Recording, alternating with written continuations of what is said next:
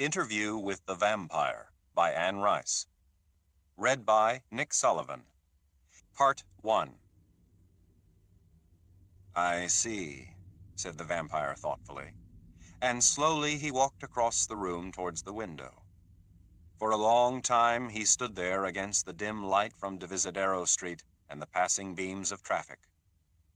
The boy could see the furnishings of the room more clearly now, the round oak table, the chairs, a wash basin hung on one wall with a mirror. He set his briefcase on the table and waited. "But how much tape do you have with you?" asked the vampire, turning now so the boy could see his profile. "Enough for the story of a life." "Sure, if it's a good life. Sometimes I interview as many as 3 or 4 people a night if I'm lucky. But it has to be a good story. That's only fair, isn't it?" "Admirably fair," the vampire answered. "I would like to tell you the story of my life, then. I would like to do that very much." "Great," said the boy, and quickly he removed the small tape recorder from his briefcase, making a check of the cassette and the batteries.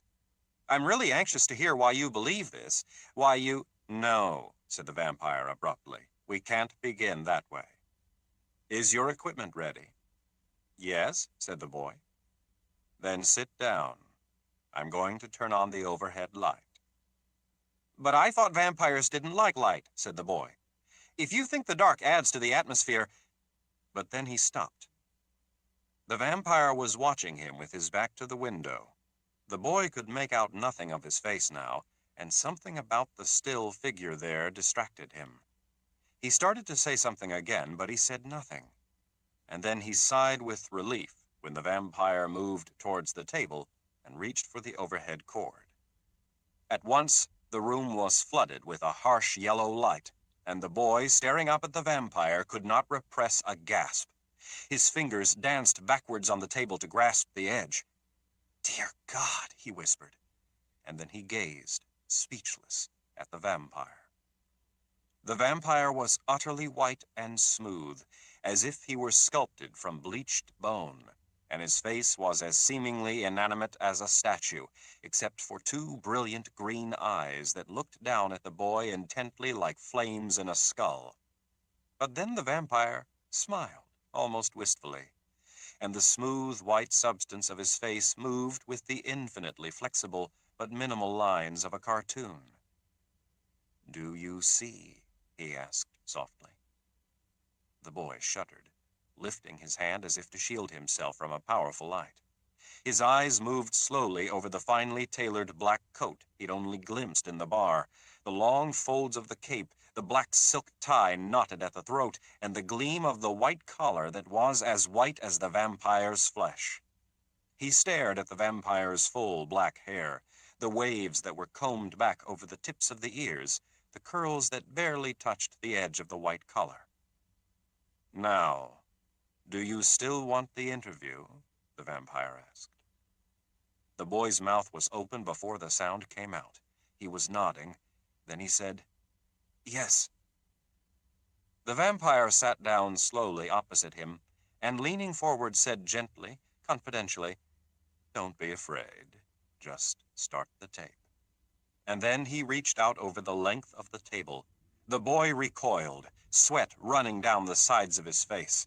The vampire clamped a hand on the boy's shoulder and said, "Believe me, I won't hurt you. I want this opportunity. It's more important to me than you can realize now. I want you to begin." And he withdrew his hand and sat collected, waiting. It took a moment for the boy to wipe his forehead and his lips with a handkerchief, to stammer that the microphone was in the machine, to press the button, to say that the machine was on. "You weren't always a vampire, were you?" he began. "No," answered the vampire. "I was a 25-year-old man when I became a vampire, and the year was 1791. The boy was startled by the preciseness of the date, and he repeated it before he asked, "How did it come about?" "There's a simple answer to that. I don't believe I want to give simple answers," said the vampire. "I think I want to tell the real story." Yes, the boy said quickly. He was folding his handkerchief over and over and wiping his lips now with it again. There was a tragedy, the vampire started. It was my younger brother. He died. And then he stopped, so that the boy cleared his throat and wiped at his face again before stuffing the handkerchief almost impatiently into his pocket. It's not painful, is it? He asked timidly. Does it seem so? Asked the vampire. No, he shook his head. It's simply that I've only told this story to one other person, and that was so long ago. No, it's not painful. We were living in Louisiana then. We'd received a land grant and settled 2 indigo plantations on the Mississippi, very near New Orleans. Ah, that's the accent, the boy said softly. For a moment, the vampire stared blankly. I have an accent? He began to laugh. And the boy, flustered, answered quickly, I noticed it in the bar when I asked you what you did for a living. It's just a slight sharpness to the consonants, that's all. I never guessed it was French. It's all right, the vampire assured him. I'm not as shocked as I pretend to be. It's only that I forget it from time to time. But let me go on. Please, said the boy. I was talking about the plantations. They had a great deal to do with it, really, my becoming a vampire, but I'll come to that. Our life there was both luxurious and primitive, and we ourselves found it extremely attractive. You see, we lived far better there than we could have ever lived in France. Perhaps the sheer wilderness of Louisiana only made it seem so, but seeming so it was. I remember the imported furniture that cluttered the house. The vampire smiled. And the harpsichord, that was lovely. My sister used to play it. On summer evenings, she would sit at the keys with her back to the open French windows. And I can still remember that thin, rapid music and the vision of the swamp rising beyond her, the moss-hung cypresses floating against the sky. And there were the sounds of the swamp, a chorus of creatures, the cry of the birds. I think we loved it. It made the rosewood furniture all the more precious, the music more delicate and desirable. Even when the wisteria tore the shutters off the attic windows and worked its tendrils right into the whitewashed brick in less than a year, yes, we loved it. All except my brother. I don't think I ever heard him complain of anything, but I knew how he felt. My father was dead then, and I was head of the family, and I had to defend him constantly from my mother and sister. They wanted to take him visiting and to New Orleans for parties, but he hated these things. I think he stopped going altogether before he was 12. Prayer was what mattered to him. Prayer and his leather-bound Lives of the Saints. Finally, I built him an oratory removed from the house, and he began to spend most of every day there, and often the early evening. It was ironic, really. He was so different from us, so different from everyone, and I was so regular. There was nothing extraordinary about me whatsoever. The vampire smiled. Sometimes in the evening I would go out to him and find him in the garden near the oratory, sitting absolutely composed on a stone bench there, and I'd tell him my troubles, the difficulties I had with the slaves, how I distrusted the overseer or the weather or my brokers, all the problems that made up the length and breadth of my existence, and he would listen, making only a few comments, always sympathetic, so that when I left him, I had the distinct impression he had solved everything for me. I didn't think I could deny him anything, and I vowed that no matter how it would break my heart to lose him, he would enter the priesthood when the time came. Of course, I was wrong. The vampire stopped. For a moment, the boy only gazed at him, and then he started as if awakened from deep thought, and he floundered as if he could not find the right words. He didn't want to be a priest? The boy asked. The vampire studied him as if trying to discern the meaning of his expression. Then he said, I meant that I was wrong about myself, about my not denying him anything. His eyes moved over the far wall and fixed on the panes of the window. He began to see visions. Real visions? The boy asked, but again there was hesitation, as if he were thinking of something else. I didn't think so, the vampire answered. It happened when he was 15. He was very handsome then. He had the smoothest skin and the largest blue eyes. He was robust, not thin as I am now and was then, but his eyes. It was as if, when I looked into his eyes, I was standing alone on the edge of the world, on a wind-swept ocean beach. There was nothing but the soft roar of the waves. Well, he said, his eyes still fixed on the window panes, he began to see visions. He only hinted at this at first, and he stopped taking his meals altogether. He lived in the oratory. At any hour of day or night, I could find him on the bare flagstones kneeling before the altar. And the oratory itself was neglected. He stopped tending the candles, or changing the altar cloths, or even sweeping out the leaves. One night I became really alarmed when I stood in the rose arbor watching him for 1 solid hour, during which he never moved from his knees and never once lowered his arms, which he held outstretched in the form of a cross. The slaves all thought he was mad. The vampire raised his eyebrows in wonder. I was convinced that he was only overzealous, that in his love for God he had perhaps gone too far. Then he told me about the visions. Both Saint Dominic and the Blessed Virgin Mary had come to him in the oratory. They had told him he was to sell all our property in Louisiana, everything we owned, and use the money to do God's work in France. My brother was to be a great religious leader, to return the country to its former fervor, to turn the tide against atheism and the revolution. Of course, he had no money of his own. I was to sell the plantations and our townhouses in New Orleans and give the money to him. Again, the vampire stopped, and the boys sat motionless, regarding him, astonished. Excuse me, he whispered. What did you say? Did you sell the plantations? No, said the vampire, his face calm as it had been from the start. I laughed at him. And he? He became incensed. He insisted his command came from the Virgin herself. Who was I to disregard it?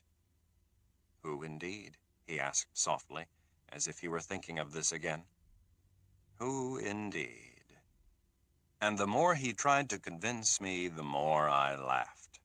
It was nonsense, I told him, the product of an immature and even morbid mind. The oratory was a mistake, I said to him. I would have it torn down at once. He would go to school in New Orleans and get such inane notions out of his head. I don't remember all that I said, but I remember the feeling. Behind all this contemptuous dismissal on my part was a smoldering anger and a disappointment. I was bitterly disappointed. I didn't believe him at all. But that's understandable, said the boy quickly when the vampire paused, his expression of astonishment softening. I mean, would anyone have believed him? Is it so understandable? The vampire looked at the boy. I think perhaps it was vicious egotism. Let me explain.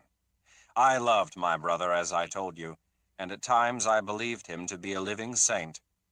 I encouraged him in his prayer and meditations, as I said, and I was willing to give him up to the priesthood. And if someone had told me of a saint in Arles or Lourdes who saw visions, I would have believed it.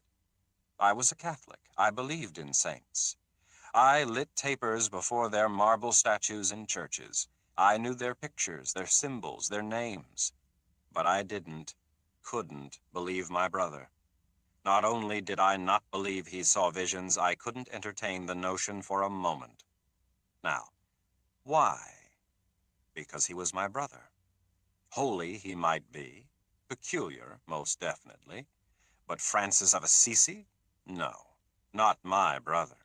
No brother of mine could be such. That is egotism, do you see? The boy thought about it before he answered, and then he nodded and said that yes, he thought that he did. Perhaps he saw the visions, said the vampire. Then you don't claim to know now whether he did or not? No. But I do know that he never wavered in his conviction for a second. That I know now, and knew then the night he left my room crazed and grieved. He never wavered for an instant, and within minutes he was dead. How? The boy asked. He simply walked out of the French doors onto the gallery and stood for a moment at the head of the brick stairs, and then he fell. He was dead when I reached the bottom, his neck broken.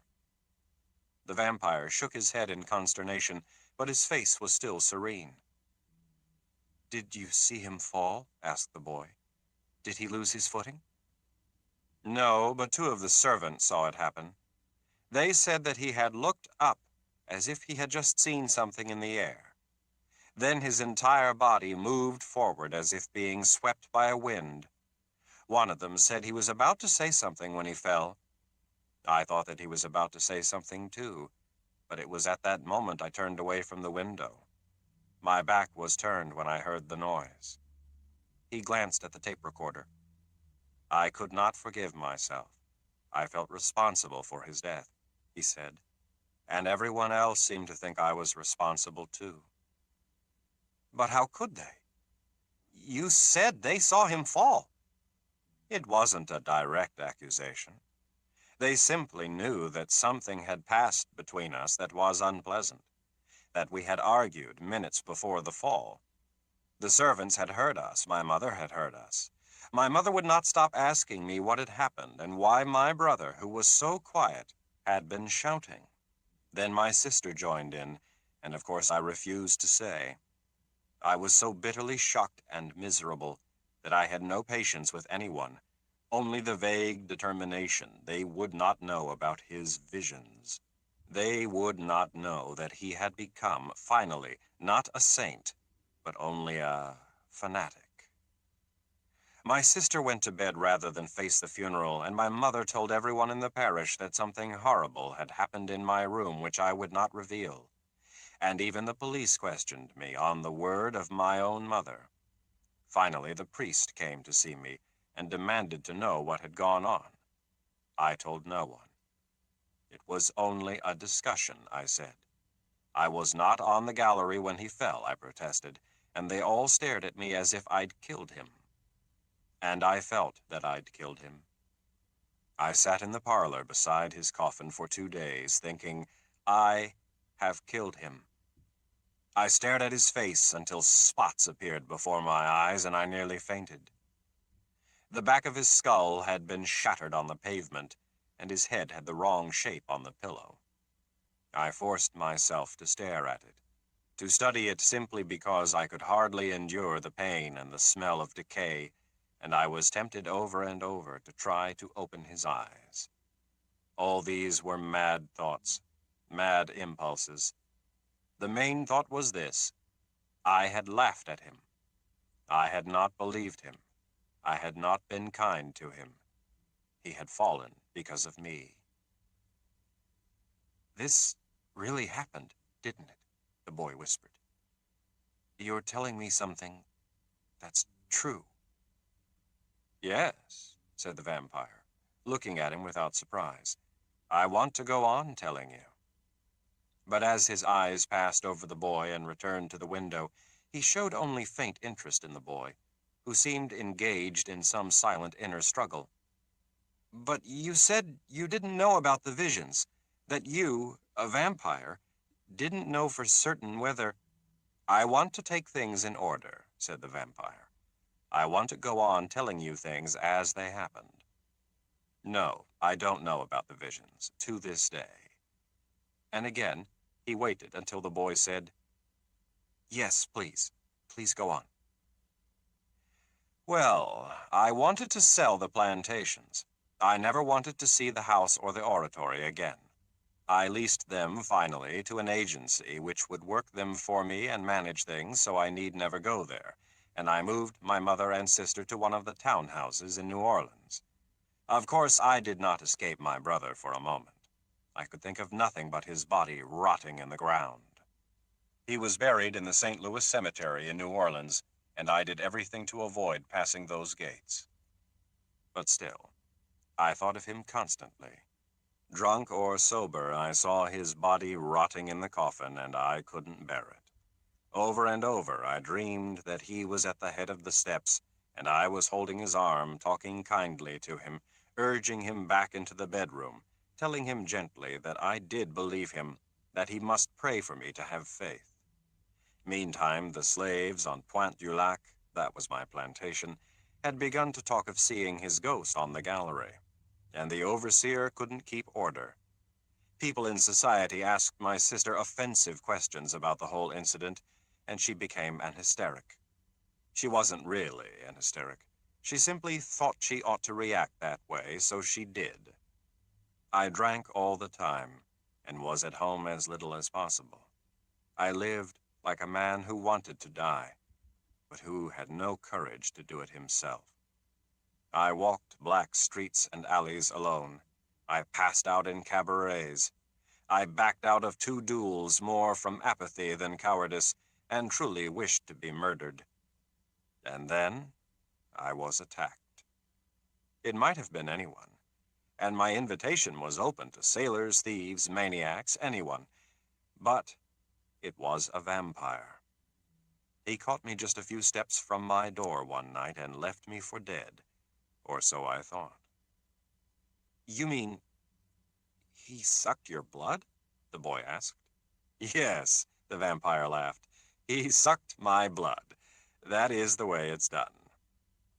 But you lived, said the young man. You said he left you for dead. Well, he drained me almost to the point of death, which was for him sufficient. I was put to bed as soon as I was found, confused and really unaware of what had happened to me.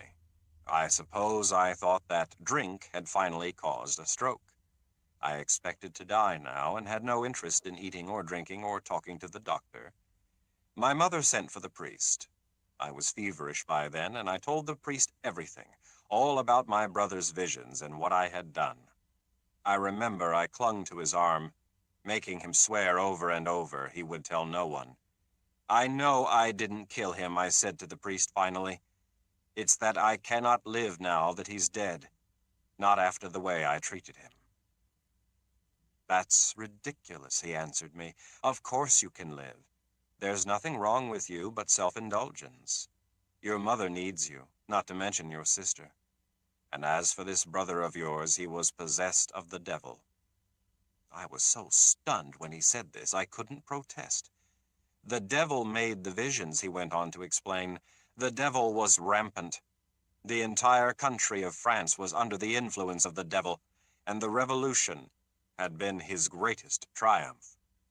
Nothing would have saved my brother but exorcism, prayer, and fasting, men to hold him down while the devil raged in his body and tried to throw him about. The devil threw him down the steps. It's perfectly obvious, he declared. You weren't talking to your brother in that room, you were talking to the devil. Well, this enraged me. I believed before that I had been pushed to my limits, but I had not. He went on talking about the devil, about voodoo amongst the slaves and cases of possession in other parts of the world, and I went wild. I wrecked the room in the process of nearly killing him. But your strength, the vampire? Asked the boy. I was out of my mind, the vampire explained. I did things I could not have done in perfect health. The scene is confused, pale, fantastical now, but I do remember that I drove him out of the back doors of the house, across the courtyard, and against the brick wall of the kitchen, where I pounded his head until I nearly killed him. When I was subdued finally, and exhausted then almost at the point of death, they bled me, the fools.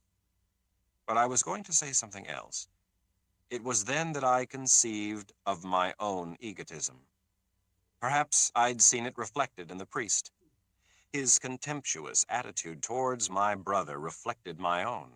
His immediate and shallow carping about the devil, his refusal to even entertain the idea that sanctity had passed so close. But he did believe in possession by the devil. That is a much more mundane idea, said the vampire immediately. People who cease to believe in God or goodness altogether still believe in the devil. I don't know why. No, I do indeed know why. Evil is always possible, and goodness is eternally difficult.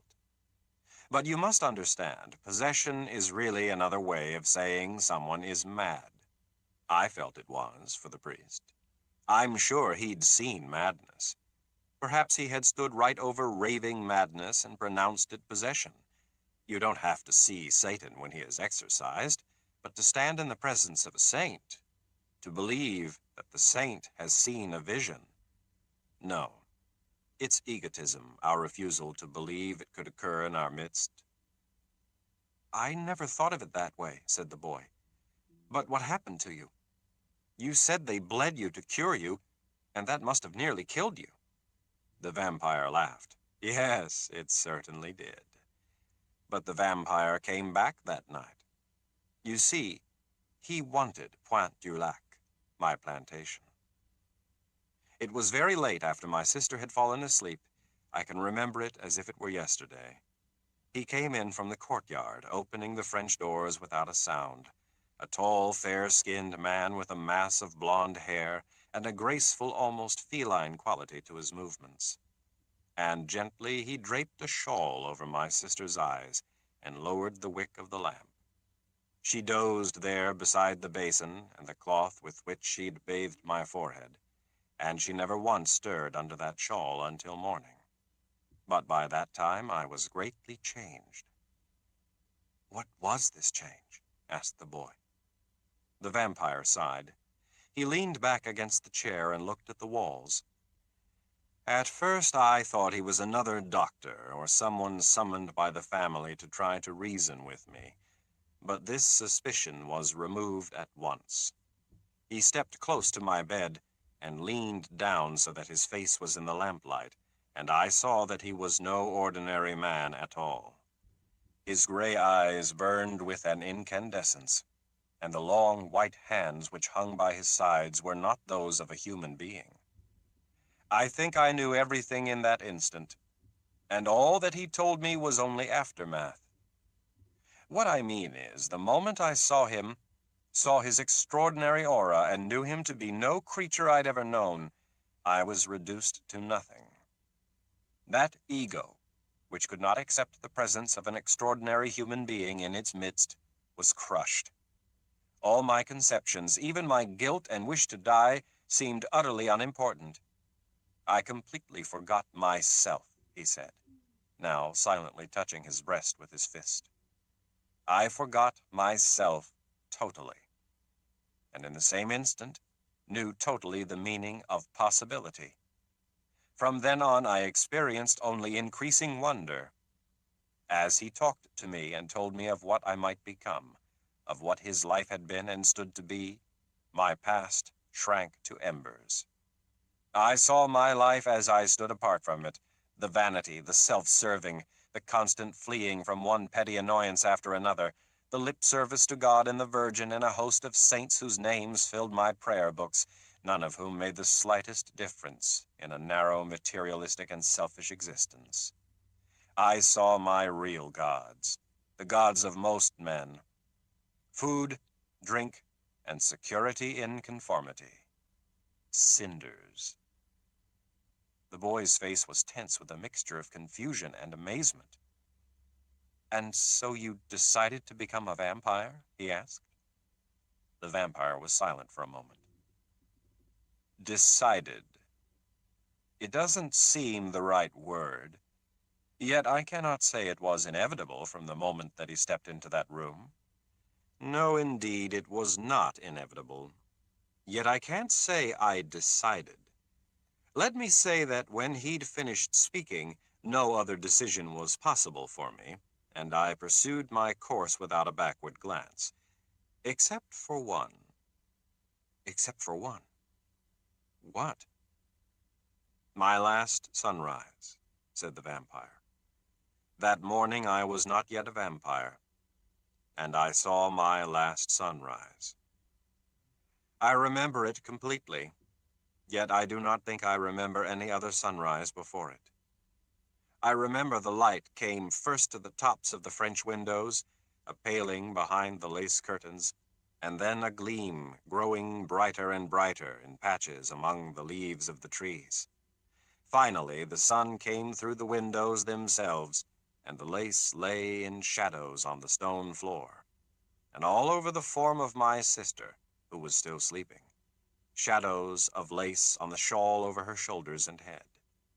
As soon as she was warm, she pushed the shawl away without awakening, and then the sun shone full on her eyes, and she tightened her eyelids. Then it was gleaming on the table where she rested her head on her arms, and gleaming, blazing in the water in the pitcher. And I could feel it on my hands, on the counterpane, and then on my face. I lay in the bed thinking about all the things the vampire had told me. And then it was that I said goodbye to the sunrise and went out to become a vampire. It was the last sunrise. The vampire was looking out the window again, and when he stopped, the silence was so sudden the boy seemed to hear it. Then he could hear the noises from the street. The sound of a truck was deafening. The light cord stirred with the vibration. Then the truck was gone. "Do you miss it?" he asked then in a small voice. "Not really," said the vampire. "There are so many other things." But where were we? You want to know how it happened, how I became a vampire. "Yes," said the boy. "How did you change exactly?" "I can't tell you exactly," said the vampire. "I can tell you about it, enclose it with words that will make the value of it to me evident to you, but I can't tell you exactly, any more than I could tell you exactly what is the experience of sex if you have never had it." The young man seemed struck suddenly with still another question, but before he could speak, the vampire went on. "As I told you, this vampire, Lestat, wanted the plantation. A mundane reason, surely, for granting me a life which will last until the end of the world. But he was not a very discriminating person. He didn't consider the world's small population of vampires as being a select club, I should say. He had human problems. A blind father who did not know his son was a vampire and must not find out. Living in New Orleans had become too difficult for him, considering his needs and the necessity to care for his father, and he wanted Pointe du Lac. We went at once to the plantation the next evening, ensconced the blind father in the master bedroom, and I proceeded to make the change. I cannot say that it consisted in any one step, really, though one, of course, was the step beyond which I could make no return. But there were several acts involved, and the first was the death of the overseer. Lestat took him in his sleep. I was to watch and to approve, that is, to witness the taking of a human life as proof of my commitment and part of my change. This proved, without doubt, the most difficult part for me. I've told you I had no fear regarding my own death, only a squeamishness about taking my life myself. But I had a most high regard for the life of others, and a horror of death most recently developed because of my brother. I had to watch the overseer awake with a start, try to throw off Lestat with both hands, fail, then lie there struggling under Lestat's grasp, and finally go limp, drained of blood, and die. He did not die at once. We stood in his narrow bedroom for the better part of an hour watching him die. Part of my change, as I said. Lestat would never have stayed otherwise. Then it was necessary to get rid of the overseer's body. I was almost sick from this. Weak and feverish already, I had little reserve, and handling the dead body with such a purpose caused me nausea. Lestat was laughing, telling me callously that I would feel so different once I was a vampire that I would laugh too. He was wrong about that. I never laugh at death, no matter how often and regularly I am the cause of it. But let me take things in order. We had to drive up the river road until we came to open fields and leave the overseer there. We tore his coat, stole his money, and saw to it his lips were stained with liquor. I knew his wife, who lived in New Orleans, and knew the state of desperation she would suffer when the body was discovered. But more than sorrow for her, I felt pain that she would never know what had happened, that her husband had not been found drunk on the road by robbers. As we beat the body, bruising the face and the shoulders, I became more and more aroused. Of course, you must realize that all this time the vampire Lestat was extraordinary.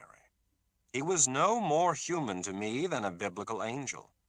But under this pressure, my enchantment with him was strained. I had seen my becoming a vampire in two lights. The first light was simply enchantment. Lestat had overwhelmed me on my deathbed. But the other light was my wish for self-destruction, my desire to be thoroughly damned. This was the open door through which Lestat had come on both the first and second occasion. Now I was not destroying myself, but someone else. The overseer, his wife, his family. I recoiled and might have fled from Lestat, my sanity thoroughly shattered, had not he sensed with an infallible instinct what was happening. Infallible instinct. The vampire mused.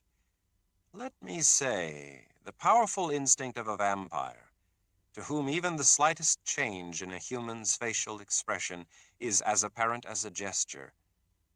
Lestat had preternatural timing. He rushed me into the carriage and whipped the horses home. I want to die, I began to murmur. This is unbearable. I want to die. You have it in your power to kill me. Let me die. I refused to look at him, to be spellbound by the sheer beauty of his appearance. He spoke my name to me softly, laughing. As I said, he was determined to have the plantation. But would he have let you go? Asked the boy. Under any circumstances? I don't know. Knowing Lestat as I do now, I would say he would have killed me rather than let me go. But this was what I wanted, you see. It didn't matter. No, this was what I thought I wanted. As soon as we reached the house, I jumped down out of the carriage and walked, a zombie, to the brick stairs where my brother had fallen. The house had been unoccupied for months now, the overseer having his own cottage, and the Louisiana heat and damp were already picking apart the steps. Every crevice was sprouting grass and even small wildflowers.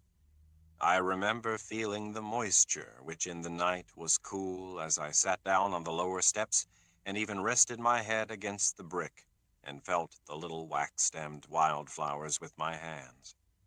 I pulled a clump of them out of the easy dirt in one hand. I want to die. Kill me. Kill me, I said to the vampire. Now I am guilty of murder. I can't live. He sneered with the impatience of people listening to the obvious lies of others. And then in a flash, he fastened on me just as he had on my man. I thrashed against him wildly. I dug my boot into his chest and kicked him as fiercely as I could, his teeth stinging my throat, the fever pounding in my temples. And with a movement of his entire body, much too fast for me to see, he was suddenly standing disdainfully at the foot of the steps. I thought you wanted to die, Louis, he said.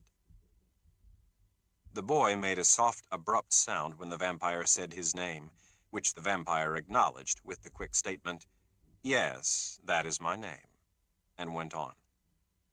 Well, I lay there helpless in the face of my own cowardice and fatuousness again, he said.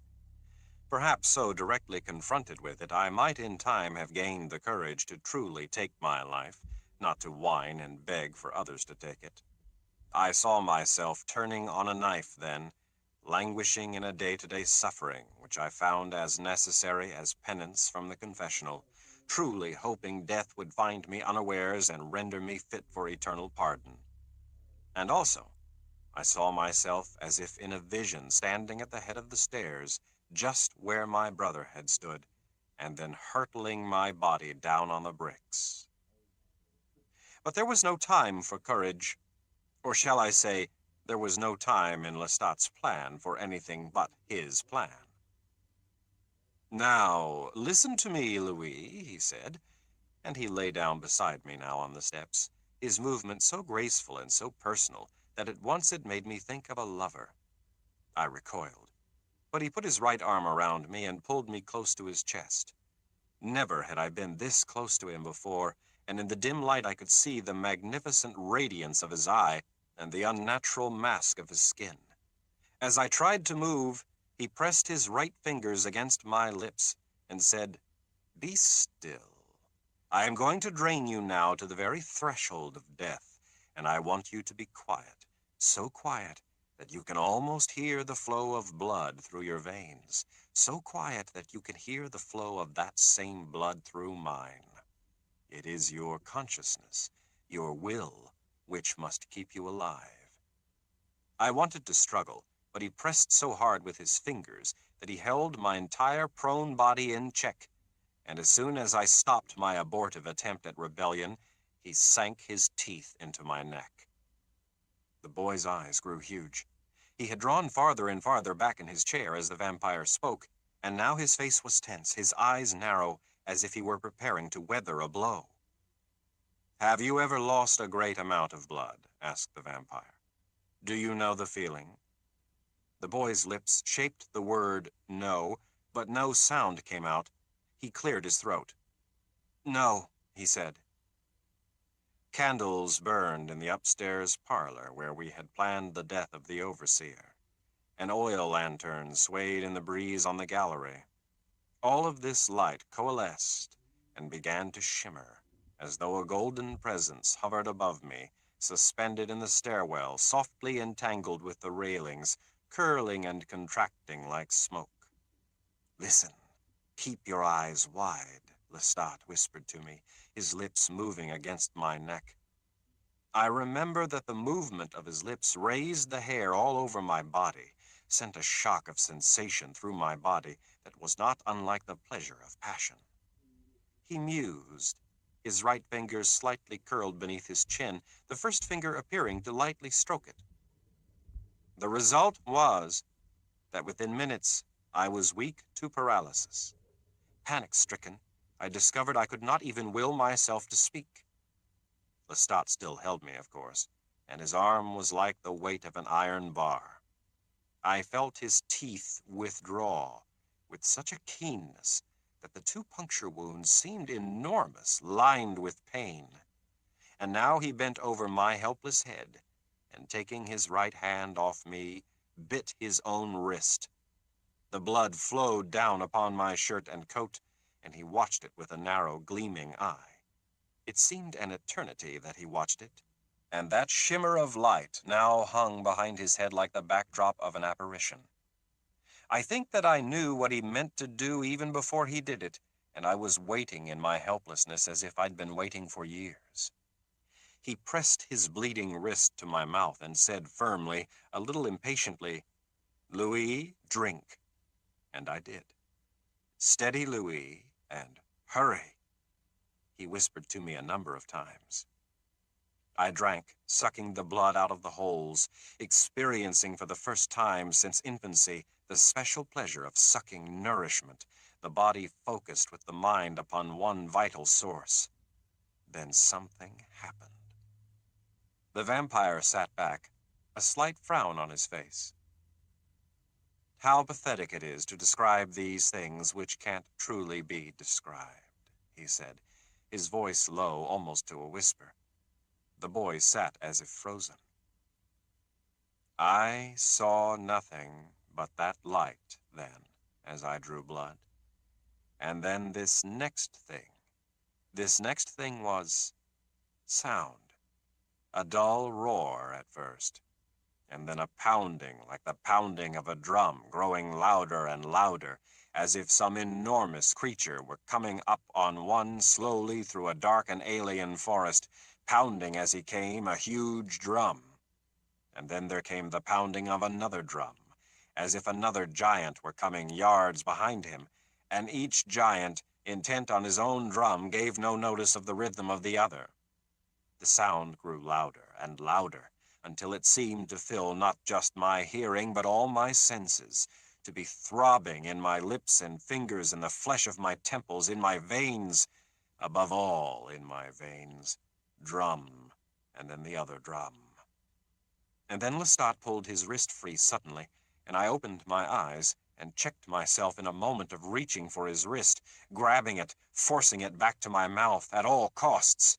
I checked myself because I realized that the drum was my heart, and the second drum had been his. The vampire sighed. Do you understand? The boy began to speak, and then he shook his head. No. I mean, I do, he said. Of course, said the vampire, looking away. Wait, wait, said the boy in a welter of excitement. The tape is almost gone. I have to turn it over. The vampire watched patiently as he changed it. What happened then? The boy asked. His face was moist, and he wiped it hurriedly with his handkerchief. I saw as a vampire, said the vampire, his voice now slightly detached. It seemed almost distracted. Then he drew himself up. Lestat was standing again at the foot of the stairs, and I saw him as I could not possibly have seen him before. He had seemed white to me before, starkly white, so that in the night he was almost luminous. And now I saw him filled with his own life and own blood. He was radiant, not luminous. And then I saw that not only Lestat had changed, but all things had changed. It was as if I had only just been able to see colors and shapes for the first time. I was so enthralled with the buttons on Lestat's black coat that I looked at nothing else for a long time. Then Lestat began to laugh, and I heard his laughter as I had never heard anything before. His heart I still heard like the beating of a drum, and now came this metallic laughter. It was confusing, each sound running into the next sound, like the mingling reverberations of bells, until I learned to separate the sounds, and then they overlapped, each soft but distinct, increasing but discreet peals of laughter. The vampire smiled with delight. Peals of bells. Stop looking at my buttons, Lestat said. Go out there into the trees. Rid yourself of all the human waste in your body, and don't fall so madly in love with the night that you lose your way. That, of course, was a wise command. When I saw the moon on the flagstones, I became so enamored with it that I must have spent an hour there. I passed my brother's oratory without so much as a thought of him, and standing among the cottonwood and oaks, I heard the night as if it were a chorus of whispering women, all beckoning me to their breasts. As for my body, it was not yet totally converted, and as soon as I became the least accustomed to the sounds and sights, it began to ache. All my human fluids were being forced out of me. I was dying as a human, yet completely alive as a vampire. And with my awakened senses, I had to preside over the death of my body with a certain discomfort, and then, finally, fear. I ran back up the steps to the parlor where Lestat was already at work on the plantation papers, going over the expenses and profits for the last year. "You're a rich man," he said to me when I came in. "Something's happening to me," I shouted. "You're dying, that's all. Don't be a fool. Don't you have any oil lamps? All this money, and you can't afford whale oil except for that lantern. Bring me that lantern." "Dying," I shouted. "Dying." "It happens to everyone," he persisted, refusing to help me. As I look back on this, I still despise him for it. Not because I was afraid, but because he might have drawn my attention to these changes with reverence. He might have calmed me and told me I might watch my death with the same fascination with which I had watched and felt the night. But he didn't. Lestat was never the vampire I am. Not at all. The vampire did not say this boastfully. He said it as if he would truly have had it otherwise. "Alors," he sighed, I was dying fast, which meant that my capacity for fear was diminishing as rapidly. I simply regret I was not more attentive to the process. Lestat was being a perfect idiot. "Oh, for the love of hell," he began shouting. "Do you realize I've made no provision for you? What a fool I am!" I was tempted to say, "Yes, you are," but I didn't. "You'll have to bed down with me this morning. I haven't prepared you a coffin." The vampire laughed. The coffin struck such a chord of terror in me. I think it absorbed all the capacity for terror I had left.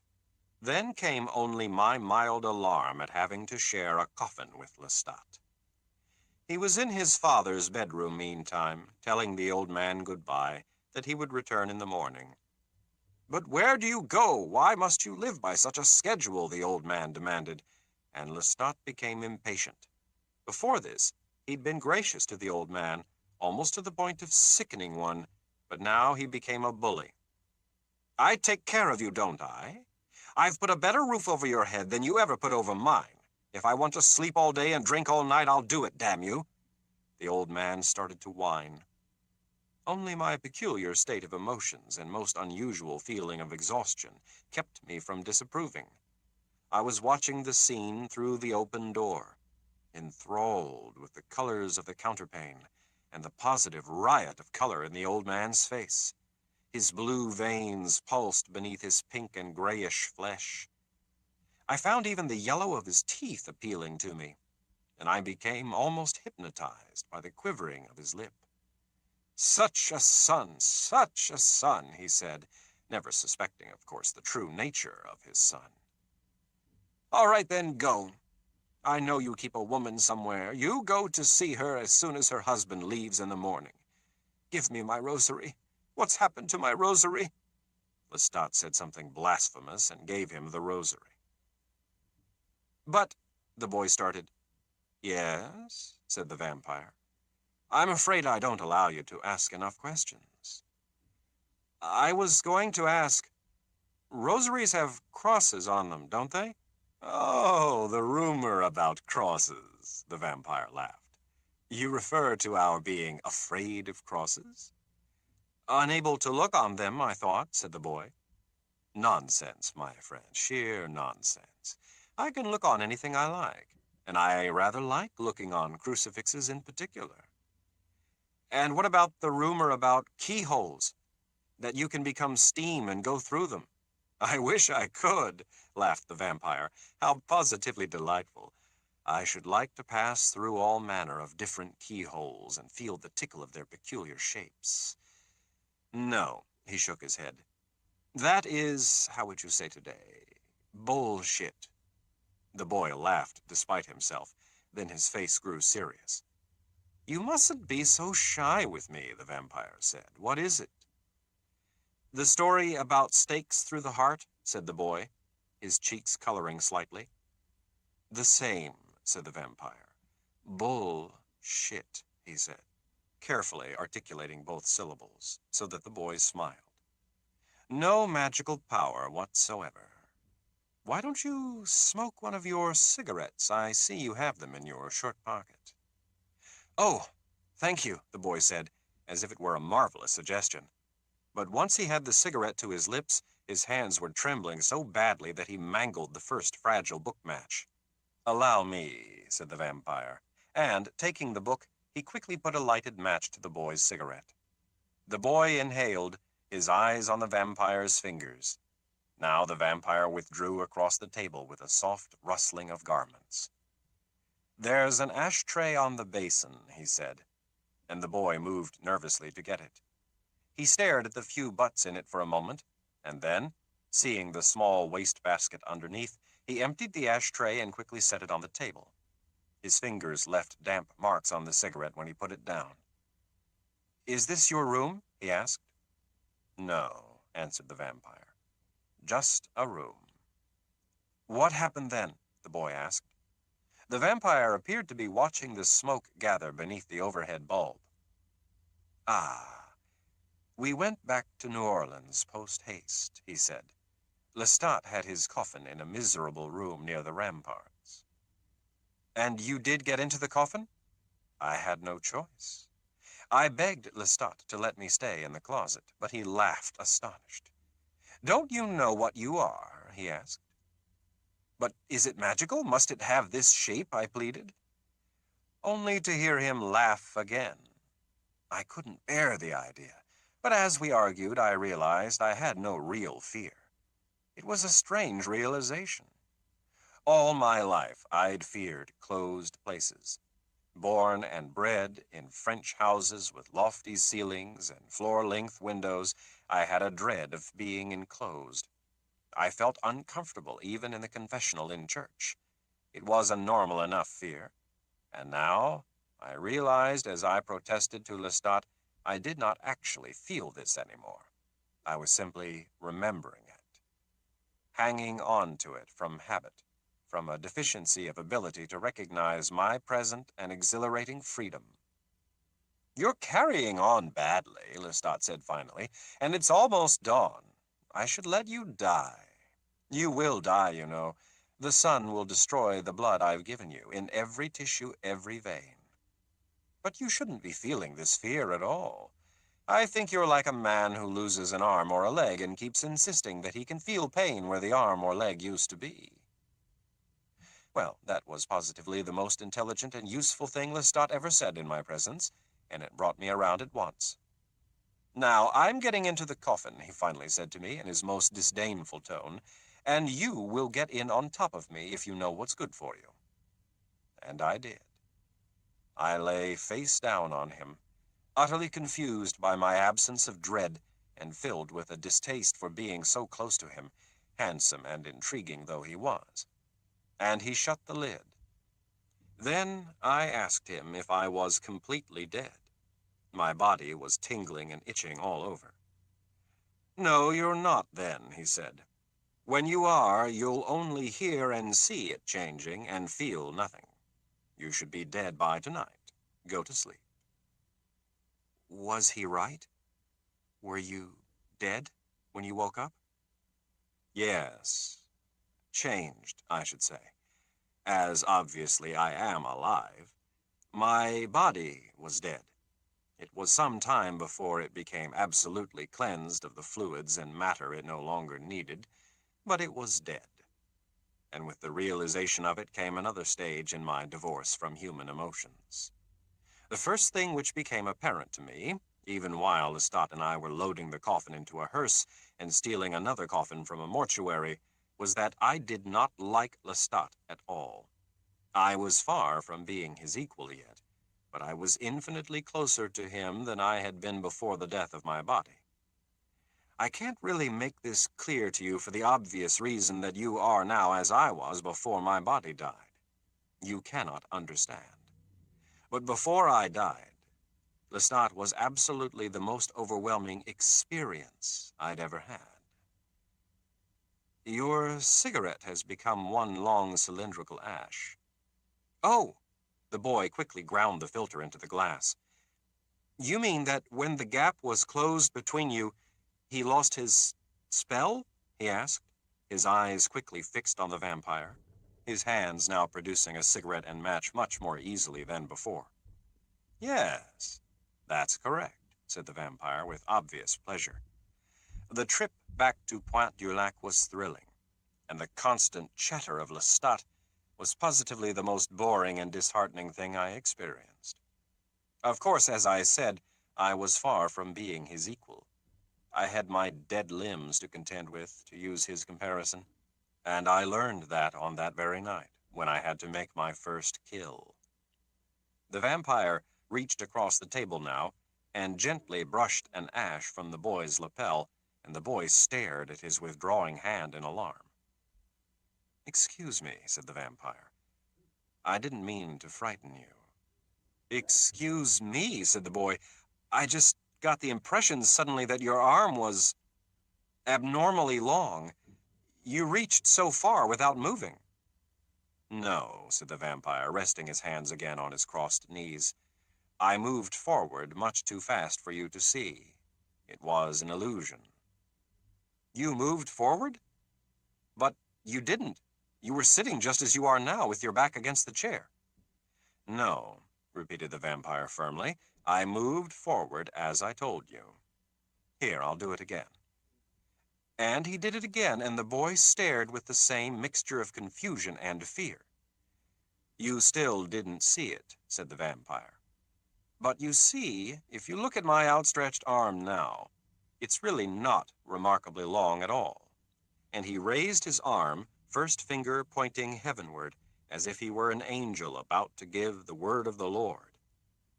You have experienced a fundamental difference between the way you see and I see. My gesture appeared slow and somewhat languid to me, and the sound of my finger brushing your coat was quite audible. Well, I didn't mean to frighten you, I confess, but perhaps you can see from this that my return to Pointe du Lac was a feast of new experiences, the mere swaying of a tree branch in the wind, a delight. Yes, said the boy, but he was still visibly shaken. The vampire eyed him for a moment, and then he said, I was telling you about your first kill, said the boy. Yes. I should say first, however, that the plantation was in a state of pandemonium. The overseer's body had been found, and so had the blind old man in the master bedroom, and no one could explain the blind old man's presence, and no one had been able to find me in New Orleans. My sister had contacted the police, and several of them were at Pointe du Lac when I arrived. It was already quite dark, naturally, and Lestat quickly explained to me that I must not let the police see me in even minimal light, especially not with my body in its present remarkable state. So I talked to them in the avenue of oaks before the plantation house, ignoring their requests that we go inside. I explained I'd been to Pointe du Lac the night before, and the blind old man was my guest. As for the overseer, he had not been here, but had gone to New Orleans on business. After that was settled, during which my new detachment served me admirably, I had the problem of the plantation itself. My slaves were in a state of complete confusion, and no work had been done all day. We had a large plant then for the making of the indigo dye, and the overseer's management had been most important. But I had several extremely intelligent slaves who might have done his job just as well a long time before, if I had recognized their intelligence and not feared their African appearance and manner. I studied them clearly now, and gave the management of things over to them. To the best, I gave the overseer's house on a promise. 2 of the young women were brought back into the house from the fields to care for Lestat's father, and I told them I wanted as much privacy as possible, and they would all of them be rewarded not only for service, but for leaving me and Lestat absolutely alone. I did not realize at the time that these slaves would be the first, and possibly the only ones, to ever suspect that Lestat and I were not ordinary creatures. I failed to realize that their experience with the supernatural was far greater than that of white men. In my own inexperience, I still thought of them as childlike savages, barely domesticated by slavery. I made a bad mistake. But let me keep to my story. I was going to tell you about my first kill. Lestat bungled it with his characteristic lack of common sense. Bungled it? Asked the boy. I should never have started with human beings, but this was something I had to learn by myself. Lestat had us plunge headlong into the swamps right after the police and the slaves were settled. It was very late and the slave cabins were completely dark. We soon lost sight of the lights of Pointe du Lac altogether, and I became very agitated. It was the same thing again, remembered fears, confusion. Lestat, had he any native intelligence, might have explained things to me patiently and gently, that I had no need to fear the swamps, that to snakes and insects I was utterly invulnerable, and that I must concentrate on my new ability to see in total darkness. Instead, he harassed me with condemnations. He was concerned only with our victims, with finishing my initiation and getting on with it. And when he finally came upon our victims, he rushed me into action. They were a small camp of runaway slaves. Lestat had visited them before, and picked off perhaps a fourth of their number by watching from the dark for one of them to leave the fire, or by taking them in their sleep. They knew absolutely nothing of Lestat's presence. We had to watch for well over an hour before one of them, they were all men, finally left the clearing and came just a few paces into the trees. He unhooked his pants now and attended to an ordinary physical necessity. And as he turned to go, Lestat shook me and said, "Take him." The vampire smiled at the boy's wide eyes. "I think I was about as horror-struck as you would be," he said, "but I didn't know then that I might kill animals instead of humans." I said quickly I could not possibly take him, and the slave heard me speak. He turned, his back to the distant fire, and peered into the dark. Then, quickly and silently, he drew a long knife out of his belt. He was naked except for the pants and the belt, a tall, strong-armed, sleek young man. He said something in the French patois, and then he stepped forward. I realized that, though I saw him clearly in the dark, he could not see us. Lestat stepped in back of him with a swiftness that baffled me, and got a hold around his neck while he pinned his left arm. The slave cried out and tried to throw Lestat off. He sank his teeth now, and the slave froze as if from snake bite. He sank to his knees, and Lestat fed fast as the other slaves came running. "You sicken me," he said when he got back to me. It was as if we were black insects utterly camouflaged in the night, watching the slaves move, oblivious to us, discover the wounded man, drag him back, fan out in the foliage, searching for the attacker. "Come on, we have to get another one before they all return to camp," he said, and quickly we set off after one man who was separated from the others. I was still terribly agitated, convinced I couldn't bring myself to attack, and feeling no urge to do so. There were many things, as I mentioned, which Lestat might have said and done. He might have made the experience rich in so many ways, but he did not. "What could he have done?" the boy asked. "What do you mean?" "Killing is no ordinary act," said the vampire. "One doesn't simply glut oneself on blood." He shook his head. "It is the experience of another's life for certain, and often the experience of the loss of that life through the blood, slowly. It is, again and again, the experience of that loss of my own life, which I experienced when I sucked the blood from Lestat's wrist and felt his heart pound with my heart. It is again and again a celebration of that experience, because for vampires, that is the ultimate experience." He said this most seriously, as if he were arguing with someone who held a different view. I don't think Lestat ever appreciated that, though how he could not, I don't know. Let me say, he appreciated something, but very little, I think, of what there is to know. In any event, he took no pains to remind me now of what I'd felt when I clamped onto his wrist for life itself and wouldn't let it go, or to pick and choose a place for me where I might experience my first kill with some measure of quiet and dignity. He rushed headlong through the encounter as if it were something to put behind us as quickly as possible, like so many yards of the road. Once he had caught the slave, he gagged him and held him, baring his neck. "Do it," he said. "You can't turn back now." Overcome with revulsion and weak with frustration, I obeyed. I knelt beside the bent and struggling man, and, clamping both my hands on his shoulders, I went into his neck. My teeth had only just begun to change, and I had to tear his flesh, not puncture it. But once the wound was made, the blood flowed. And once that happened, once I was locked to it, drinking, all else vanished. Lestat and the swamp and the noise of the distant camp meant nothing. Lestat might have been an insect, buzzing, lighting, then vanishing in significance. The sucking mesmerized me. The warm struggling of the man was soothing to the tension of my hands. And there came the beating of the drum again, which was the drumbeat of his heart.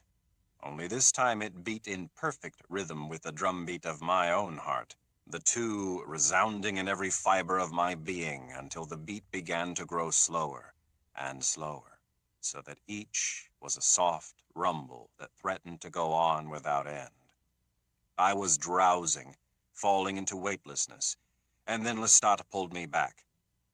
"He's dead, you idiot," he said with his characteristic charm and tact. "You don't drink after they're dead. Understand that." I was in a frenzy for a moment, not myself, insisting to him that the man's heart still beat, and I was in an agony to clamp onto him again.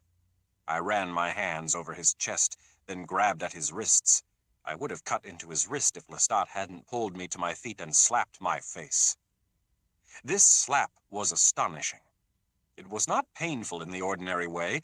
It was a sensational shock of another sort, a rapping of the senses, so that I spun in confusion and found myself helpless and staring, my back against a cypress, the night pulsing with insects in my ears. "You'll die if you do that," Lestat was saying. "He'll suck you right down into death with him if you cling to him in death. And now you've drunk too much besides. You'll be ill." His voice grated on me. I had the urge to throw myself on him suddenly, but I was feeling just what he'd said. There was a grinding pain in my stomach, as if some whirlpool there were sucking my insides into itself. It was the blood passing too rapidly into my own blood, but I didn't know it. Lestat moved through the night now like a cat, and I followed him, my head throbbing, this pain in my stomach no better when we reached the house of Pointe du Lac. As we sat at the table in the parlor, Lestat dealing a game of solitaire on the polished wood, I sat there staring at him with contempt. He was mumbling nonsense. "I would get used to killing," he said. "It would be nothing. I must not allow myself to be shaken. I was reacting too much as if the mortal coil had not been shaken off. I would become accustomed to things all too quickly." "Do you think so?" I asked him finally. I really had no interest in his answer. I understood now the difference between us. For me, the experience of killing had been cataclysmic. So had that of sucking Lestat's wrist. These experiences so overwhelmed and so changed my view of everything around me, from the picture of my brother on the parlor wall to the sight of a single star in the topmost pane of the French window, that I could not imagine another vampire taking them for granted. I was altered permanently. I knew it. And what I felt most profoundly, for everything, even the sound of the playing cards being laid down one by one upon the shining rows of the solitaire, was respect. Lestat felt the opposite, or he felt nothing. He was the sow's ear out of which nothing fine could be made. As boring as a mortal, as trivial and unhappy as a mortal, he chattered over the game, belittling my experience, utterly locked against the possibility of any experience of his own. By morning, I realized that I was his complete superior, and I had been sadly cheated in having him for a teacher. He must guide me through the necessary lessons, if there were any more real lessons, and I must tolerate in him a frame of mind which was blasphemous to life itself. I felt cold towards him. I had no contempt in superiority, only a hunger for new experience, for that which was beautiful and as devastating as my kill. And I saw that if I were to maximize every experience available to me, I must exert my own powers over my learning. Lestat was of no use. It was well past midnight when I finally rose out of the chair and went out on the gallery. The moon was large over the cypresses, and the candlelight poured from the open doors. The thick plastered pillars and walls of the house had been freshly whitewashed, the floorboards freshly swept, and a summer rain had left the night clean and sparkling with drops of water. I leaned against the end pillar of the gallery, my head touching the soft tendrils of a jasmine, which grew there in constant battle with a wisteria, and I thought of what lay before me throughout the world and throughout time, and resolved to go about it delicately and reverently, learning that from each thing which would take me best to another. What this meant, I wasn't sure myself.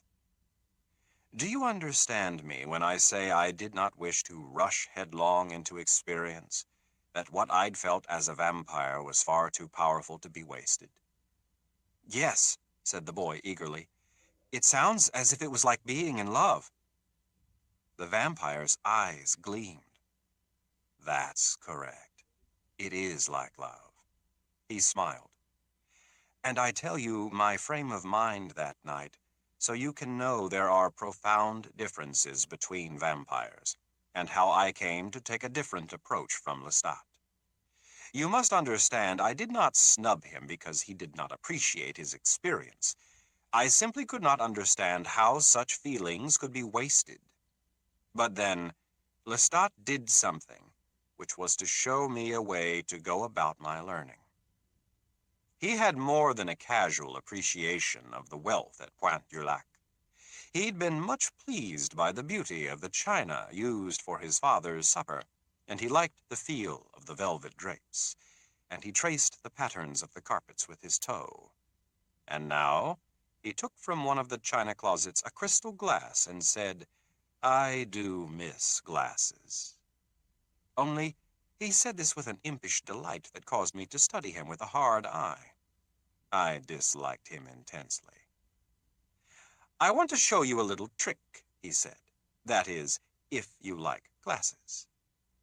And after setting it on the card table, he came out on the gallery where I stood and changed his manner again into that of a stalking animal, eyes piercing the dark beyond the lights of the house, peering down under the arching branches of the oaks. In an instant, he had vaulted the railing and dropped softly on the dirt below, and then lunged into the blackness to catch something in both his hands. When he stood before me with it, I gasped to see it was a rat. "Don't be such a damned idiot," he said. "Haven't you ever seen a rat?" It was a huge, struggling field rat with a long tail. He held its neck so it couldn't bite. "Rats can be quite nice," he said, and he took the rat to the wine glass, slashed its throat, and filled the glass rapidly with blood. The rat then went hurtling over the gallery railing, and Lestat held the wine glass to the candle triumphantly. "You may well have to live off rats from time to time, so wipe that expression off your face," he said. "Rats, chickens, cattle. Traveling by ship, you damn well better live off rats if you don't wish to cause such a panic on board that they search your coffin. You damn well better keep the ship clean of rats." And then he sipped the blood as delicately as if it were burgundy. He made a slight face. "It gets cold so fast." "Do you mean, then, we can live from animals?" I asked. "Yes." He drank it all down and then casually threw the glass at the fireplace. I stared at the fragments. "You don't mind, do you?" He gestured to the broken glass with a sarcastic smile. "I surely hope you don't, because there's nothing much you can do about it if you do mind." "I can throw you and your father out of Pointe du Lac if I mind," I said. I believe this was my first show of temper. "Why would you do that?" he asked with mock alarm. "You don't know everything yet, do you?" He was laughing then and walking slowly about the room. He ran his fingers over the satin finish of the spinet. "Do you play?" he asked. I said something like, "Don't touch it," and he laughed at me. "I'll touch it if I like," he said. "You don't know, for example, all the ways you can die. And dying now would be such a calamity, wouldn't it?" "There must be someone else in the world to teach me these things," I said. "Certainly you are not the only vampire. And your father, he's perhaps 70. You couldn't have been a vampire long, so someone must have instructed you. And do you think you can find other vampires by yourself? They might see you coming, my friend, but you won't see them. No, I don't think you have much choice about things at this point, friend. I'm your teacher, and you need me, and there isn't much you can do about it either way. And we both have people to provide for. My father needs a doctor. And then there is the matter of your mother and sister. Don't get any mortal notions about telling them you are a vampire. Just provide for them, and for my father, which means that tomorrow night you had better kill fast and then attend to the business of your plantation. Now, To bed. We both sleep in the same room. It makes for far less risk. No, you secure the bedroom for yourself, I said. I've no intention of staying in the same room with you. He became furious. Don't do anything stupid, Louis. I warn you. There's nothing you can do to defend yourself once the sun rises. Nothing. Separate rooms mean separate security, double precautions and double chance of notice. He then said a score of things to frighten me into complying, but he might as well have been talking to the walls. I watched him intently, but I didn't listen to him. He appeared frail and stupid to me, a man made of dried twigs with a thin, carping voice. I sleep alone, I said, and gently put my hand around the candle flames one by one. It's almost morning, he insisted. So lock yourself in, I said, embracing my coffin, hoisting it, and carrying it down the brick stairs. I could hear the locks snapping on the French doors above, the swoosh of the drapes. The sky was pale but still sprinkled with stars, and another light rain blew now on the breeze from the river, speckling the flagstones.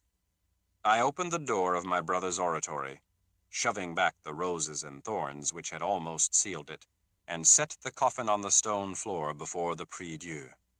I could almost make out the images of the saints on the walls. Paul, I said softly, addressing my brother, for the first time in my life I feel nothing for you, nothing for your death, and for the first time I feel everything for you, feel the sorrow of your loss as if I never before knew feeling. You see, the vampire turned to the boy. For the first time now, I was fully and completely a vampire. I shut the wood blinds flat upon the small barred windows and bolted the door. Then I climbed into the satin-lined coffin, barely able to see the gleam of cloth in the darkness, and locked myself in. That is how I became a vampire. And there you were, said the boy, after a pause, with another vampire you hated. But I had to stay with him, answered the vampire. As I've told you, he had me at a great disadvantage. He hinted there was much I didn't know, and must know, and that he alone could tell me.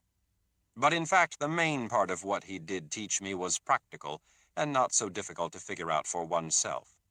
How we might travel, for instance, by ship, having our coffins transported for us as though they contained the remains of loved ones being sent here or there for burial.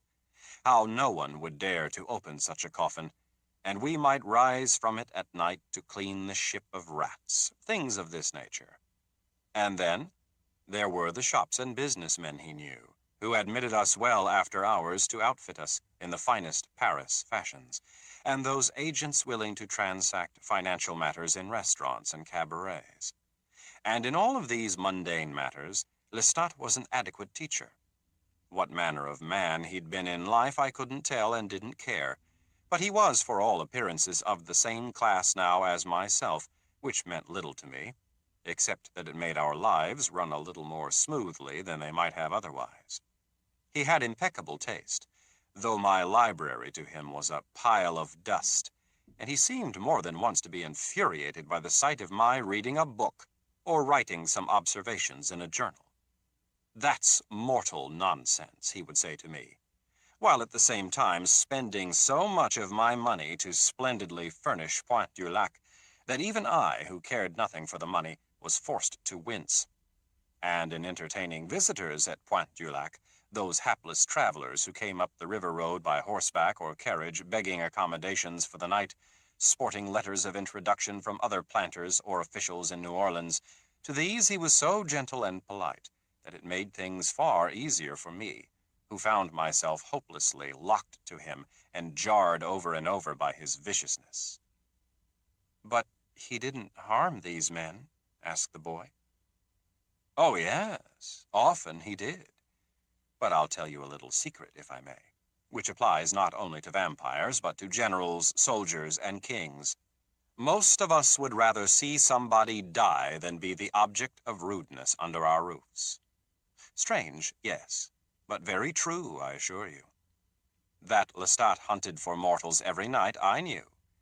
But had he been savage and ugly to my family, my guests, and my slaves, I couldn't have endured it. He was not. He seemed particularly to delight in the visitors, but he said we must spare no expense where our families were concerned, and he seemed to me to push luxury upon his father to an almost ludicrous point. The old blind man must be told constantly how fine and expensive were his bed jackets and robes, and what imported draperies had just been fixed to his bed, and what French and Spanish wines we had in the cellar, and how much the plantation yielded even in bad years when the coast talked of abandoning the indigo production altogether and going into sugar. But then, at other times, he would bully the old man, as I mentioned. He would erupt into such rage that the old man whimpered like a child. "Don't I take care of you in baronial splendor?" Lestat would shout at him. "Don't I provide for your every want? Stop whining to me about going to church or old friends. Such nonsense. Your old friends are dead. Why don't you die and leave me and my bankroll in peace?" The old man would cry softly that these things meant so little to him in old age. He would have been content on his little farm forever. I wanted often to ask him later, where was this farm? From where did you come to Louisiana? To get some clue to that place where Lestat might have known another vampire. But I didn't dare to bring these things up, lest the old man start crying and Lestat become enraged. But these fits were no more frequent than periods of near obsequious kindness, when Lestat would bring his father supper on a tray, and feed him patiently while talking of the weather and the New Orleans news and the activities of my mother and sister. It was obvious that a great gulf existed between father and son, both in education and refinement, but how it came about I could not quite guess. And from this whole matter I achieved a somewhat consistent detachment. Existence, as I've said, was possible. There was always the promise behind his mocking smile that he knew great things or terrible things, had commerce with levels of darkness I could not possibly guess at. And all the time, he belittled me and attacked me for my love of the senses, my reluctance to kill, and the near swoon which killing could produce in me. He laughed uproariously when I discovered that I could see myself in a mirror and that crosses had no effect upon me, and would taunt me with sealed lips when I asked about God or the devil. "I'd like to meet the devil some night," he said once with a malignant smile. "I'd chase him from here to the wilds of the Pacific. I am the devil." And when I was aghast at this, he went into peals of laughter. But what happened was simply that in my distaste for him, I came to ignore and suspect him, and yet to study him with a detached fascination. Sometimes I'd find myself staring at his wrist from which I'd drawn my vampire life, and I would fall into such a stillness that my mind seemed to leave my body, or rather my body to become my mind, and then he would see me and stare at me with a stubborn ignorance of what I felt and longed to know, and reaching over, shake me roughly out of it. I bore this with an overt detachment unknown to me in mortal life, and came to understand this as a part of vampire nature, that I might sit at home at Pointe du Lac and think for hours of my brother's mortal life, and see it short and rounded in unfathomable darkness, understanding now the vain and senseless wasting passion with which I'd mourned his loss, and turned on other mortals like a maddened animal. All that confusion was then like dancers frenzied in a fog, and now? Now, in this strange vampire nature, I felt a profound sadness. But I did not brood over this. Let me not give you that impression, for brooding would have been to me the most terrible waste. But rather I looked around me at all the mortals that I knew and saw all life as precious, condemning all fruitless guilt and passion that would let it slip through the fingers like sand. It was only now as a vampire that I did come to know my sister, forbidding her the plantation for the city life which she so needed in order to know her own time of life and her own beauty, and come to marry, not brood for our lost brother or my going away or becoming a nursemaid for our mother. and I provided for them all they might need or want, finding even the most trivial request worth my immediate attention.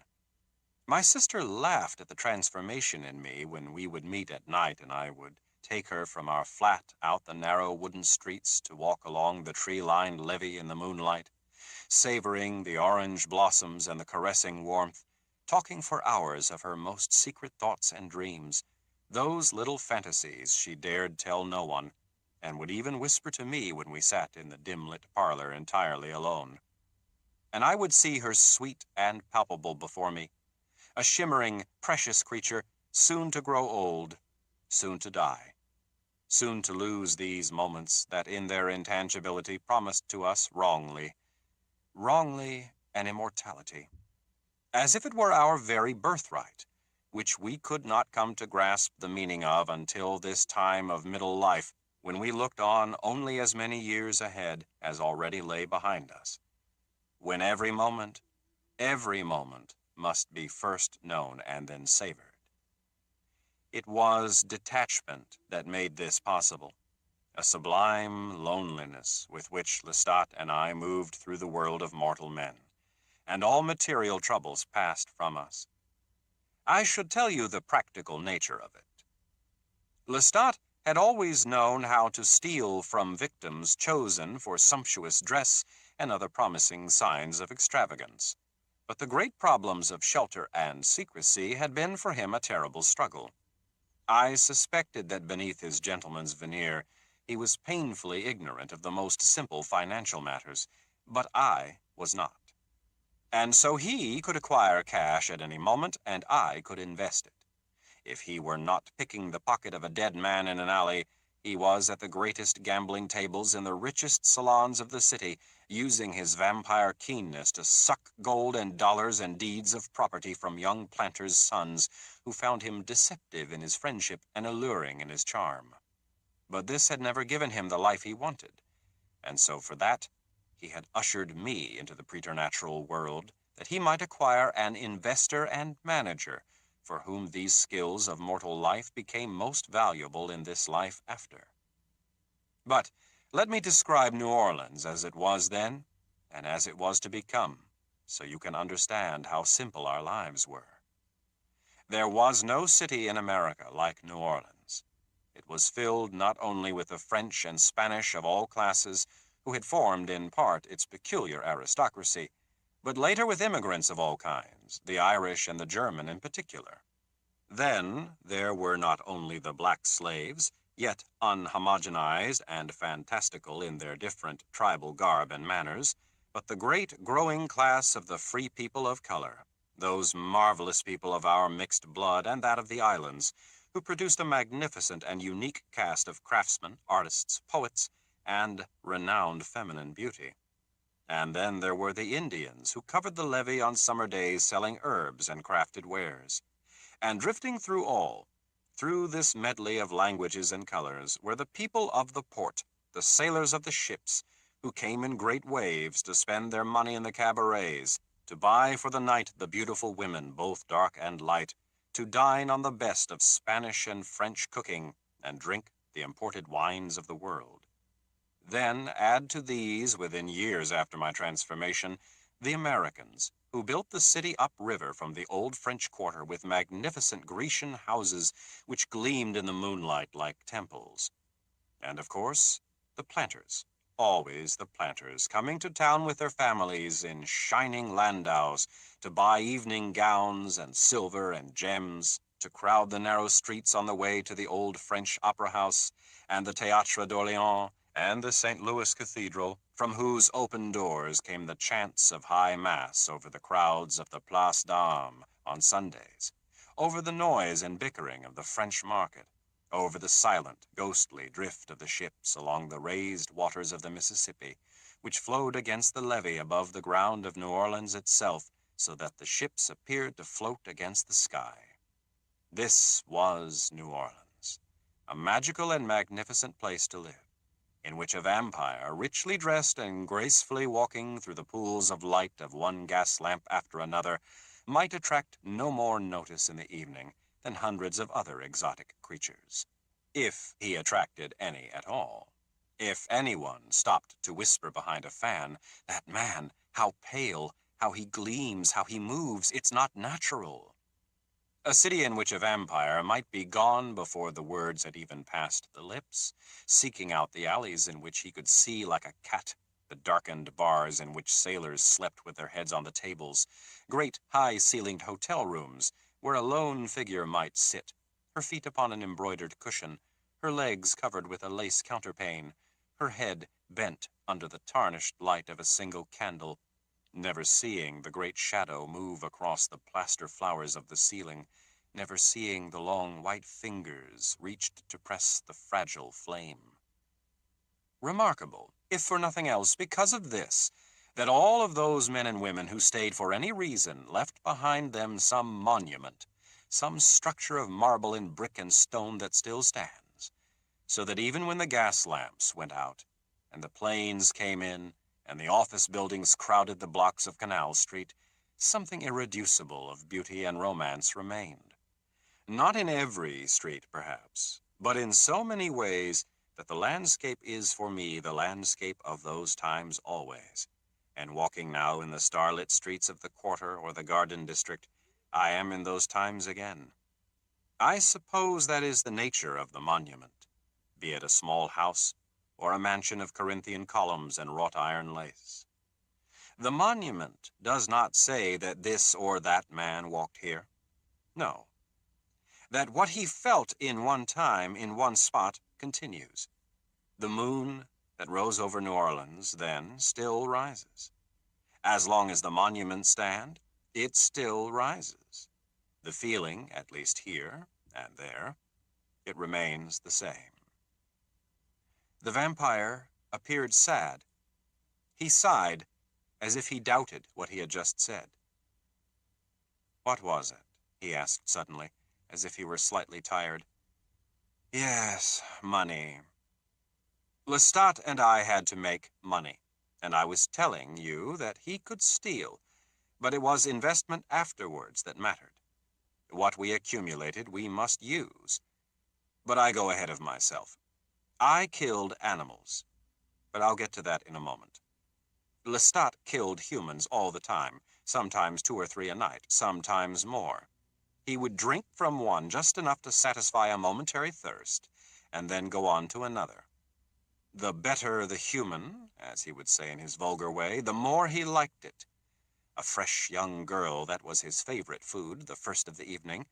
But the triumphant kill for Lestat was a young man. A young man around your age would have appealed to him in particular. "Me?" the boy whispered. He had leaned forward on his elbows to peer into the vampire's eyes, and now he drew up. "Yes," the vampire went on, as if he hadn't observed the boy's change of expression. "You see, they represented the greatest loss to Lestat, because they stood on the threshold of the maximum possibility of life. Of course, Lestat didn't understand this himself. I came to understand it. Lestat understood nothing. I shall give you a perfect example of what Lestat liked. Up the river from us was the Frenière plantation, a magnificent spread of land which had great hopes of making a fortune in sugar, just shortly after the refining process had been invented. I presume you know sugar was refined in Louisiana? There is something perfect and ironic about it. This land which I loved producing refined sugar. I mean this more unhappily than I think you know. This refined sugar is a poison. It was like the essence of life in New Orleans, so sweet that it can be fatal, so richly enticing that all other values are forgotten. But as I was saying, upriver from us lived the Frenières, a great old French family, which had produced in this generation 5 young women and 1 young man. Now, 3 of the young women were destined not to marry, but 2 were young enough still, and all depended upon the young man. He was to manage the plantation, as I had done for my mother and sister.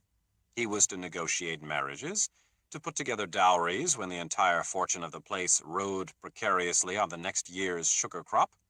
He was to bargain, fight, and keep at a distance the entire material world, for the world of Frenière. Lestat decided he wanted him, and when fate alone nearly cheated Lestat, he went wild. He risked his own life to get the Freniere boy, who had become involved in a duel. He had insulted a young Spanish Creole at a ball. The whole thing was nothing, really. But like most young Creoles, this one was willing to die for nothing. They were both willing to die for nothing. The Freniere household was in an uproar. You must understand, Lestat knew this perfectly. Both of us had hunted the Freniere plantation, Lestat for slaves and chicken thieves, and me for animals. You were killing only animals? Yes, but I'll come to that later, as I said. We both knew the plantation, and I had indulged in one of the greatest pleasures of a vampire, that of watching people unbeknownst to them. I knew the Freniere sisters as I knew the magnificent rose trees around my brother's oratory. They were a unique group of women. Each, in her own way, was as smart as the brother, and one of them, I shall call her Babette, was not only as smart as her brother, but far wiser. Yet none had been educated to care for the plantation. None understood even the simplest facts about its financial state. All were totally dependent upon young Freniere, and all knew it. And so, larded with their love for him, their passionate belief that he hung the moon, and that any conjugal love they might ever know would only be a pale reflection of their love for him, larded with this was a desperation as strong as the will to survive. If Freniere died in the duel, the plantation would collapse. Its fragile economy, a life of splendor based on the perennial mortgaging of the next year's crop, was in his hands alone. So you can imagine the panic and misery in the Freniere household the night that the son went to town to fight the appointed duel. And now, picture Lestat, gnashing his teeth like a comic opera devil because he was not going to kill the young Freniere. You mean, then, that you felt for the Freniere women? I felt for them totally, said the vampire. Their position was agonizing. And I felt for the boy. That night he locked himself in his father's study and made a will. He knew full well that if he fell under the rapier at 4 a.m. the next morning, his family would fall with him. He deplored his situation, and yet could do nothing to help it. To run out on the duel would not only mean social ruin for him, but would probably have been impossible. The other young man would have pursued him until he was forced to fight.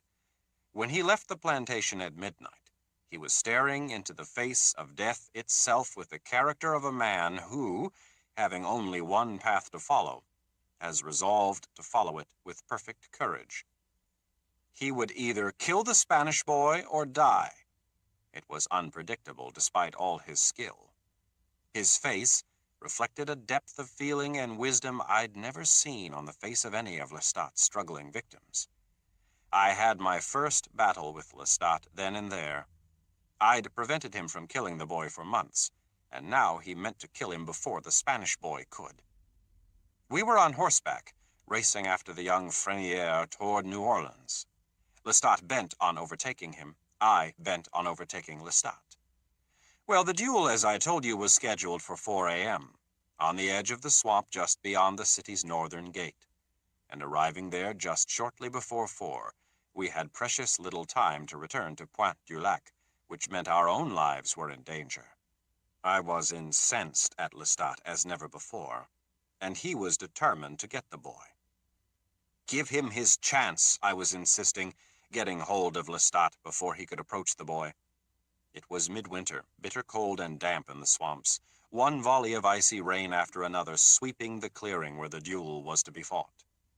Of course, I did not fear these elements in the sense that you might. They did not numb me, nor threaten me with mortal shivering or illness. But vampires feel cold as acutely as humans, and the blood of the kill is often the rich, sensual alleviation of that cold. But what concerned me that morning was not the pain I felt, but the excellent cover of darkness these elements provided, which made Freniere extremely vulnerable to Lestat's attack. All he need do would be to step away from his two friends toward the swamp, and Lestat might take him. And so I physically grappled with Lestat. I held him. But Towards all this, you had detachment? Distance? The vampire sighed. Yes, I had it. And with it, a supremely resolute anger. To glut himself upon the life of an entire family was to me Lestat's supreme act of utter contempt and disregard for all he should have seen with the vampire's depth. So I held him in the dark, where he spit at me and cursed at me, and young Frenier took his rapier from his friend and second, and went out on the slick, wet grass to meet his opponent. There was a brief conversation, then the duel commenced. In moments, it was over. Frenier had mortally wounded the other boy with a swift thrust to the chest, and he knelt in the grass, bleeding, dying, shouting something unintelligible at Frenier. The victor simply stood there. Everyone could see there was no sweetness in the victory. Frenier looked on death as if it were an abomination. His companions advanced with their lanterns, urging him to come away as soon as possible and leave the dying man to his friends. Meantime, the wounded one would allow no one to touch him. And then, as Frenier's group turned to go, the three of them walking heavily towards their horses, the man on the ground drew a pistol. Perhaps I alone could see this in the powerful dark, but in any event, I shouted to Frenier as I ran toward the gun. And this was all that Lestat needed. While I was lost in my clumsiness, distracting Frenier and going for the gun itself, Lestat, with his years of experience and superior speed, grabbed the young man and spirited him into the cypresses. I doubt his friends even knew what had happened. The pistol had gone off, the wounded man had collapsed, and I was tearing through the near-frozen marshes, shouting for Lestat. Then I saw him. Frenier lay sprawled over the knobbed roots of a cypress, his boots deep in the murky water, and Lestat was still bent over him, one hand on the hand of Frenier that still held the foil. I went to pull Lestat off, and that right hand swung at me with such lightning speed I did not see it, did not know it had struck me until I found myself in the water also. And of course, by the time I recovered, Frenier was dead. I saw him as he lay there, his eyes closed, his lips utterly still, as if he were just sleeping. Damn you, I began cursing Lestat, and then I started, for the body of Frenier had begun to slip down into the marsh. The water rose over his face and covered him completely. Lestat was jubilant. He reminded me tersely that we had less than an hour to get back to Pointe du Lac, and he swore revenge on me. If I didn't like the life of a southern planter, I'd finish you tonight. I know a way, he threatened me. I ought to drive your horse into the swamps. You'd have to dig yourself a hole and smother. He rode off. Even over all these years, I feel that anger for him like a white-hot liquid filling my veins. I saw then what being a vampire meant to him. He was just a killer, the boy said, his voice reflecting some of the vampire's emotion. No regard for anything. No. Being a vampire for him meant revenge. Revenge against life itself. Every time he took a life, it was revenge. It was no wonder, then, that he appreciated nothing. The nuances of vampire existence weren't even available to him because he was focused with a maniacal vengeance upon the mortal life he'd left. Consumed with hatred, he looked back. Consumed with envy, nothing pleased him unless he could take it from others. And, once having it, he grew cold and dissatisfied, not loving the thing for itself, and so he went after something else. Vengeance, blind and sterile and contemptible. But I've spoken to you about the Frenier sisters. It was almost 5:30 when I reached their plantation. Dawn would come shortly after 6, but I was almost home. I slipped onto the upper gallery of their house and saw them all gathered in the parlor. They had never even dressed for bed. The candles burnt low, and they sat already as mourners, waiting for the word. They were all dressed in black, as was their at-home custom, and in the dark, the black shapes of their dresses massed together with their raven hair, so that in the glow of the candles their faces appeared as 5 soft, shimmering apparitions, each uniquely sad, each uniquely courageous. Babette's face alone appeared resolute. It was as if she had already made up her mind to take the burdens of Freniere if her brother died. And she had that same expression on her face now which had been on her brother's when he mounted to leave for the duel. What lay ahead of her was nearly impossible. What lay ahead was the final death of which Lestat was guilty. So I did something then, which caused me great risk. I made myself known to her. I did this by playing the light. As you can see, my face is very white and has a smooth, highly reflective surface, rather like that of polished marble. Yes, the boy nodded and appeared flustered. It's very beautiful, actually, said the boy. I wonder if... But what happened? You wonder if I was a handsome man when I was alive, said the vampire. The boy nodded. I was. Nothing structurally is changed in me. Only I never knew that I was handsome. Life whirled about me a wind of petty concerns, as I've said. I gazed at nothing, not even a mirror, especially not a mirror, with a free eye. But this is what happened.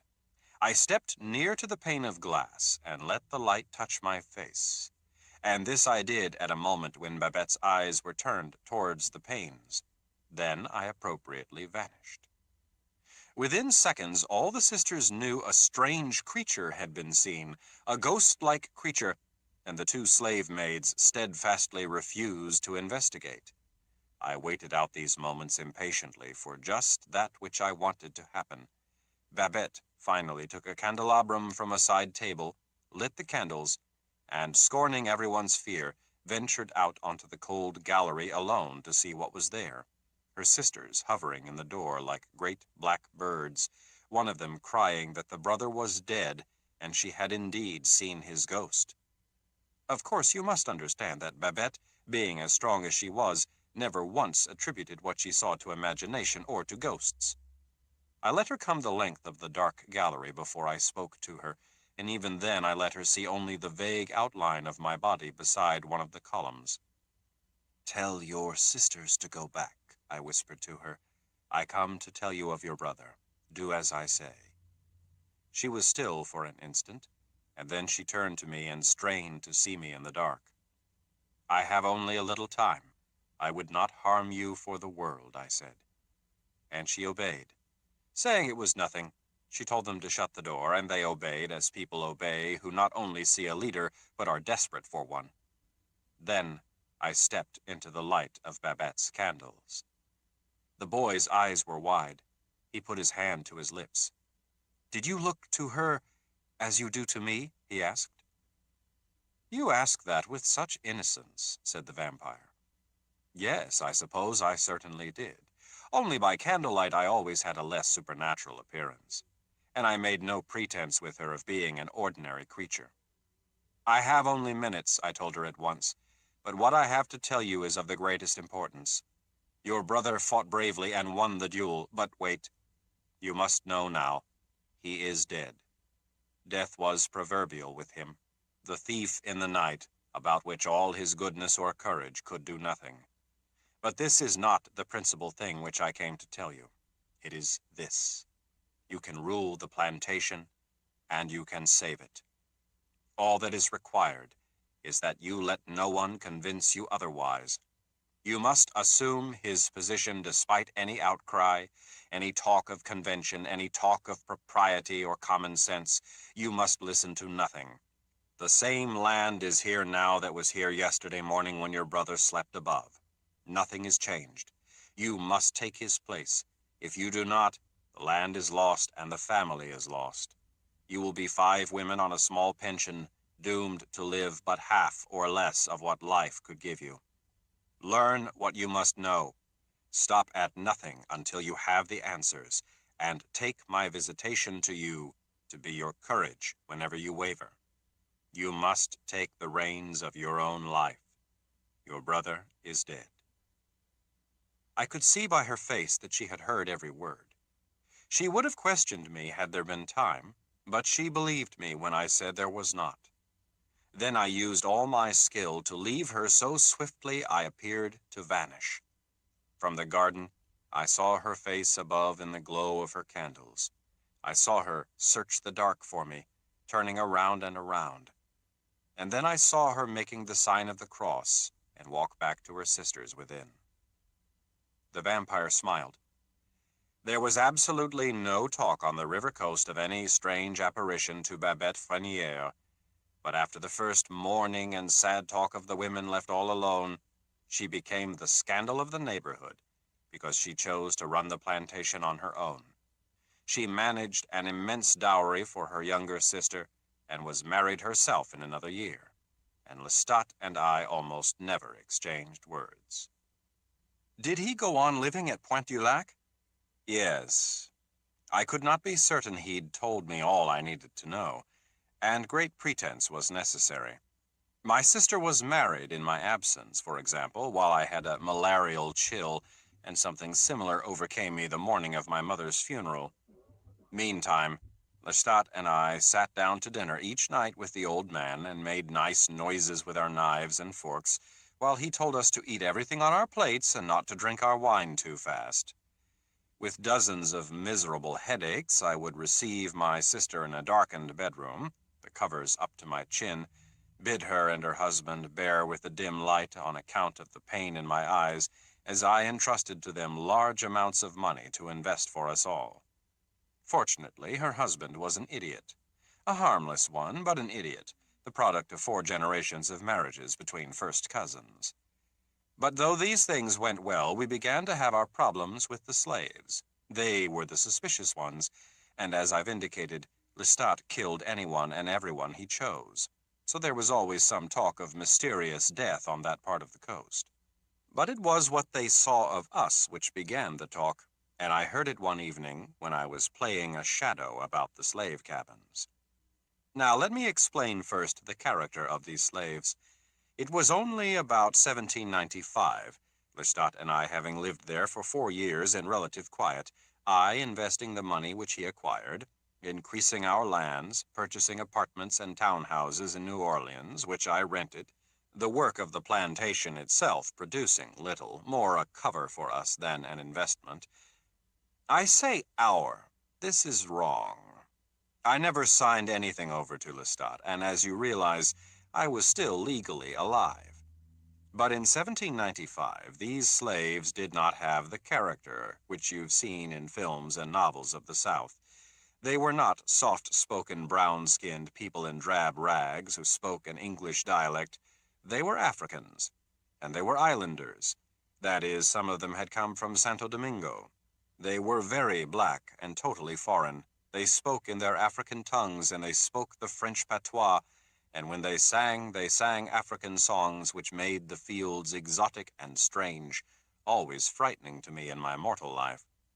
They were superstitious, and had their own secrets and traditions. In short, they had not yet been destroyed as Africans completely. Slavery was the curse of their existence, but they had not been robbed yet of that which had been characteristically theirs. They tolerated the baptism and modest garments imposed on them by the French Catholic laws, but in the evenings they made their cheap fabrics into alluring costumes, made jewelry of animal bones and bits of discarded metal, which they polished to look like gold. And the slave cabins of Pointe du Lac were a foreign country, an African coast after dark, in which not even the coldest overseer would want to wander. No fear for the vampire. Not until one summer evening, when passing for a shadow, I heard through the open doors of the black foreman's cottage a conversation which convinced me that Lestat and I slept in real danger. The slaves knew now we were not ordinary mortals. In hushed tones, the maids told of how, through a crack in the door, they had seen us dine on empty plates with empty silver, lifting empty glasses to our lips, laughing, our faces bleached and ghostly in the candlelight, the blind man a helpless fool in our power. Through keyholes they had seen Lestat's coffin, and once he had beaten one of them mercilessly for dawdling by the gallery windows of his room. There is no bed in there, they confided one to the other with nodding heads. He sleeps in the coffin, I know it. They were convinced on the best of grounds of what we were. And as for me, they'd seen me evening after evening emerge from the oratory, which was now little more than a shapeless mass of brick and vine layered with flowering wisteria in the spring, wild roses in summer, moss gleaming on the old unpainted shutters which had never been opened, spiders spinning in the stone arches. Of course, I'd pretended to visit it in memory of Paul, but it was clear by their speech they no longer believed such lies. And now they attributed to us not only the deaths of slaves found in the fields and swamps, and also the dead cattle and occasional horses, but all other strange events. Even floods and thunder were the weapons of God in a personal battle waged with Louis and Lestat. But worse still, they were not planning to run away. We were devils, our power inescapable. No, we must be destroyed. And at this gathering, where I became an unseen member, were a number of the Freniere slaves. This meant word would get to the entire coast, and though I firmly believed the entire coast to be impervious to a wave of hysteria, I did not intend to risk notice of any kind. I hurried back to the plantation house to tell Lestat our game of playing planter was over. He'd have to give up his slave whip and golden napkin ring and move into town. He resisted, naturally. His father was gravely ill and might not live. He had no intention of running away from stupid slaves. "I'll kill them all," he said calmly, "in 3s and 4s. Some will run away, and that will be fine." "You're talking madness. The fact is, I want you gone from here." "You want me gone? You," he sneered. He was building a card palace on the dining room table with a pack of very fine French cards. "You whining coward of a vampire who prowls the night killing alley cats and rats and staring for hours at candles as if they were people and standing in the rain like a zombie until your clothes are drenched and you smell like old wardrobe trunks in attics and have the look of a baffled idiot at the zoo. You've nothing more to tell me, and your insistence on recklessness has endangered us both. I might live in that oratory alone while this house fell to ruin. I don't care about it," I told him, because this was quite true. "But you must have all the things you never had of life, and make of immortality a junk shop in which both of us become grotesque. Now, go look at your father and tell me how long he has to live, for that's how long you stay, and only if the slaves don't rise up against us." He told me then to go look at his father myself, since I was the one who was always looking. And I did. The old man was truly dying. I had been spared my mother's death, more or less, because she had died very suddenly on an afternoon. She'd been found with her sewing basket seated quietly in the courtyard. She had died as one goes to sleep. But now I was seeing a natural death that was too slow with agony and with consciousness. And I'd always liked the old man. He was kindly and simple and made few demands. By day, he sat in the sun of the gallery dozing and listening to the birds. By night, any chatter on our part kept him company. He could play chess, carefully feeling each piece and remembering the entire state of the board with remarkable accuracy. And though Lestat would never play with him, I did often. Now he lay gasping for breath, his forehead hot and wet, the pillow around him stained with sweat. And as he moaned and prayed for death, Lestat in the other room began to play the spinet. I slammed it shut, barely missing his fingers. "You won't play while he dies," I said. "The hell I won't," he answered me. "I'll play the drum if I like." And taking a great sterling silver platter from a sideboard, he slipped a finger through one of its handles and beat it with a spoon. I told him to stop it, or I would make him stop it, and then we both ceased our noise because the old man was calling his name. He was saying that he must talk to Lestat now before he died. I told Lestat to go to him. The sound of his crying was terrible. "Why should I? I've cared for him all these years. Isn't that enough?" And he drew from his pocket a nail file, and seating himself on the foot of the old man's bed, he began to file his long nails. Meantime, I should tell you that I was aware of slaves about the house. They were watching and listening. I was truly hoping the old man would die within minutes. Once or twice before I'd dealt with suspicion or doubt on the part of several slaves, but never such a number. I immediately rang for Daniel, the slave to whom I'd given the overseer's house and position. But while I waited for him, I could hear the old man talking to Lestat. Lestat, who sat with his legs crossed, filing and filing, one eyebrow arched, his attention on his perfect nails. "It was the school," the old man was saying. "Oh, I know you remember. What can I say to you?" he moaned. "You'd better say it," Lestat said, "because you're about to die." The old man let out a terrible noise, and I suspect I made some sound of my own. I positively loathed Lestat. I had a mind now to get him out of the room. "Well, you know that, don't you? Even a fool like you knows that," said Lestat. "You'll never forgive me, will you? Not now, not even after I'm dead," said the old man. "I don't know what you're talking about," said Lestat.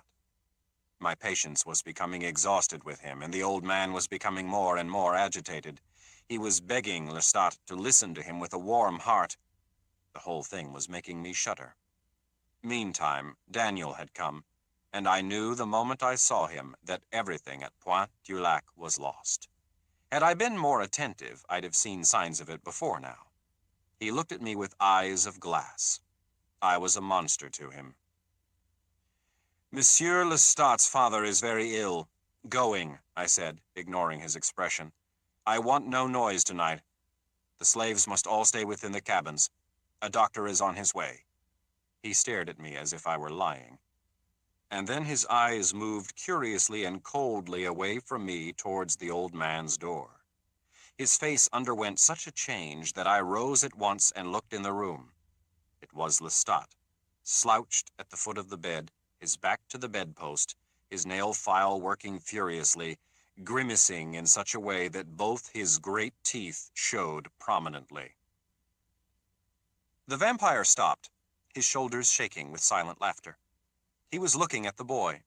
The boy looked shyly at the table, but he had already looked, and fixedly, at the vampire's mouth. He had seen that the lips were of a different texture from the vampire's skin, that they were silken and delicately lined like any person's lips, only deadly white. And he had glimpsed the white teeth. Only the vampire had such a way of smiling that they were not completely revealed, and the boy had not even thought of such teeth until now. "You can imagine," said the vampire, "what this meant. I had to kill him." "You what?" said the boy. "I had to kill him. He started to run. He would have alarmed everyone. Perhaps it might have been handled some other way, but I had no time. So I went after him, overpowering him. But then, finding myself in the act of doing what I had not done for 4 years, I stopped. This was a man. He had his bone-handled knife in his hand to defend himself, and I took it from him easily and slipped it into his heart. He sank to his knees at once, his fingers tightening on the blade, bleeding on it.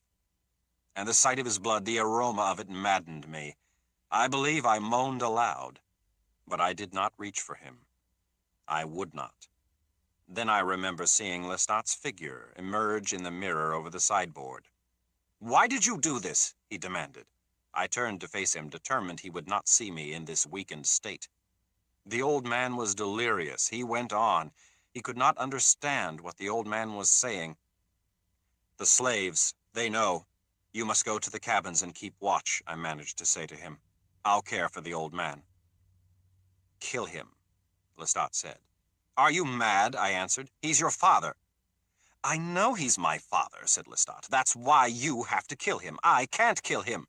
If I could, I would have done it a long time ago, damn him." He wrung his hands. "We've got to get out of here. And look what you've done, killing this one. There's no time to lose. His wife will be wailing up here in minutes, or she'll send someone worse." The vampire sighed. This was all true. Lestat was right. I could hear the slaves gathering around Daniel's cottage, waiting for him. Daniel had been brave enough to come into the haunted house alone. When he didn't return, the slaves would panic, become a mob. I told Lestat to calm them, to use all his power as a white master over them, and not to alarm them with horror, and then I went into the bedroom and shut the door. I had then another shock in a night of shocks, because I'd never seen Lestat's father as he was then. He was sitting up now, leaning forward, talking to Lestat, begging Lestat to answer him, telling him he understood his bitterness better than Lestat did himself, and he was a living corpse. Nothing animated his sunken body but a fierce will. Hence, his eyes for their gleam were all the more sunken in his skull, and his lips in their trembling made his old yellowed mouth more horrible. I sat at the foot of the bed, and, suffering to see him so, I gave him my hand. I cannot tell you how much his appearance had shaken me, for when I bring death it is swift and conscienceless, leaving the victim as if in enchanted sleep. But this was the slow decay, the body refusing to surrender to the vampire of time, which had sucked upon it for years on end. "Lestat," he said, "just for once don't be hard with me. Just for once, be for me the boy you were, my son." He said this over and over, the words, my son, and then he said something I could not hear about innocence and innocence destroyed. But I could see that he was not out of his mind, as Lestat thought, but in some terrible state of lucidity. The burden of the past was on him with full force, and the present, which was only death, which he fought with all his will, could do nothing to soften that burden. But I knew I might deceive him if I used all my skill, and bending close to him now, I whispered the word, "Father." It was not Lestat's voice, it was mine, a soft whisper, but he calmed at once, and I thought then he might die. But he held my hand as if he were being pulled under by dark ocean waves, and I alone could save him. He talked now of some country teacher, a name garbled, who found in Lestat a brilliant pupil and begged to take him to a monastery for an education. He cursed himself for bringing Lestat home, for burning his books. "You must forgive me, Lestat," he cried. I pressed his hand tightly, hoping this might do for some answer, but he repeated this again. "You have it all to live for, but you are as cold and brutal as I was then, with the work always there and the cold and hunger. Lestat, you must remember, you were the gentlest of them all. God will forgive me if you forgive me." Well, at that moment, the real Esau came through the door. I gestured for quiet, but he wouldn't see that. So I had to get up quickly so the father wouldn't hear his voice from a distance. The slaves had run from him. "But they're out there. They're gathered in the dark. I hear them," said Lestat. And then he glared at the old man. "Kill him, Louis," he said to me, his voice touched with the first pleading I'd ever heard in it. Then he bit down in rage. "Do it. Lean over that pillow and tell him you forgive him all. Forgive him for taking you out of school when you were a boy. Tell him that now." "For what?" Lestat grimaced so that his face looked like a skull. "Taking me out of school?" He threw up his hands and let out a terrible roar of desperation. "Damn him! Kill him!" he said. "No," I said. "You forgive him or you kill him yourself. Go on. Kill your own father." The old man begged to be told what we were saying. He called out, "Son! Son!" and Lestat danced like the maddened Rumpelstiltskin about to put his foot through the floor. I went to the lace curtains. I could see and hear the slaves surrounding the house of Pointe du Lac, forms woven in the shadows drawing near. "You were Joseph among your brothers," the old man said. "The best of them. But how was I to know? It was when you were gone I knew, when all those years passed and they could offer me no comfort, no solace. And then you came back to me and took me from the farm. But it wasn't you. It wasn't the same boy." I turned on Lestat now and veritably dragged him towards the bed. Never had I seen him so weak and at the same time enraged. He shook me off and then knelt down near the pillow, glowering at me. I stood resolute and whispered, "Forgive." "It's all right, Father. You must rest easy. I hold nothing against you," he said, his voice thin and strained over his anger. The old man turned on the pillow, murmuring something soft with relief, but Lestat was already gone. He stopped short in the doorway, his hands over his ears.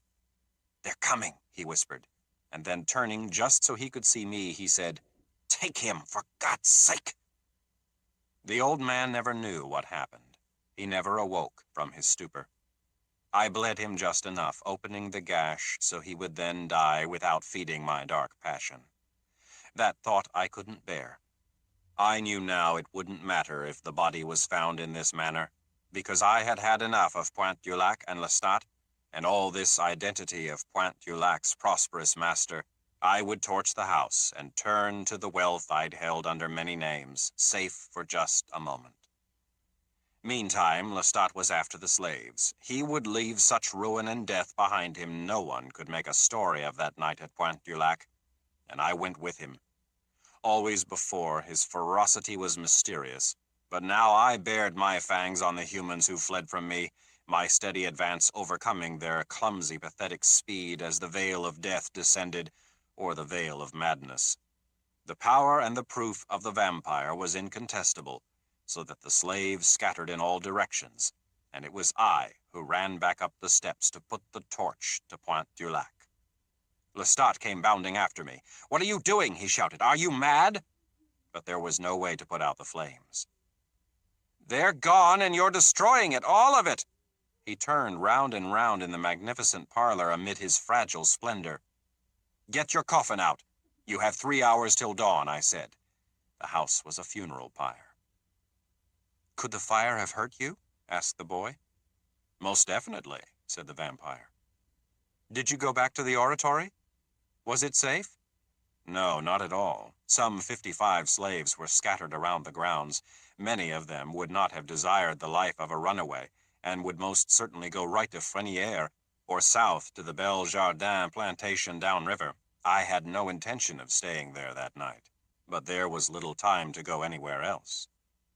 "The woman, Babette," said the boy. The vampire smiled. "Yes, I went to Babette. She lived now at Frenières with her young husband. I had enough time to load my coffin into the carriage and go to her." "But what about Lestat?" The vampire sighed. "Lestat went with me. It was his intention to go on to New Orleans, and he was trying to persuade me to do just that, but when he saw I meant to hide at Frenières, he opted for that also. We might not have ever made it to New Orleans. It was growing light. Not so that mortal eyes would have seen it, but Lestat and I could see it. Now, as for Babette, I had visited her once again. As I told you, she had scandalized the coast by remaining alone on the plantation without a man in the house, without even an older woman. Babette's greatest problem was that she might succeed financially only to suffer the isolation of social ostracism. She had such a sensibility that wealth itself meant nothing to her. Family, a line, this meant something to Babette. Though she was able to hold the plantation together, the scandal was wearing on her. She was giving up inside. I came to her one night in the garden. Not permitting her to look on me, I told her in a most gentle voice that I was the same person she'd seen before, that I knew of her life and her suffering. "Don't expect people to understand it," I told her. "They are fools. They want you to retire because of your brother's death. They would use your life as if it were merely oil for a proper lamp. You must defy them, but you must defy them with purity and confidence." She was listening all the while in silence. I told her she was to give a ball for a cause, and the cause to be religious. She might pick a convent in New Orleans, anyone, and plan for a philanthropic ball. She would invite her deceased mother's dearest friends to be chaperones, and she would do all of this with perfect confidence. Above all, perfect confidence. It was confidence and purity which were all important. Well, Babette thought this to be a stroke of genius. "I don't know what you are, and you will not tell me," she said. This was true. I would not. "But I can only think that you are an angel." And she begged to see my face. That is, she begged in the manner of such people as Babette, who are not given to truly begging anyone for anything. Not that Babette was proud. She was simply strong and honest, which in most cases makes begging. I see you want to ask me a question. The vampire stopped. Oh, no, said the boy, who had meant to hide it. But you mustn't be afraid to ask me anything. If I held something too close, and when the vampire said this, his face darkened for an instant. He frowned, and as his brows drew together, a small well appeared in the flesh of his forehead over his left brow, as though someone had pressed it with a finger. It gave him a peculiar look of deep distress. If I held something too close for you to ask about it, I would not bring it up in the first place, he said. The boy found himself staring at the vampire's eyes, at the eyelashes, which were like fine black wires in the tender flesh of the lids. Ask me, he said to the boy. Babette, the way you speak of her, said the boy, as if your feeling was special. Did I give you the impression I could not feel? Asked the vampire. No, not at all. Obviously you felt for the old man. You stayed to comfort him when you were in danger. And what you felt for young Frenier when Lestat wanted to kill him, all this you explained. But I was wondering, did you have a special feeling for Babette? Was it feeling for Babette all along that caused you to protect Frenier? You mean love, said the vampire. Why do you hesitate to say it? Because you spoke of detachment, said the boy. Do you think that angels are detached? Asked the vampire. The boy thought for a moment. Yes, he said.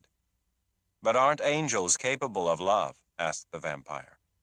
Don't angels gaze upon the face of God with complete love? The boy thought for a moment.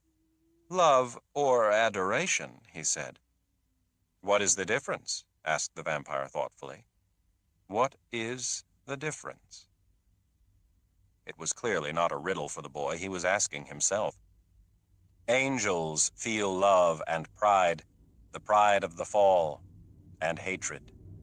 The strong, overpowering emotions of detached persons in whom emotion and will are one, he said finally. He stared at the table now, as though he were thinking this over, were not entirely satisfied with it. I had for Babette a strong feeling. It was not the strongest I've ever known for a human being, he looked up at the boy, but it was very strong. Babette was to me in her own way an ideal human being. He shifted in his chair, the cape moving softly about him, and turned his face to the windows. The boy bent forward and checked the tape.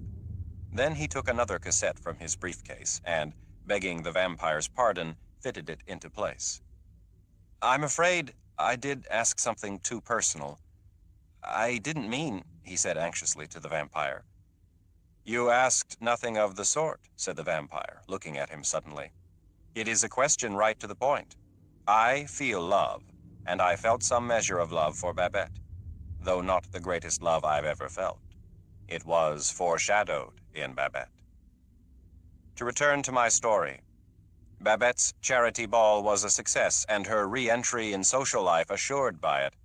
Her money generously underwrote any doubts in the minds of her suitors' families, and she married. On summer nights I used to visit her, never letting her see me or know that I was there. I came to see that she was happy, and seeing her happy, I felt a happiness as the result. And to Babette I came now with Lestat. He would have killed the Freniers long ago if I hadn't stopped him, and he thought now that was what I meant to do. And what peace would that bring, I asked. You call me the idiot, and you've been the idiot all along. Do you think I don't know why you made me a vampire? You couldn't live by yourself. You couldn't manage even the simplest things. For years now, I've managed everything while you sat about making a pretense of superiority. There's nothing left for you to tell me about life. I have no need of you and no use for you. It's you who need me, and if you touch but one of the Frenier slaves, I'll get rid of you. It will be a battle between us, and I needn't point out to you I have more wit to fare better in my little finger than you in your entire frame. Do as I say. Well, this startled him, though it shouldn't have. and he protested he had much to tell me of things and types of people I might kill who would cause sudden death, and places in the world I must never go, and so forth and so on. Nonsense that I could hardly endure. But I had no time for him. The overseer's lights were lit at Freniere. He was trying to quell the excitement of the runaway slaves and his own, and the fire of Pointe du Lac could be seen still against the sky. Babette was dressed and attending to business, having sent carriages to Pointe du Lac and slaves to help fight the blaze. The frightened runaways were kept away from the others, and at that point no one regarded their stories as any more than slave foolishness. Babette knew something dreadful had happened and suspected murder, never the supernatural. She was in the study making a note of the fire in the plantation diary when I found her. It was almost morning. I had only a few minutes to convince her she must help. I spoke to her at first, refusing to let her turn around, and calmly she listened. I told her I must have a room for the night, to rest. I never brought you harm. I ask you now for a key, and your promise that no one will try to enter that room until tonight. Then I'll tell you all. I was nearly desperate now. The sky was paling. Lestat was yards off in the orchard with the coffins. But why have you come to me tonight? She asked. And why not to you? I replied.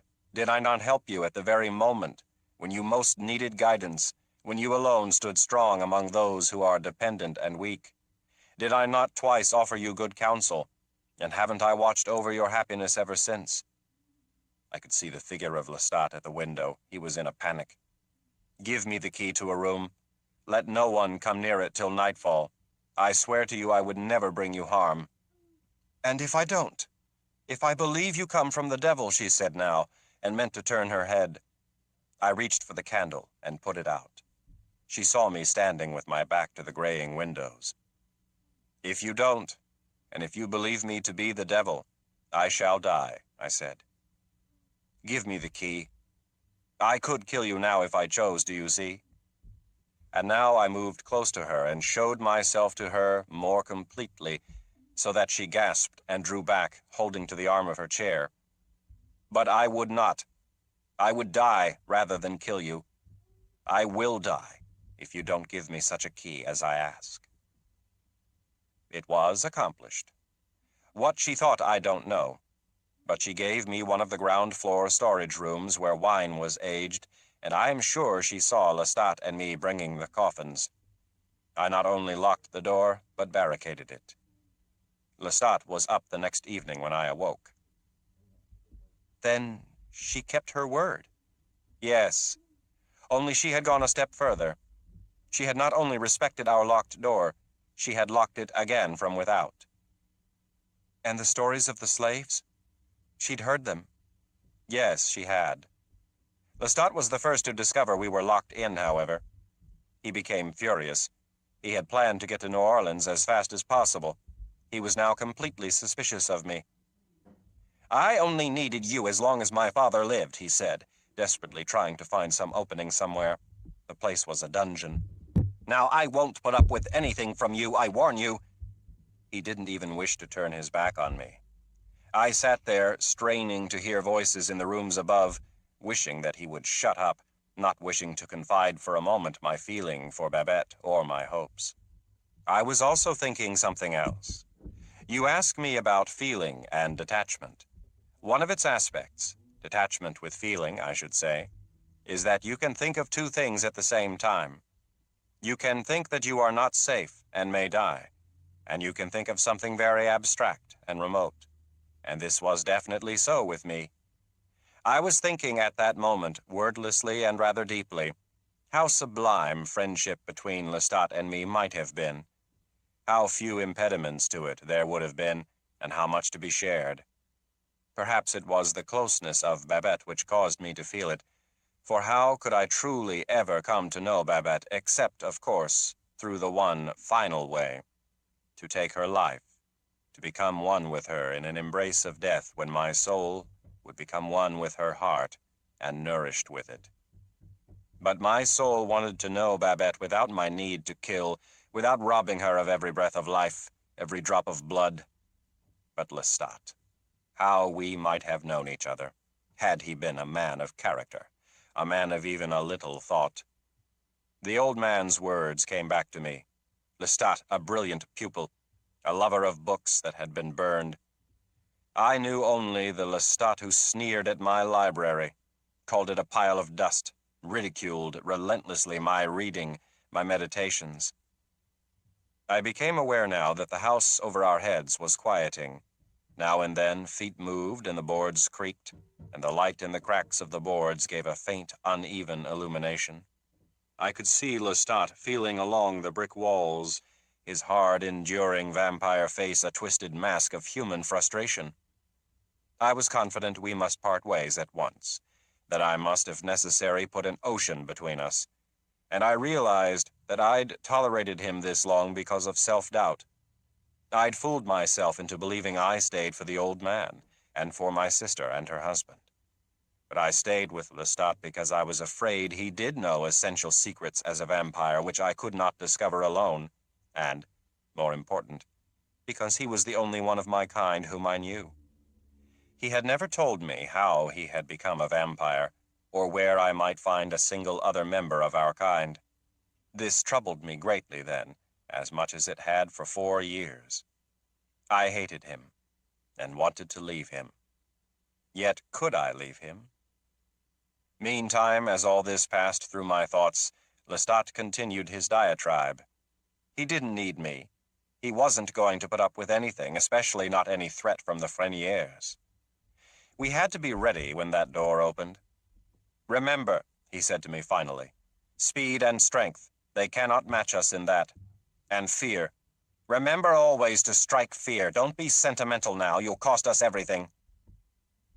"You wish to be on your own after this?" I asked him. I wanted him to say it. I did not have the courage. Or rather, I did not know my own feelings. "I want to get to New Orleans," he said. "I was simply warning you I don't need you. But to get out of here, we need each other. You don't begin to know how to use your powers. You have no innate sense of what you are. Use your persuasive powers with this woman if she comes. But if she comes with others, then be prepared to act like what you are." "Which is what?" I asked him, because it had never seemed such a mystery to me as it did at that time. "What am I?" He was openly disgusted. He threw up his hands. "Be prepared," he said, now baring his magnificent teeth, "to kill." He looked suddenly at the boards overhead. "They're going to bed up there. Do you hear them?"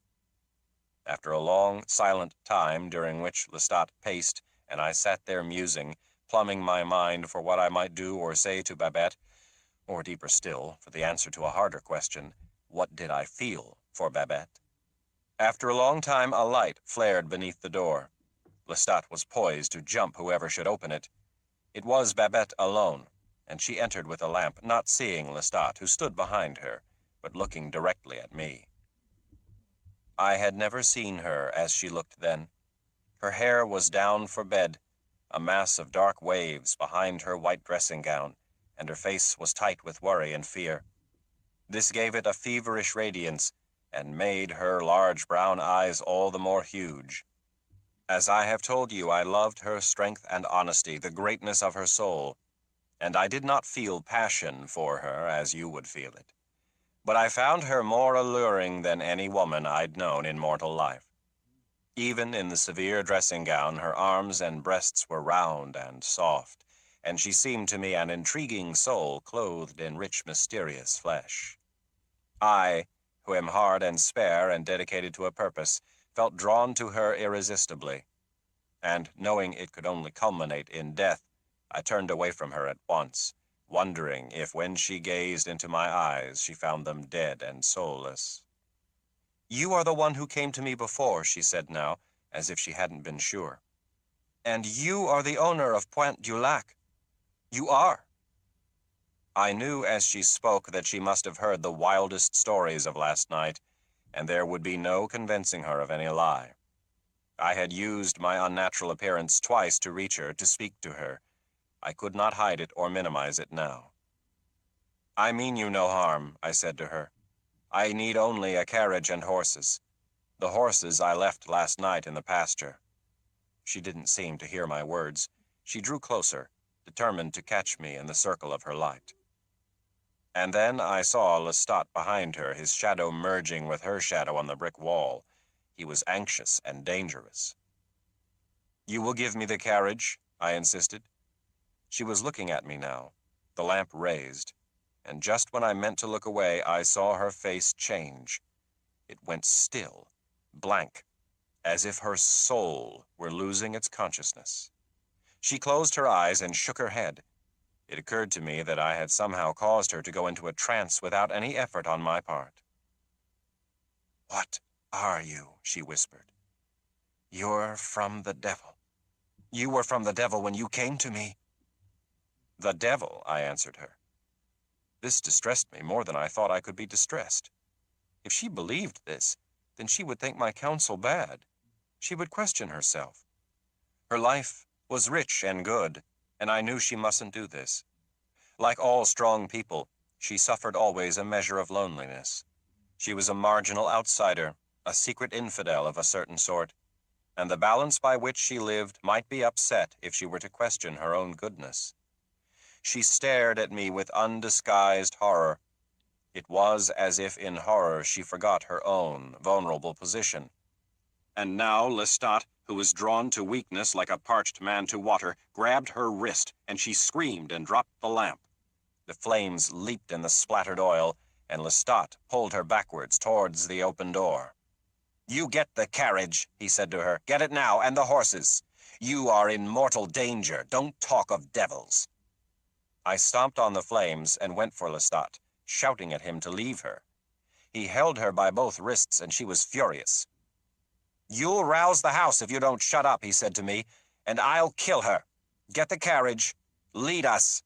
Talk to the stable boy," he said to her, pushing her into the open air.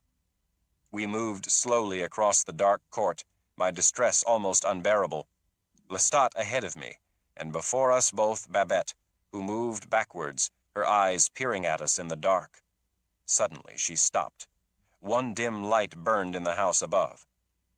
"I'll get you nothing," she said. I reached for Lestat's arm and told him I must handle this. "She'll reveal us to everyone unless you let me talk to her," I whispered to him. "Then get yourself in check," he said disgustedly. "Be strong. Don't quibble with her." "You go as I talk. Go to the stables and get the carriage and the horses, but don't kill." Whether he'd obey me or not, I didn't know, but he darted away just as I stepped up to Babette. Her face was a mixture of fury and resolution. She said, "Get thee behind me, Satan!" And I stood there before her then, speechless, just holding her in my glance as surely as she held me. If she could hear Lestat in the night, she gave no indication. Her hatred for me burned like a fire. "Why do you say this to me?" I asked. "Was the counsel I gave you bad? Did I do you harm? I came to help you, to give you strength. I thought only of you, when I had no need to think of you at all." She shook her head. "But why? Why do you talk to me like this?" she asked. "I know what you've done at Pointe du Lac. You've lived there like a devil. The slaves are wild with stories. All day men have been on the river road on the way to Pointe du Lac. My husband was there. He saw the house in ruins, the bodies of slaves throughout the orchards, the fields. What are you? Why do you speak to me gently? What do you want of me?" She clung now to the pillars of the porch and was backing slowly to the staircase. Something moved above in the lighted window. "I cannot give you such answers now," I said to her. "Believe me when I tell you I came to you only to do you good, and would not have brought worry and care to you last night for anything had I the choice." The vampire stopped. The boy sat forward, his eyes wide. The vampire was frozen, staring off, lost in his thoughts, his memory, and the boy looked down suddenly as if this were the respectful thing to do. He glanced again at the vampire and then away, his own face as distressed as the vampire's, and then he started to say something, but he stopped. The vampire turned towards him and studied him, so that the boy flushed and looked away again anxiously. But then he raised his eyes and looked into the vampire's eyes. He swallowed, but he held the vampire's gaze. Is this what you want? The vampire whispered. Is this what you wanted to hear? He moved the chair back soundlessly and walked to the window. The boy sat as if stunned, looking at his broad shoulders and the long mass of the cape. The vampire turned his head slightly. You don't answer me. I'm not giving you what you want, am I? You wanted an interview, something to broadcast on the radio. That doesn't matter. I'll throw the tapes away if you want. The boy rose.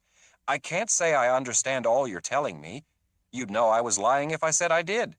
So how can I ask you to go on except to say what I do understand? What I do understand is like nothing I've ever understood before.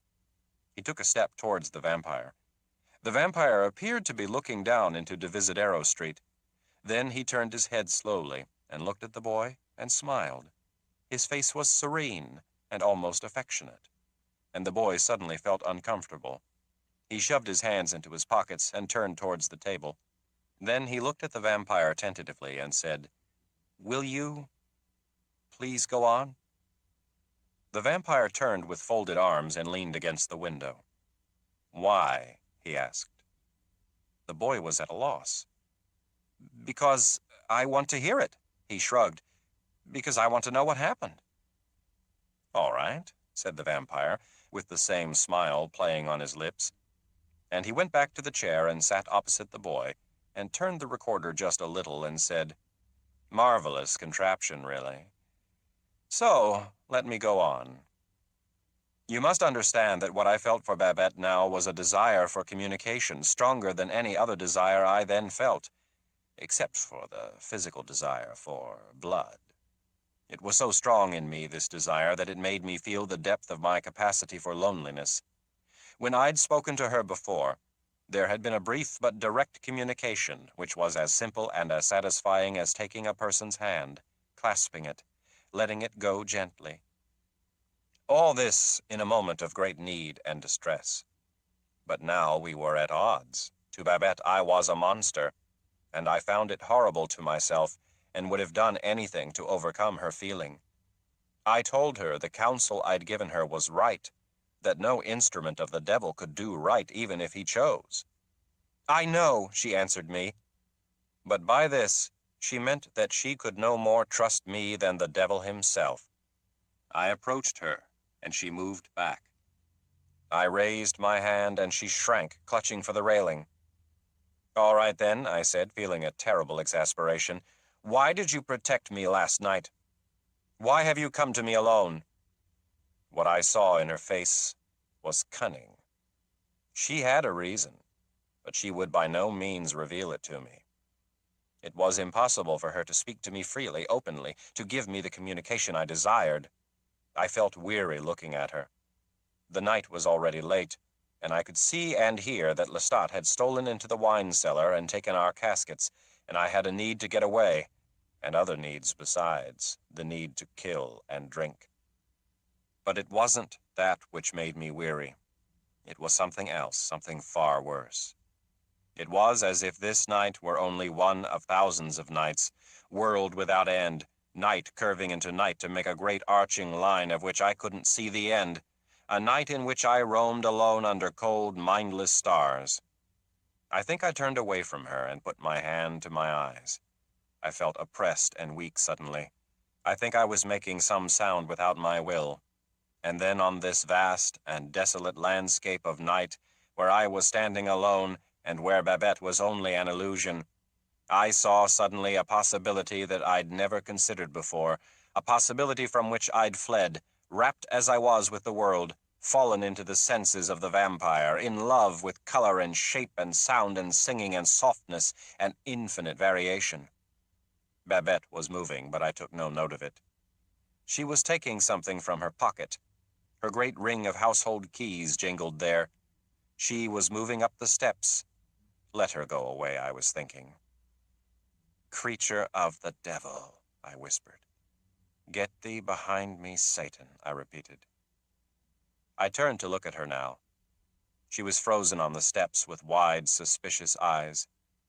She'd reached the lantern, which hung on the wall, and she held it in her hands, just staring at me, holding it tight like a valuable purse. You think I come from the devil? I asked her. She quickly moved her left fingers around the hook of the lantern, and with her right hand made the sign of the cross, the Latin words barely audible to me. And her face blanched, and her eyebrows rose when there was absolutely no change because of it. Did you expect me to go up in a puff of smoke? I asked her. I drew closer now, for I had gained detachment from her by virtue of my thoughts.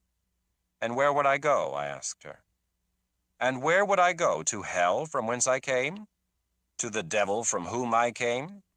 I stood at the foot of the steps. Suppose I told you I know nothing of the devil. Suppose I told you I do not even know if he exists.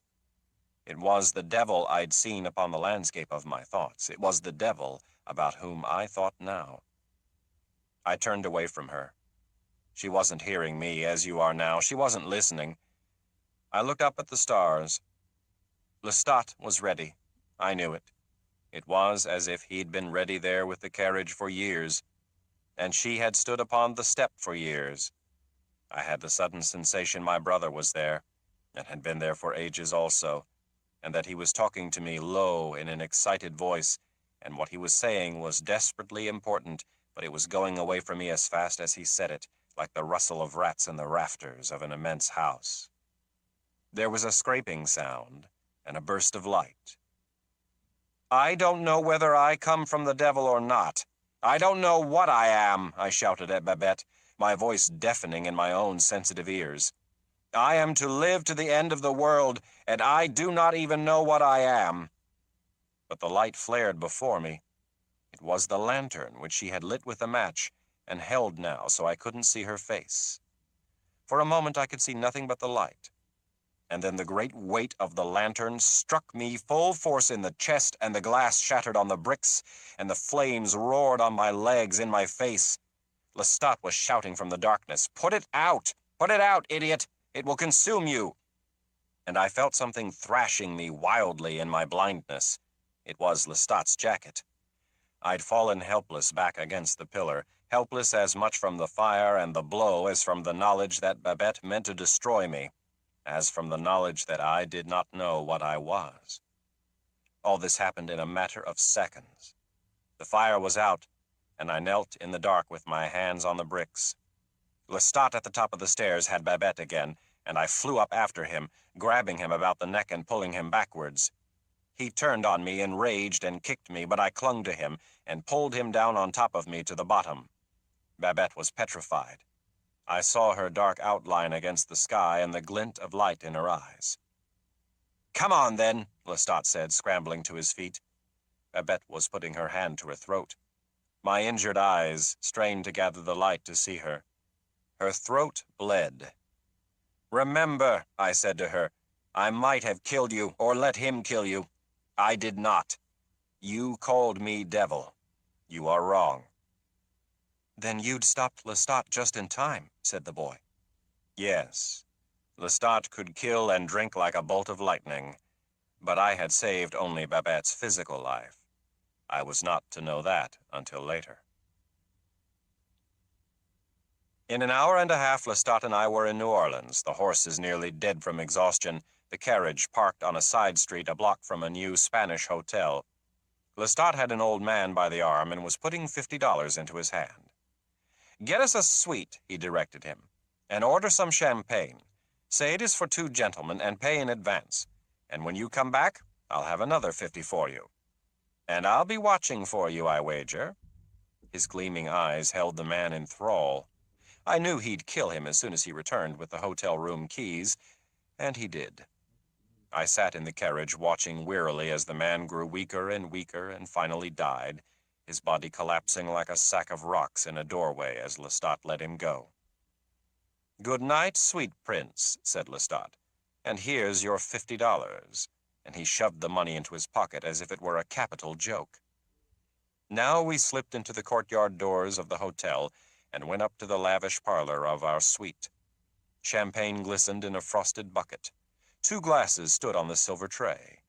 I knew Lestat would fill 1 glass and sit there staring at the pale yellow color, and I, a man in a trance, lay on the settee, staring at him as if nothing he could do mattered. I have to leave him or die, I thought. It would be sweet to die, I thought.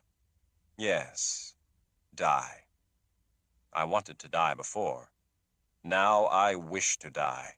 I saw it with such sweet clarity, such dead calm. You're being morbid, Lestat said suddenly. It's almost dawn. He pulled the lace curtains back, and I could see the rooftops under the dark blue sky, and above, the great constellation Orion. Go kill, said Lestat, sliding up the glass. He stepped out of the sill, and I heard his feet land softly on the rooftop beside the hotel. He was going for the coffins, or at least one. My thirst rose in me like fever, and I followed him. My desire to die was constant, like a pure thought in the mind, devoid of emotion. Yet I needed to feed. I've indicated to you I would not then kill people. I moved along the rooftop in search of rats. But why? You've said Lestat shouldn't have made you start with people. Do you mean for you it was an aesthetic choice, not a moral one? Had you asked me then, I would have told you it was aesthetic, that I wished to understand death in stages, that the death of an animal yielded such pleasure and experience to me that I had only begun to understand it, and wished to save the experience of human death for my mature understanding. But it was moral, because all aesthetic decisions are moral, really. I don't understand, said the boy. I thought aesthetic decisions could be completely immoral. What about the cliché of the artist who leaves his wife and children so he can paint? Or Nero playing the harp while Rome burned? Both were moral decisions. Both served a higher good in the mind of the artist. The conflict lies between the morals of the artist and the morals of society, not between aesthetics and morality. But often this isn't understood, and here comes the waste, the tragedy. An artist stealing paints from a store, for examples, imagines himself to have made an inevitable but immoral decision, and then he sees himself as fallen from grace. What follows is despair and petty irresponsibility, as if morality were a great glass world which can be utterly shattered by one act. But this was not my great concern then. I did not know these things then. I believed I killed animals for aesthetic reasons only, and I hedged against the great moral question of whether or not by my very nature I was damned. Because, you see, though Lestat had never said anything about devils or hell to me, I believed I was damned when I went over to him, just as Judas must have believed it when he put the noose around his neck. You understand? The boy said nothing. He started to speak, but didn't. The color burned for a moment in blotches on his cheeks. Were you? He whispered. The vampire only sat there, smiling, a small smile that played on his lips like the light. The boy was staring at him now, as if he were just seeing him for the first time. Perhaps, said the vampire, drawing himself up and crossing his legs, we should take things one at a time. Perhaps I should go on with my story. Yes, please, said the boy. I was agitated that night, as I told you. I had hedged against this question as a vampire, and now it completely overwhelmed me. And in that state, I had no desire to live. Well, this produced in me, as it can in humans, a craving for that which will satisfy at least physical desire. I think I used it as an excuse. I have told you what the kill means to vampires. You can imagine from what I've said the difference between a rat and a man. I went down into the street after Lestat and walked for blocks. The streets were muddy then, the actual blocks, islands above the gutters, and the entire city so dark compared to the cities of today. The lights were as beacons in a black sea. Even with morning rising slowly, only the dormers and high porches of the houses were emerging from the dark. And to a mortal man, the narrow streets I found were like pitch. Am I damned? Am I from the devil? Is my very nature that of a devil? I was asking myself over and over. And if it is, why then do I revolt against it? Tremble when Babette hurls a flaming lantern at me, turn away in disgust when Lestat kills. What have I become in becoming a vampire? Where am I to go? And all the while, as the death wish caused me to neglect my thirst grew hotter. My veins were veritable threads of pain in my flesh. My temples throbbed, and finally, I could stand it no longer. Torn apart by the wish to take no action, to starve, to wither in thought on the one hand and driven to kill on the other, I stood in an empty, desolate street and heard the sound of a child crying. She was within. I drew close to the walls, trying in my habitual detachment only to understand the nature of her cry. She was weary and aching and utterly alone. She had been crying for so long now that soon she would stop from sheer exhaustion.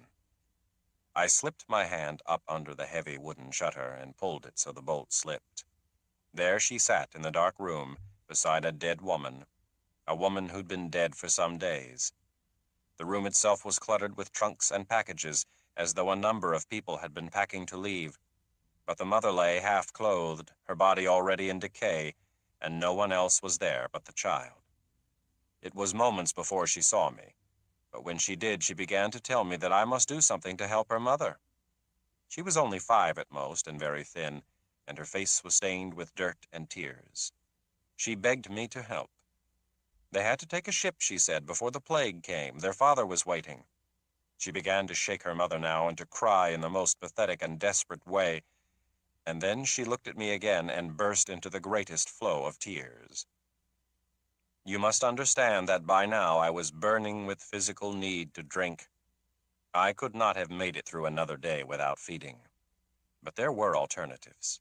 Rats abounded in the streets, and somewhere very near a dog was howling hopelessly. I might have fled the room had I chosen and fed and gotten back easily, but the question pounded in me. Am I damned? If so, why do I feel such pity for her gaunt face?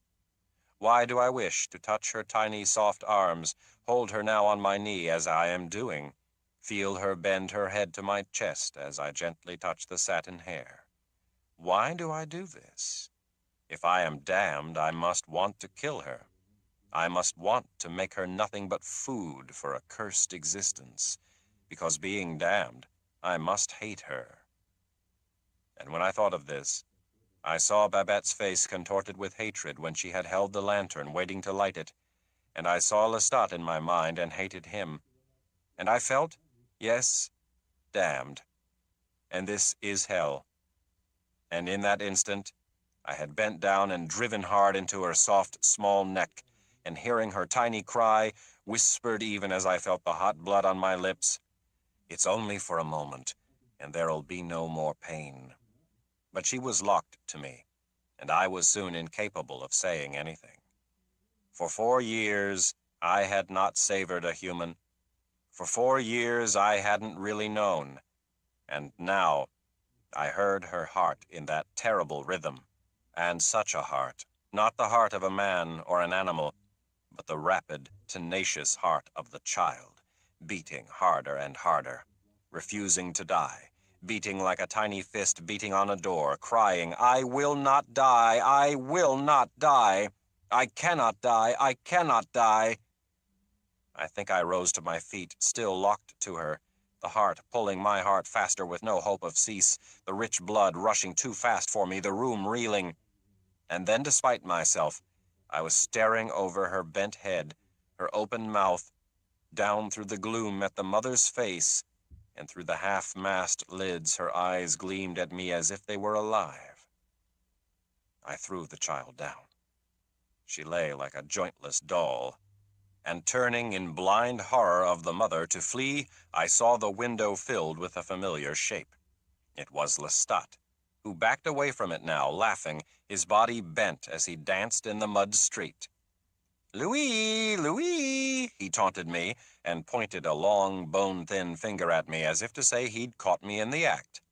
And now he bounded over the sill, brushing me aside, and grabbed the mother's stinking body from the bed and made to dance with her. "Good God," whispered the boy. "Yes, I might have said the same," said the vampire. He stumbled over the child as he pulled the mother along in widening circles, singing as he danced, her matted hair falling in her face as her head snapped back and a black fluid poured out of her mouth. He threw her down. I was out of the window and running down the street, and he was running after me. "Are you afraid of me, Louis?" he shouted. "Are you afraid? The child's alive, Louis. You left her breathing. Shall I go back and make her a vampire? We could use her, Louis. And think of all the pretty dresses we could buy for her. Louis, wait, Louis. I'll go back for her if you say." And so he ran after me all the way back to the hotel, all the way across the rooftops, where I hoped to lose him, until I leaped in the window of the parlor and turned in rage and slammed the window shut. He hit it, arms outstretched like a bird who seeks to fly through glass, and shook the frame. I was utterly out of my mind. I went round and round the room, looking for some way to kill him. I pictured his body burned to a crisp on the roof below. Reason had altogether left me, so that I was consummate rage, and when he came through the broken glass, we fought as we'd never fought before. It was hell that stopped me. The thought of hell, of us being two souls in hell that grappled in hatred. I lost my confidence, my purpose, my grip. I was down on the floor then, and he was standing over me, his eyes cold, though his chest heaved. "You're a fool, Louis," he said. His voice was calm. It was so calm it brought me around. "The sun's coming up," he said, his chest heaving slightly from the struggle, his eyes narrow as he looked at the window. I'd never seen him quite like this. The fight had got the better of him in some way, or something had. "Get in your coffin," he said to me, without even the slightest anger. "But tomorrow night, we talk." Well, I was more than slightly amazed. Lestat talk? I couldn't imagine this. Never had Lestat and I really talked. I think I have described to you with accuracy our sparring matches, our angry go-rounds. "He was desperate for the money, for your houses," said the boy. "Or was it that he was as afraid to be alone as you were?" These questions occurred to me. It even occurred to me that Lestat meant to kill me some way that I didn't know. You see, I wasn't sure then why I awoke each evening when I did, whether it was automatic, when the death-like sleep left me, and why it happened sometimes earlier than at other times. It was one of the things Lestat would not explain, and he was often up before me. He was my superior in all the mechanics, as I've indicated, and I shut the coffin that morning with a kind of despair. I should explain now, though, that the shutting of the coffin is always disturbing. It is rather like going under a modern anesthetic on an operating table. Even a casual mistake on the part of an intruder might mean death. But how could he have killed you? He couldn't have exposed you to the light. He couldn't have stood it himself. This is true. But rising before me, he might have nailed my coffin shut, or set it afire. The principal thing was I didn't know what he might do, what he might know that I still did not know. But there was nothing to be done about it then, and with thoughts of the dead woman and child still in my brain and the sun rising, I had no energy left to argue with him, and lay down to miserable dreams. "You do dream," said the boy. "Often," said the vampire. "I wish sometimes that I did not. For such dreams, such long and clear dreams, I never had as a mortal. And such twisted nightmares I never had either. In my early days, these dreams so absorbed me that often it seemed I fought waking as long as I could, and lay sometimes for hours thinking of these dreams until the night was half gone, and dazed by them, I often wandered about seeking to understand their meaning. They were in many ways as elusive as the dreams of mortals. I dreamed of my brother, for instance, that he was near me in some state between life and death, calling to me for help. And often I dreamed of Babette. And often, almost always, there was a great wasteland backdrop to my dreams, that wasteland of night I'd seen when cursed by Babette, as I've told you. It was as if all figures walked and talked on the desolate home of my damned soul. I don't remember what I dreamed that day, perhaps because I remember too well what Lestat and I discussed the following evening. I see you're anxious for that, too. Well, as I've said, Lestat amazed me in his new calm, his thoughtfulness. But that evening I didn't wake to find him the same way, not at first. There were women in the parlor. The candles were a few, scattered on the small tables and the carved buffet, and Lestat had his arm around one woman and was kissing her. She was very drunk and very beautiful, a great drugged doll of a woman, with her careful coif falling slowly down on her bare shoulders and over her partially bared breasts. The other woman sat over a ruined supper table drinking a glass of wine. I could see that the three of them had dined, Lestat pretending to dine. You would be surprised how people do not notice that a vampire is only pretending to eat. And the woman at the table was bored. All this put me in a fit of agitation. I did not know what Lestat was up to. If I went into the room, the woman would turn her attentions to me. And what was to happen I couldn't imagine, except that Lestat meant for us to kill them both. The woman on the settee with him was already teasing about his kisses, his coldness, his lack of desire for her. And the woman at the table watched with black almond eyes that seemed to be filled with satisfaction. When Lestat rose and came to her, putting his hands on her bare white arms, she brightened. Bending now to kiss her, he saw me through the crack in the door, and his eyes just stared at me for a moment, and then he went on talking with the ladies. He bent down and blew out the candles on the table. "It's too dark in here," said the woman on the couch. "Leave us alone," said the other woman. Lestat sat down and beckoned her to sit in his lap, and she did, putting her left arm around his neck, her right hand smoothing back his yellow hair. "Your skin's icy," she said, recoiling slightly.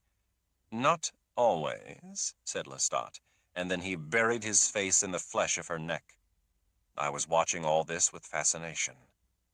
Lestat was masterfully clever and utterly vicious, but I didn't know how clever he was until he sank his teeth into her now, his thumb pressing down on her throat, his other arm locking her tight, so that he drank his fill without the other woman even knowing. "Your friend has no head for wine," he said, slipping out of the chair and seating the unconscious woman there, her arms folded under her face on the table. "She's stupid," said the other woman, who had gone to the window and had been looking out at the lights. New Orleans was then a city of many low buildings, as you probably know, and on such clear nights as this, the lamp-lit streets were beautiful from the high windows of this new Spanish hotel, and the stars of those days hung low over such dim light as they do at sea. "I can warm that cold skin of yours better than she can." She turned to Lestat, and I must confess I was feeling some relief that he would now take care of her as well, but he planned nothing so simple. "Do you think so?" he said to her. He took her hand, and she said, "Why, you're warm." "You mean the blood had warmed him," said the boy. "Oh, yes," said the vampire. "After killing, a vampire is as warm as you are now." And he started to resume. Then, glancing at the boy, he smiled. "As I was saying, Lestat now held the woman's hand in his and said that the other had warmed him. His face, of course, was flushed, much altered. He drew her close now, and she kissed him, remarking through her laughter that he was a veritable furnace of passion. "Ah, but the price is high," he said to her, affecting sadness. "Your pretty friend," he shrugged his shoulders, "I exhausted her." And he stood back as if inviting the woman to walk to the table. And she did, a look of superiority on her small features. She bent down to see her friend, but then lost interest, until she saw something. It was a napkin. It had caught the last drops of blood from the wound in the throat. She picked it up, straining to see it in the darkness. "Take down your hair," said Lestat softly. And she dropped it, indifferent, and took down the last tresses, so that her hair fell blonde and wavy down her back.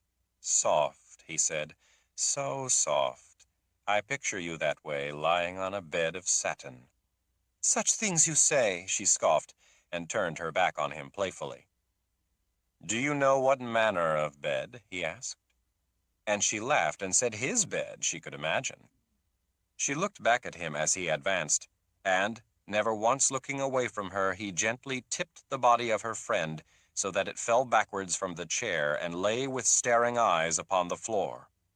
The woman gasped. She scrambled away from the corpse, nearly upsetting a small end table. The candle went over and went out. "Put out the light, and then put out the light," Lestat said softly. And then he took her into his arms like a struggling moth and sank his teeth into her. "But what were you thinking as you watched?" asked the boy. "Did you want to stop him the way you wanted to stop him from killing Frenier?" "No," said the vampire. "I could not have stopped him. And you must understand, I knew that he killed humans every night.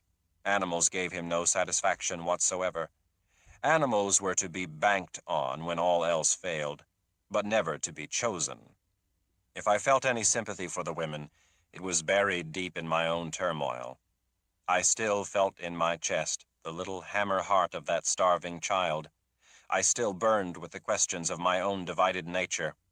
I was angry that Lestat had staged this show for me, waiting till I woke to kill the women, and I wondered again if I might somehow break loose from him, and felt both hatred and my own weakness more than ever. Meantime, he propped their lovely corpses at the table and went about the room lighting all the candles until it blazed as if for a wedding. "Come in, Louis," he said. "I would have arranged an escort for you, but I know what a man you are about choosing your own. Pity Mademoiselle Frenier likes to hurl flaming lanterns. It makes a party unwieldy, don't you think? Especially for a hotel?" He seated the blonde-haired girl so that her head lay to one side against the damask back of the chair, and the darker woman lay with her chin resting just above her breasts. This one had blanched, and her features had a rigid look to them already, as though she was one of those women in whom the fire of personality makes beauty. But the other looked only as if she slept, and I was not sure that she was even dead. Lestat had made 2 gashes, one in her throat and one above her left breast, and both still bled freely. He lifted her wrist now, and slitting it with a knife, filled 2 wine glasses and bade me to sit down. "I'm leaving you," I said to him at once. "I wish to tell you that now." "I thought as much," he answered, sitting back in the chair. "And I thought as well that you would make a flowery announcement. Tell me what a monster I am, what a vulgar fiend." "I make no judgments upon you. I'm not interested in you. I am interested in my own nature now, and I've come to believe I can't trust you to tell me the truth about it. You use knowledge for personal power," I told him. "And I suppose, in the manner of many people making such an announcement, I was not looking to him for an honest response. I was not looking to him at all. I was mainly listening to my own words. But now I saw that his face was once again the way it had been when he'd said we would talk. He was listening to me. I was suddenly at a loss. I felt that gulf between us as painfully as ever. "Why did you become a vampire?" I blurted out. "And why such a vampire as you are? Vengeful and delighting in taking human life even when you have no need. This girl, why did you kill her when one would have done? And why did you frighten her so before you killed her? And why have you propped her here in some grotesque manner, as if tempting the gods to strike you down for your blasphemy?" All this he listened to without speaking, and in the pause that followed I again felt at a loss. Lestat's eyes were large and thoughtful. I'd seen them that way before, but I couldn't remember when, certainly not when talking to me. "What do you think a vampire is?" he asked me sincerely. "I don't pretend to know." "You pretend to know. What is it?" I asked. And to this he answered nothing. It was as if he sensed the insincerity of it, the spite. He just sat there looking at me with the same still expression. Then I said, "I know that after leaving you I shall try to find out. I'll travel the world if I have to find other vampires. I know they must exist. I don't know of any reasons why they shouldn't exist in great numbers, and I'm confident I shall find vampires who have more in common with me than I with you. Vampires who understand knowledge as I do, and have used their superior vampire nature to learn secrets of which you don't even dream." If you haven't told me everything, I shall find things out for myself, or from them, when I find them." He shook his head. "Louis," he said, "you are in love with your mortal nature. You chase after the phantoms of your former self. Frenière, his sister, these are images for you of what you were and what you still long to be. And in your romance with mortal life, you're dead to your vampire nature." I objected to this at once. My vampire nature has been for me the greatest adventure of my life. All that went before it was confused, clouded. I went through mortal life like a blind man groping from solid object to solid object. It was only when I became a vampire that I respected for the first time all of life. I never saw a living, pulsing human being until I was a vampire. I never knew what life was until it ran out in a red gush over my lips, my hands. I found myself staring at the two women, the darker one now turning a terrible shade of blue. The blonde was breathing. "She's not dead," I said to him suddenly. "I know, let her alone," he said. He lifted her wrist and made a new gash by the scab of the other and filled his glass. "All that you say makes sense," he said to me, taking a drink. "You are an intellect. I've never been. What I've learned from listening to men talk, not from books. I never went to school long enough. But I'm not stupid, and you must listen to me because you are in danger. You do not know your vampire nature. You are like an adult who, looking back on his childhood, realizes that he never appreciated it. You cannot, as a man, go back to the nursery and play with your toys, asking for the love and care to be showered on you again, simply because now you know their worth. So it is with you and mortal nature. You've given it up. You no longer look through a glass darkly, but you cannot pass back to the world of human warmth with your new eyes." "I know that well enough," I said. "But what is it that is our nature? If I can live from the blood of animals, why should I not live from the blood of animals, rather than go through the world bringing misery and death to human creatures?" "Does it bring you happiness?" he asked.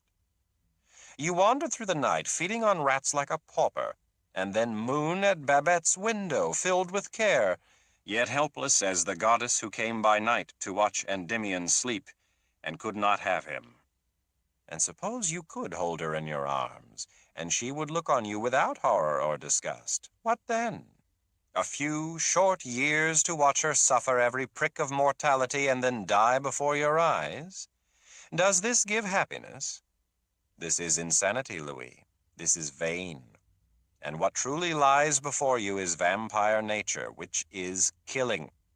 For I guarantee you that if you walk the streets tonight and strike down a woman as rich and beautiful as Babette and suck her blood until she drops at your feet, you will have no hunger left for Babette's profile in the candlelight or for listening by the window for the sound of her voice. You will be filled, Louis, as you were meant to be, with all the life that you can hold. And you will have hunger when that's gone for the same, and the same, and the same. The red in this glass will be just as red, the roses on the wallpaper just as delicately drawn, and you'll see the moon the same way, and the flicker of a candle. And with that same sensibility that you cherish, you will see death in all its beauty, life as it is only known on the very point of death. Don't you understand that, Louis? You alone of all creatures can see death that way with impunity. You alone under the rising moon can strike like the hand of God." He sat back now and drained the glass, and his eyes moved over the unconscious woman. Her breasts heaved, and her eyebrows knit as if she were coming around. A moan escaped her lips. He'd never spoken such words to me before, and I had not thought him capable of it. "Vampires are killers," he said now. "Predators, whose all-seeing eyes were meant to give them detachment. The ability to see a human life in its entirety, not with any mawkish sorrow, but with a thrilling satisfaction in being the end of that life, in having a hand in the divine plan." "That is how you see it," I protested. The girl moaned again. Her face was very white. Her head rolled against the back of the chair. That is the way it is, he answered.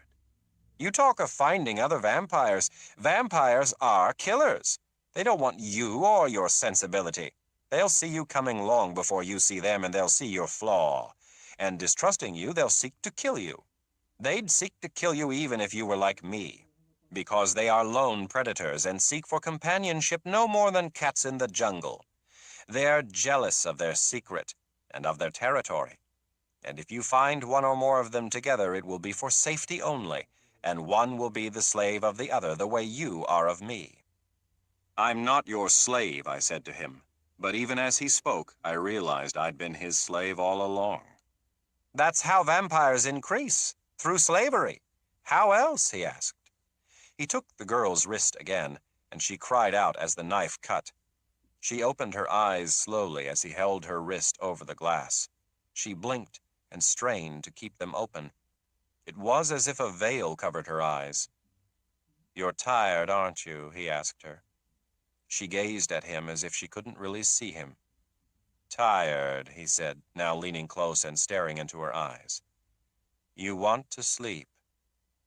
Yes, she moaned softly, and he picked her up and took her into the bedroom. Our coffins rested on the carpet and against the wall. There was a velvet-draped bed. Lestat did not put her on the bed. He lowered her slowly into his coffin. What are you doing? I asked him, coming to the doorsill. The girl was looking around like a terrified child. No, she was moaning, and then as he closed the lid, she screamed. She continued to scream within the coffin. Why do you do this, Lestat? I asked. I like to do it, he said. I enjoy it. He looked at me. I don't say that you have to enjoy it. Take your aesthete's tastes to purer things. Kill them swiftly if you will, but do it. Learn that you're a killer. Ah, he threw up his hands in disgust. The girl had stopped screaming. Now he drew up a little curved-legged chair beside the coffin, and crossing his legs, he looked at the coffin lid. His was a black varnished coffin, not a pure rectangular box as they are now, but tapered at both ends and widest where the corpse might lay his hands upon his chest. It suggested the human form. It opened, and the girl sat up astonished, wild-eyed, her lips blue and trembling. Lie down, love, he said to her, and pushed her back, and she lay, near hysterical, staring up at him. You're dead, love, he said to her, and she screamed and turned desperately in the coffin like a fish, as if her body could escape through the sides, through the bottom. It's a coffin, she cried. Let me out. But we all must lie in coffins eventually, he said to her. Lie still, love. This is your coffin. Most of us never get to know what it feels like. You know what it feels like, he said to her. I couldn't tell whether she was listening or not, or just going wild. But she saw me in the doorway, and then she lay still, looking at Lestat and then at me. Help me, she said to me. Lestat looked at me. I expected you to feel these things instinctually as I did, he said. When I gave you that first kill, I thought you would hunger for the next and the next, that you would go to each human life as if to a full cup the way I had. But you didn't. And all this time, I suppose I kept from straightening you out because you were best weaker. I'd watch you playing shadow in the night, staring at the falling rain, and I'd think, he's easy to manage, he's simple. But you're weak, Louis. You're a mark. For vampires and now for humans alike. This thing with Babette has exposed us both. It's as if you want us both to be destroyed. I can't stand to watch what you're doing, I said, turning my back. The girl's eyes were burning into my flesh. She lay all the time he spoke, staring at me. You can't stand it, he said. I saw you last night with that child. You're a vampire the same as I am. He stood up and came towards me, but the girl rose again, and he turned to shove her down. Do you think we should make her a vampire? Share our lives with her, he asked. Instantly I said, no. Why, because she's nothing but a whore, he asked. A damned expensive whore at that, he said. Can she live now, or has she lost too much, I asked him. Touching, he said. She can't live. Then kill her. She began to scream. He just sat there. I turned around. He was smiling, and the girl had turned her face to the satin and was sobbing. Her reason had almost entirely left her. She was crying and praying. She was praying to the Virgin to save her, her hands over her face now over her head, the wrist smearing blood in her hair and on the satin. I bent over the coffin. She was dying, it was true. Her eyes were burning, but the tissue around them was already bluish, and now she smiled. "You won't let me die, will you?" she whispered. "You'll save me?" Lestat reached over and took her wrist. "But it's too late, love," he said. "Look at your wrist, your breast." And then he touched the wound in her throat. She put her hands to her throat and gasped, her mouth open, the scream strangled. I stared at Lestat. I could not understand why he did this. His face was as smooth as mine is now, more animated for the blood, but cold and without emotion. He did not leer like a stage villain, nor hunger for her suffering as if the cruelty fed him. He simply watched her. "I never meant to be bad," she was crying. "I only did what I had to do. You won't let this happen to me? You'll let me go? I can't die like this, I can't." She was sobbing, the sobs dry and thin. "You'll let me go? I have to go to the priest. You'll let me go?" "But my friend is a priest," said Lestat, smiling, as if he'd just thought of it as a joke. "This is your funeral, dear. You see, you were at a dinner party and you died. But God has given you another chance to be absolved, don't you see? Tell him your sins." She shook her head at first, and then she looked at me again with those pleading eyes. "Is it true?" she whispered. "Well," said Lestat, "I suppose you're not contrite, dear. I shall have to shut the lid." "Stop this, Lestat," I shouted at him. The girl was screaming again, and I could not stand the sight of it any longer. I bent down to her and took her hand. "I can't remember my sins," she said, just as I was looking at her wrist, resolved to kill her. "You mustn't try. Tell God only that you are sorry," I said, "and then you'll die and it will be over." She lay back and her eyes shut. I sank my teeth into her wrist and began to suck her dry. She stirred once as if dreaming and said a name, and then, when I felt her heartbeat reach that hypnotic slowness, I drew back from her, dizzy, confused for the moment, my hands reaching for the door frame. I saw her as if in a dream. The candles glared in the corner of my eye. I saw her lying utterly still, and Lestat sat composed beside her like a mourner.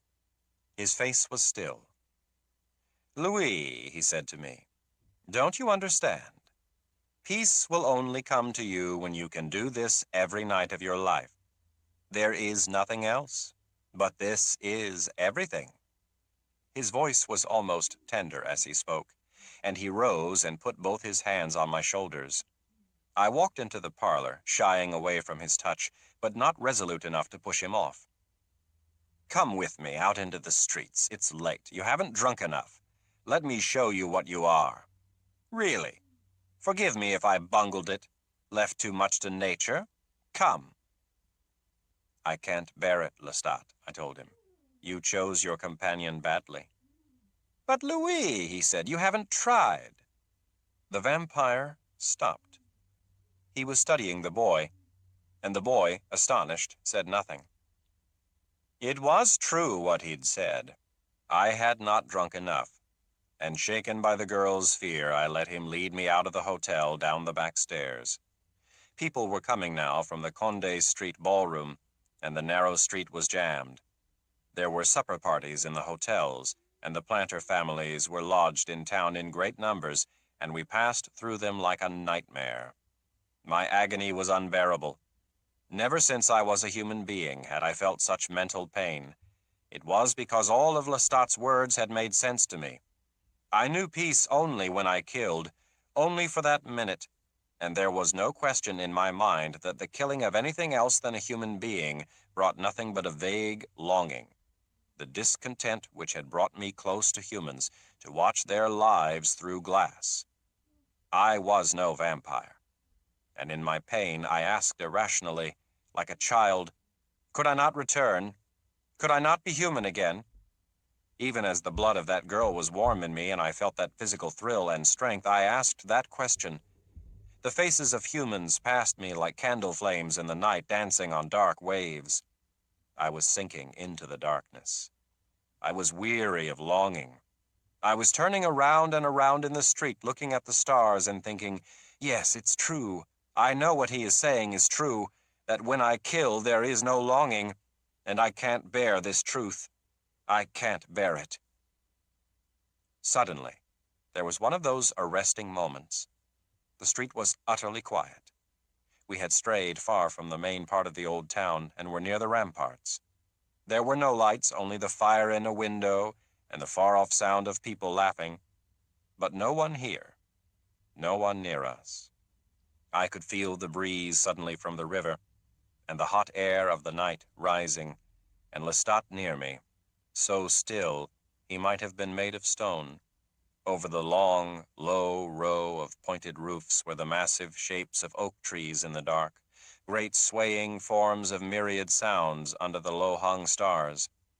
The pain for the moment was gone. The confusion was gone. I closed my eyes and heard the wind and the sound of water flowing softly, swiftly in the river. It was enough for one moment. And I knew that it would not endure, that it would fly away from me like something torn out of my arms, and I would fly after it more desperately lonely than any creature under God to get it back. And then a voice beside me rumbled deep in the sound of the night, a drumbeat as the moment ended, saying, "Do what is your nature to do. This is but a taste of it. Do what it is your nature to do." And the moment was gone. I stood like the girl in the parlor in the hotel, dazed and ready for the slightest suggestion. I was nodding at Lestat as he nodded at me. "Pain is terrible for you," he said. "You feel it like no other creature because you are a vampire. You don't want it to go on." "No," I answered him. "I'll feel as I felt with her, wed to her and weightless, caught as if by a dance. That and more." His hand tightened on mine. "Don't turn away from it. Come with me." He led me quickly through the streets, turning every time I hesitated, his hand out for mine, a smile on his lips, his presence as marvelous to me as the night he'd come in my mortal life and told me we would be vampires. "Evil is a point of view," he whispered now. "We are immortal, and what we have before us are the rich feasts that conscience cannot appreciate and mortal men cannot know without regret. God kills, and so shall we, indiscriminately. He takes the richest and the poorest, and so shall we, for no creatures under God are as we are. None so like him as ourselves, dark angels not confined to the stinking limits of hell, but wandering his earth and all its kingdoms. I want a child tonight. I am like a mother. I want a child." I should have known what he meant. I did not. He had me mesmerized, enchanted. He was playing to me as he had when I was mortal. He was leading me. He was saying, "Your pain will end." We'd come to a street of lighted windows. It was a place of rooming houses, sailors, flatboat men. We entered a narrow door, and then in a hollow stone passage in which I could hear my own breath like the wind, he crept along the wall until his shadow leapt out in the light of a doorway beside the shadow of another man, their heads bent together, their whispers like the rustles of dry leaves. "What is it?" I drew near him as he came back, afraid suddenly this exhilaration in me would die. I saw again that nightmare landscape I'd seen when I spoke with Babette. I felt the chill of loneliness, the chill of guilt. "She's there," he said, "your wounded one, your daughter." "What do you say? What are you talking about?" "You've saved her," he whispered. "I knew it. You left the window wide on her and her dead mother, and people passing in the street brought her here." "The child, the little girl," I gasped. But he was already leading me through the door to stand at the end of the long ward of wooden beds, each with a child beneath a narrow white blanket, one candle at the end of the ward where a nurse bent over a small desk. We walked down the aisle between the rows. Starving children, orphans, he said. Children of plague and fever. He stopped. I saw the little girl lying in the bed, and then the man was coming, and he was whispering with Lestat, such care for the sleeping little ones. Someone in another room was crying. The nurse rose and hurried away. And now the doctor bent and wrapped the child in the blanket. Lestat had taken money from his pocket and set it on the foot of the bed. The doctor was saying how glad he was we'd come for her, how most of them were orphans. They came in on the ships, sometimes orphans too young even to tell which body was that of their mother. He thought Lestat was the father. And in moments, Lestat was running through the streets with her, the white of the blanket gleaming against his dark coat and cape. And even to my expert vision as I ran after him, it seemed sometimes as if the blanket flew through the night with no one holding it, a shifting shape traveling on the wind like a leaf stood upright and sent scurrying along a passage, trying to gain the wind all the while and truly take flight. I caught him finally as we approached the lamps near the Place d'Armes. The child lay pale on his shoulder, her cheeks still full like plums, though she was drained and near death. She opened her eyes, or rather the lids slid back, and beneath the long curling lashes I saw a streak of white. "Lestat, what are you doing? Where are you taking her?" I demanded. But I knew too well. He was heading for the hotel and meant to take her into our room. The corpses were as we left them, one neatly set in the coffin as if an undertaker had already attended her, the other in her chair at the table.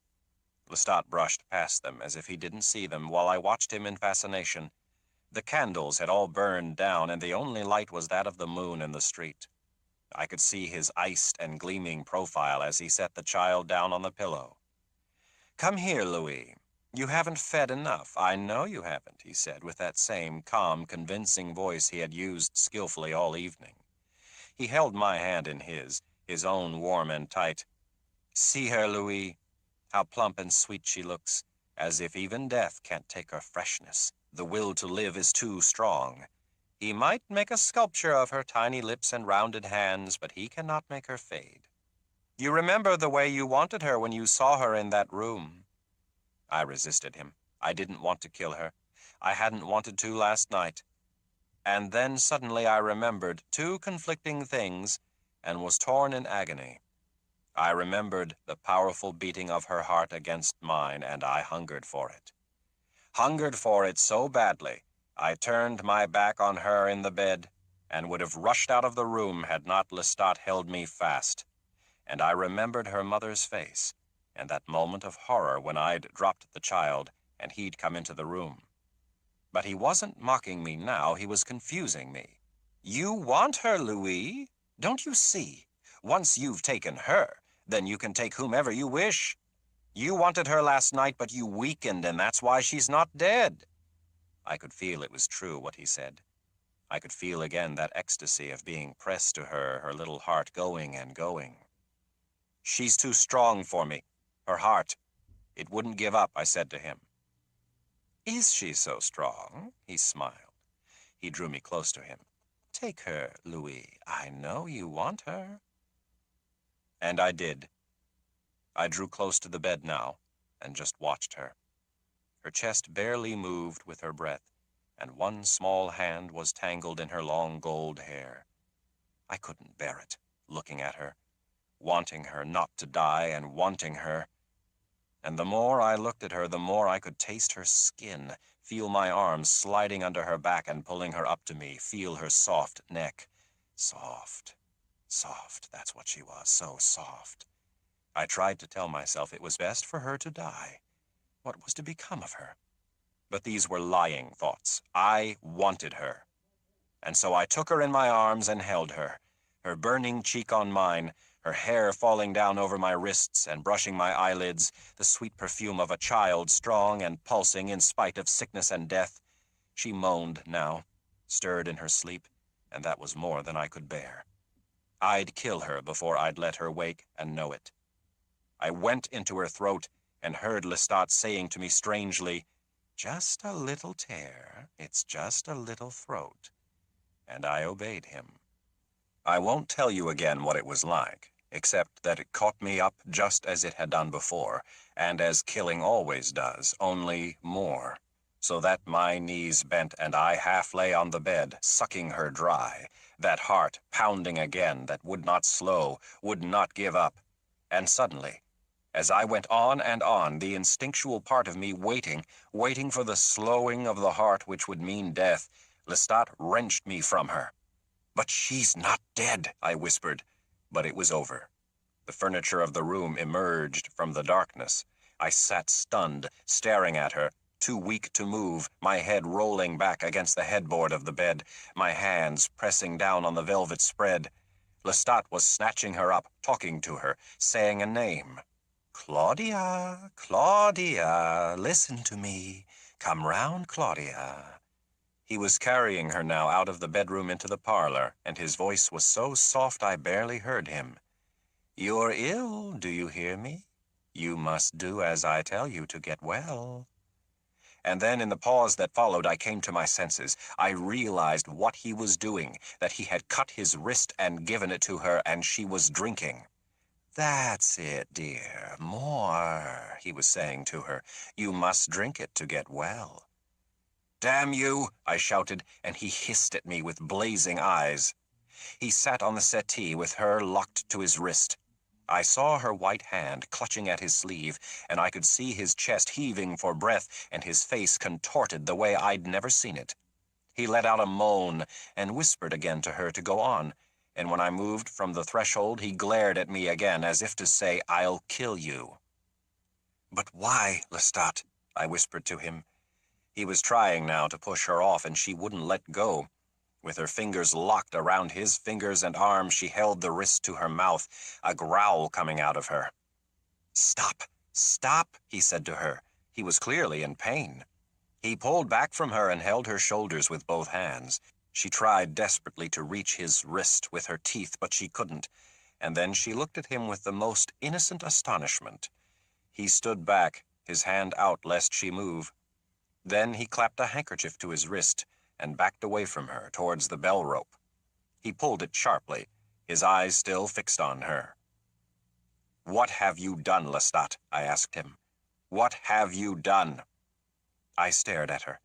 She sat composed, revived, filled with life, no sign of pallor or weakness in her, her legs stretched out straight on the damask, her white gown soft and thin like an angel's gown around her small form. She was looking at Lestat. "Not me," he said to her, "ever again, do you understand? But I'll show you what to do."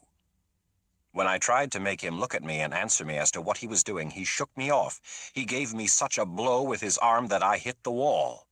Someone was knocking now. I knew what he meant to do. Once more I tried to reach out for him, but he spun so fast I didn't even see him hit me. When I did see him, I was sprawled in the chair and he was opening the door. "Yes, come in, please. There's been an accident," he said to the young slave boy. And then, shutting the door, he took him from behind, so that the boy never knew what happened. And even as he knelt over the body drinking, he beckoned for the child, who slid from the couch and went down on her knees and took the wrist offered her, quickly pushing back the cuff of the shirt. She gnawed first, as if she meant to devour his flesh, and then Lestat showed her what to do. He sat back and let her have the rest, his eye on the boy's chest, so that when the time came, he bent forward and said, "No more, he's dying. You must never drink after the heart stops, or you'll be sick again, sick to death. Do you understand?" But she'd had enough, and she sat next to him, their backs against the legs of the settee, their legs stretched out on the floor. The boy died in seconds. I felt weary and sickened, as if the night had lasted 1,000 years. I sat there watching them, the child drawing close to Lestat now, snuggling near him as he slipped his arm around her, though his indifferent eyes remained fixed on the corpse. Then he looked up at me. "Where is Mama?" asked the child softly. She had a voice equal to her physical beauty, clear like a little silver bell. It was sensual. She was sensual. Her eyes were as wide and clear as Babette's. You understand that I was barely aware of what all this meant. I knew what it might mean, but I was aghast. Now Lestat stood up and scooped her from the floor and came towards me. "She's our daughter," he said. "You're going to live with us now." He beamed at her, but his eyes were cold, as if it were all a horrible joke. Then he looked at me, and his face had conviction. He pushed her towards me. I found her on my lap, my arms around her, feeling again how soft she was, how plump her skin was, like the skin of warm fruit, plums warmed by sunlight. Her huge, luminescent eyes were fixed on me with trusting curiosity. "This is Louis, and I am Lestat," he said to her, dropping down beside her. She looked about and said that it was a pretty room, very pretty, but she wanted her mamma. He had his comb out and was running it through her hair, holding the locks so as not to pull with the comb. Her hair was untangling and becoming like satin. She was the most beautiful child I'd ever seen, and now she glowed with the cold fire of a vampire. Her eyes were a woman's eyes. I could see it already. She would become white and spare like us, but not lose her shape. I understood now what Lestat had said about death, what he meant. I touched her neck, where the 2 red puncture wounds were bleeding just a little. I took Lestat's handkerchief from the floor and touched it to her neck. "Your mamma's left you with us. She wants you to be happy," he was saying with that same immeasurable confidence. "She knows we can make you very happy." "I want some more," she said, turning to the corpse on the floor. "No, not tonight. Tomorrow night," said Lestat, and he went to take the lady out of his coffin. The child slid off my lap, and I followed her. She stood watching as Lestat put the 2 ladies and the slave boy into the bed. He brought the covers up to their chins. "Are they sick?" asked the child. "Yes, Claudia," he said. "They're sick and they're dead. You see, they die when we drink from them." He came towards her and swung her up into his arms again. We stood there with her between us. I was mesmerized by her transformed, by her every gesture. She was not a child any longer. She was a vampire child. "Now, Louis was going to leave us," said Lestat, his eyes moving from my face to hers. "He was going to go away, but now he's not, because he wants to stay and take care of you and make you happy." He looked at me. "You're not going, are you, Louis?" "You bastard," I whispered to him. "You fiend." "Such language in front of your daughter," he said. "I'm not your daughter," she said with the silvery voice. "I'm my mamma's daughter." "No, dear, not anymore," he said to her. He glanced at the window, and then he shut the bedroom door behind us and turned the key in the lock. "You're our daughter. Louis's daughter and my daughter, do you see? Now, whom should you sleep with, Louis or me?" And then looking at me, he said, "Perhaps you should sleep with Louis.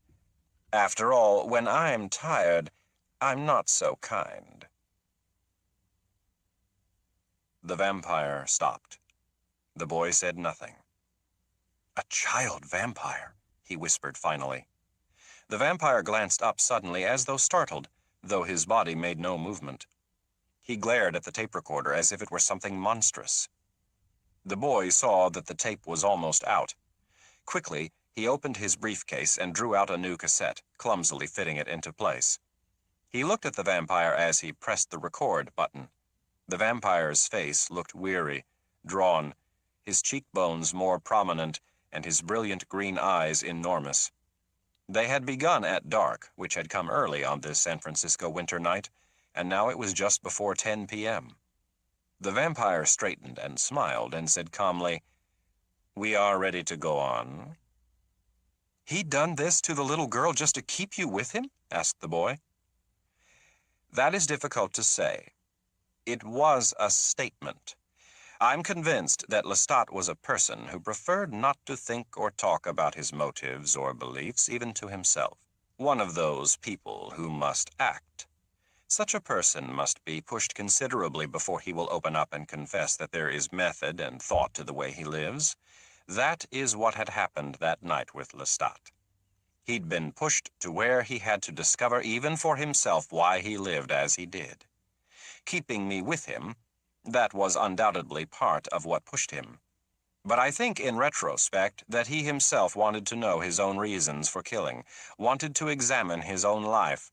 He was discovering when he spoke what he did believe. But he did indeed want me to remain. He lived with me in a way he could never have lived alone. And as I've told you, I was careful never to sign any property over to him which maddened him. That he could not persuade me to do. The vampire laughed suddenly. Look at all the other things he persuaded me to do. How strange. He could persuade me to kill a child, but not to part with my money. He shook his head. But, he said, it wasn't greed, really, as you can see. It was fear of him that made me tight with him. You speak of him as if he were dead. You say, Lestat was this or was that.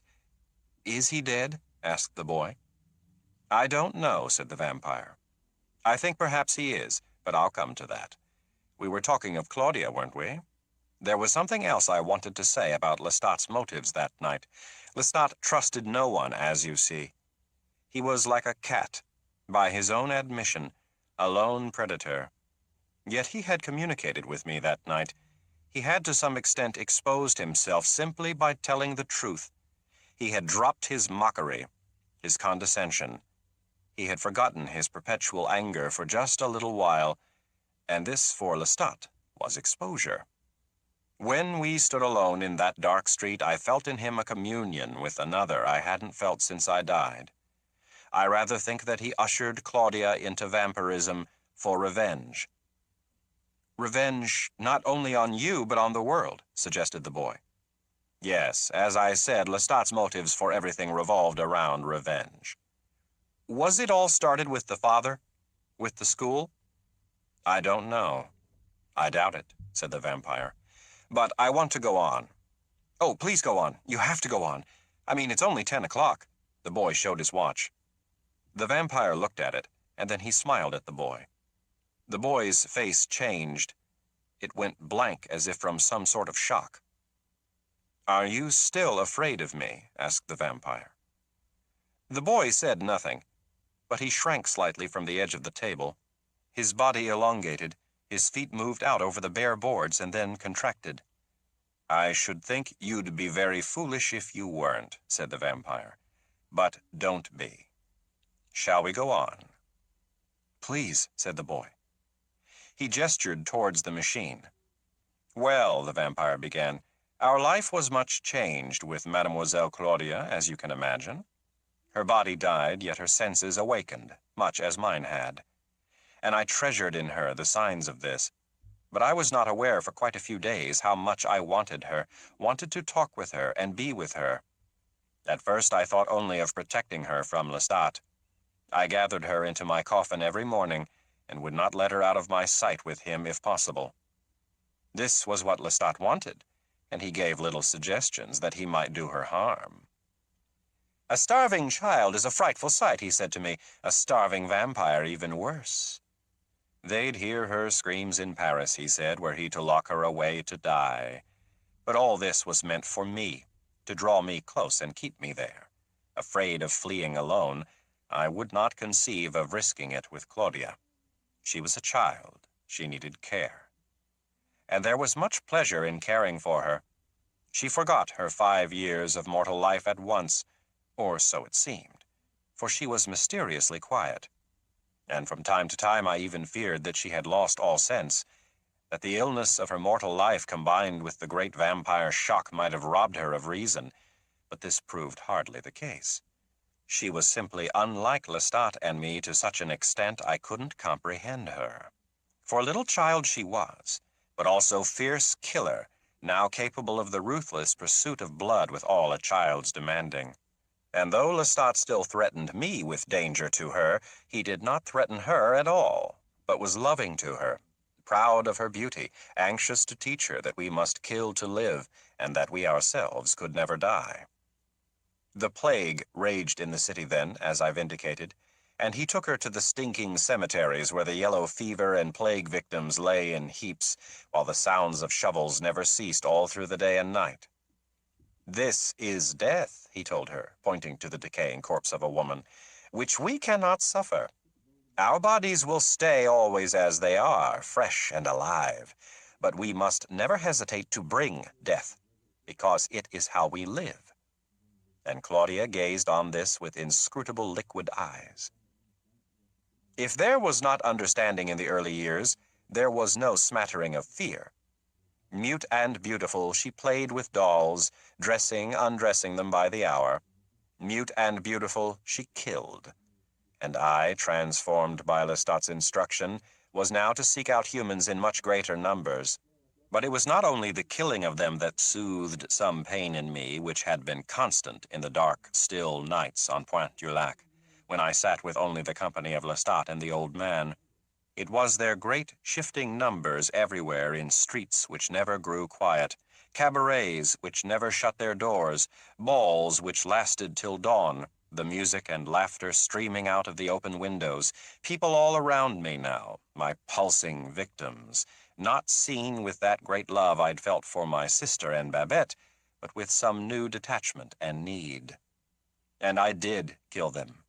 Kills infinitely varied and great distances apart, as I walked with the vampire's sight and light movement through this teeming, burgeoning city, my victims surrounding me, seducing me, inviting me to their supper tables, their carriages, their brothels.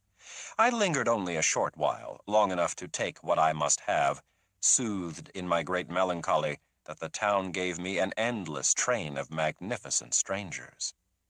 For that was it. I fed on strangers.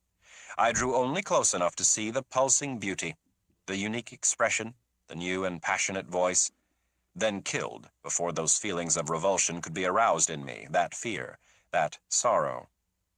Claudia and Lestat might hunt and seduce, stay long in the company of the doomed victim, enjoying the splendid humor in his unwitting friendship with death, but I still could not bear it.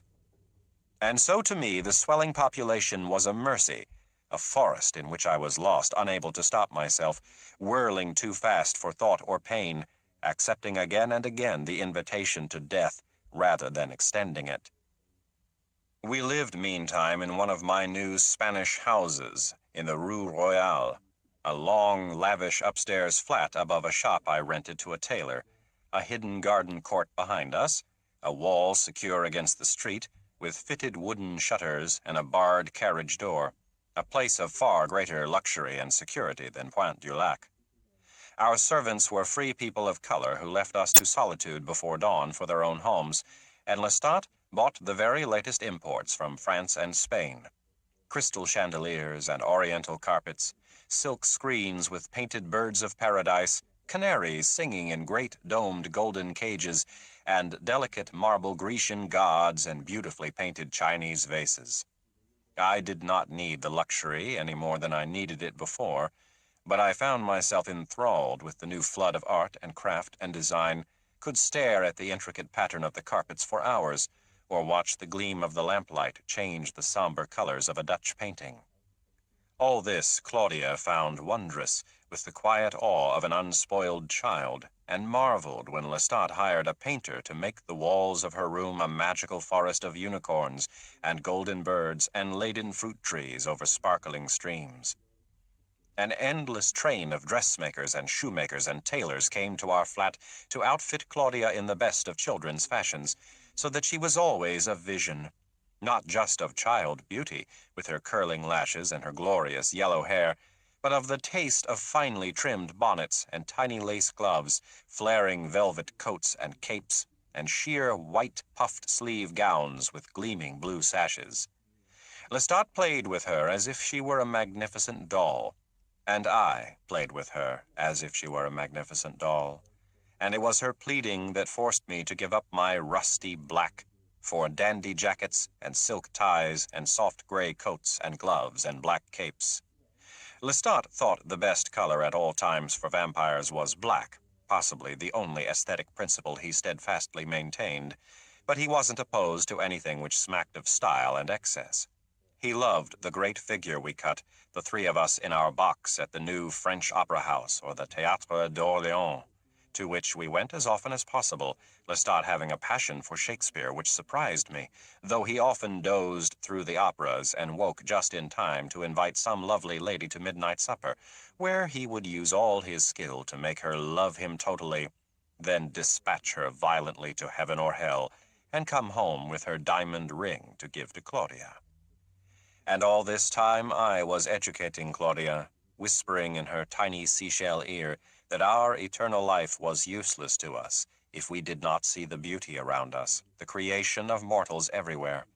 I was constantly sounding the depth of her still gaze as she took the books I gave her, whispered the poetry I taught her, and played with a light but confident touch her own strange coherent sounds on the piano.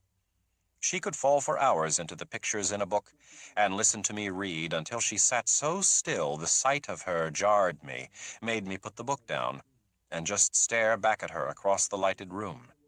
Then she'd move, a doll coming to life, and say in the softest voice that I must read some more.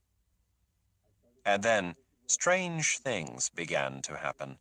For though she said little and was the chubby, round-fingered child still, I'd find her tucked in the arm of my chair, reading the work of Aristotle, or Boethius, or a new novel just come over the Atlantic, or pecking out the music of Mozart we'd only heard the night before, with an infallible ear and a concentration that made her ghostly as she sat there hour after hour discovering the music, the melody, then the bass, and finally bringing it together. Claudia was mystery. It was not possible to know what she knew or did not know, and to watch her kill was chilling. She would sit alone in the dark square, waiting for the kindly gentleman or woman to find her, her eyes more mindless than I had ever seen Lestat's. Like a child numbed with fright, she would whisper her plea for help to her gentle, admiring patrons, and as they carried her out of the square, her arms would fix about their necks, her tongue between her teeth, her vision glazed with consummate hunger. They found death fast in those first years, before she learned to play with them, to lead them to the doll shop or the cafe where they gave her steaming cups of chocolate or tea to ruddy her pale cheeks, cups she pushed away, waiting as if feasting silently on their terrible kindness. But when that was done, she was my companion, my pupil, her long hours spent with me consuming faster and faster the knowledge I gave her, sharing with me some quiet understanding which could not include Lestat. At dawn she lay with me, her heart beating against my heart, and many times when I looked at her, when she was at her music or painting and didn't know I stood in the room, I thought of that singular experience I'd had with her and no other, that I had killed her, taken her life from her, had drunk all of her life's blood in that fatal embrace I'd lavished on so many others, others who lay now moldering in the damp earth. But she lived to put her arms around my neck and press her tiny Cupid's bow to my lips and put her gleaming eye to my eye until our lashes touched, and laughing, we reeled about the room as if to the wildest waltz. Father and daughter, lover and lover. You can imagine how well it was Lestat did not envy us this, but only smiled on it from afar, waiting until she came to him. Then he would take her out into the street, and they would wave to me beneath the window, off to share what they shared, the hunt, the seduction, the kill. Years passed in this way, years and years and years. Yet it wasn't until some time had passed that an obvious fact occurred to me about Claudia. I suppose from the expression on your face you've already guessed, and you wonder why I didn't guess. I can only tell you time is not the same for me, nor was it for us then. Day did not link to day, making a taut and jerking chain. Rather, the moon rose over lapping waves. Her body, the boy said. She was never to grow up. The vampire nodded. She was to be the demon child forever, he said, his voice soft as if he wondered at it. Just as I am the young man I was when I died, and Lestat the same. But her mind, It was a vampire's mind, and I strained to know how she moved towards womanhood. She came to talk more, though she was never other than a reflective person, and could listen to me patiently by the hour without interruption. Yet more and more her doll-like face seemed to possess two totally aware adult eyes, and innocence seemed lost somewhere with neglected toys and the loss of a certain patience. There was something dreadfully sensual about her lounging on the settee in a tiny nightgown of lace and stitched pearls. She became an eerie and powerful seductress, her voice as clear and sweet as ever, though it had a resonance which was womanish, a sharpness somehow that proved shocking. After days of her usual quiet, she would scoff suddenly at Lestat's predictions about the war, or, drinking blood from a crystal glass, say that there were no books in the house, we must get more, even if we had to steal them, and then coldly tell me of a library she'd heard of in a palatial mansion in the Faubourg Saint-Merry, a woman who collected books as if they were rocks or pressed butterflies. She asked if I might get her into the woman's bedroom. I was aghast at such moments. Her mind was unpredictable, unknowable. But then she would sit on my lap and put her fingers in my hair and doze there against my heart, whispering to me softly I should never be as grown up as she until I knew that killing was the most serious thing, not the books, the music. Always the music, she whispered. Doll, doll, I called her. That's what she was, a magic doll. Laughter and infinite intellect, and then the round-cheeked face, the bud mouth. Let me dress you, let me brush your hair, I would say to her out of old habit, aware of her smiling and watching me with the thin veil of boredom over her expression. Do as you like, she breathed into my ear as I bent down to fasten her pearl buttons. Only kill with me tonight. You never let me see you kill, Louis. She wanted a coffin of her own now, which left me more wounded than I would let her see. I walked out after giving my gentlemanly consent. For how many years had I slept with her as if she were part of me, I couldn't know. But then I found her near the Ursuline convent, an orphan lost in the darkness, and she ran suddenly towards me and clutched at me with a human desperation. I don't want it if it hurts you, she confided so softly that a human embracing us both could not have heard her or felt her breath. I'll stay with you always, but I must see it, don't you understand? A coffin for a child. We were to go to the coffin maker's, a play, a tragedy in one act. I to leave her in his little parlor and confide to him in the anteroom that she was to die. Talk of love, she must have the best, but she must not know. And the coffin maker, shaken with the tragedy of it, must make it for her, picturing her laid there on the white satin, dabbing a tear from his eye despite all the years. But why, Claudia? I pleaded with her. I loathed to do it, loathed cat and mouse with the helpless human. But hopelessly her lover, I took her there and set her on the sofa, where she sat with folded hands in her lap, her tiny bonnet bent down, as if she didn't know what we whispered about her in the foyer. The undertaker was an old and greatly refined man of color, who drew me swiftly aside lest the baby should hear. But why must she die, he begged me, as if I were God who ordained it. Her heart, she cannot live, I said, the words taking on for me a peculiar power, a disturbing resonance. The emotion in his narrow, heavily lined face disturbed me. Something came to my mind, a quality of light, a gesture, the sound of something, a child crying in a stench-filled room. Now he unlocked one after another of his long rooms and showed me the coffins, black lacquer and silver. She wanted that. And suddenly I found myself backing away from him out of the coffin house, hurriedly taking her hand. The order's been taken, I said to her. It's driving me mad. I breathed the fresh air in the street as though I'd been suffocated, and then I saw her compassionless face studying mine.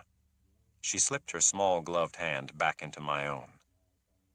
I want it, Louis, she explained patiently. And then one night, she climbed the undertaker's stairs, Lestat beside her, for the coffin, and left the coffin maker unawares dead across the dusty piles of papers on his desk. And there the coffin lay in our bedroom, where she watched it often by the hour when it was new, as if the thing were moving or alive, or unfolded some mystery to her, little by little, as things do which change. But she did not sleep in it. She slept with me. There were other changes in her. I cannot date them or put them in order. She did not kill indiscriminately. She fell into demanding patterns. Poverty began to fascinate her. She begged Lestat or me to take a carriage out through the Faubourg Saint-Marie to the riverfront places where the immigrants lived. She seemed obsessed with the women and children. These things Lestat told me with great amusement, for I was loath to go, and would sometimes not be persuaded under any circumstance. But Claudia had a family there which she took one by one, and she had asked to enter the cemetery of the suburb city of Lafayette, and there roamed the high marble tombs in search of those desperate men who, having no place else to sleep, spend what little they have on a bottle of wine and crawl into a rotting vault. Lestat was impressed, overcome. What a picture he made of her, the infant Death he called her, Sister Death and Sweet Death, and for me, mockingly, he had the term with a sweeping bow, Merciful Death, which he said like a woman, clapping her hands and shouting out a word of exciting gossip. Oh, merciful heavens, that I wanted to strangle him. But there was no quarreling. We kept to ourselves. We had our adjustments. Books filled our long flat from floor to ceiling in row after row of gleaming leather volumes, as Claudia and I pursued our natural tastes, and Lestat went about his lavish acquisitions, until she began to ask questions. The vampire stopped, and the boy looked as anxious as before, as if patience took the greatest effort. But the vampire had brought his long white fingers together as if to make a church steeple, and then folded them and pressed his palms tight. It was as if he'd forgotten the boy altogether. I should have known, he said, that it was inevitable, and I should have seen the signs of it coming. For I was so attuned to her. I loved her so completely. She was so much the companion of my every waking hour, the only companion that I had other than death. I should have known. But something in me was conscious of an enormous gulf of darkness very close to us, as though we walked always near a sheer cliff, and might see it suddenly, but too late if we made the wrong turn or became too lost in our thoughts.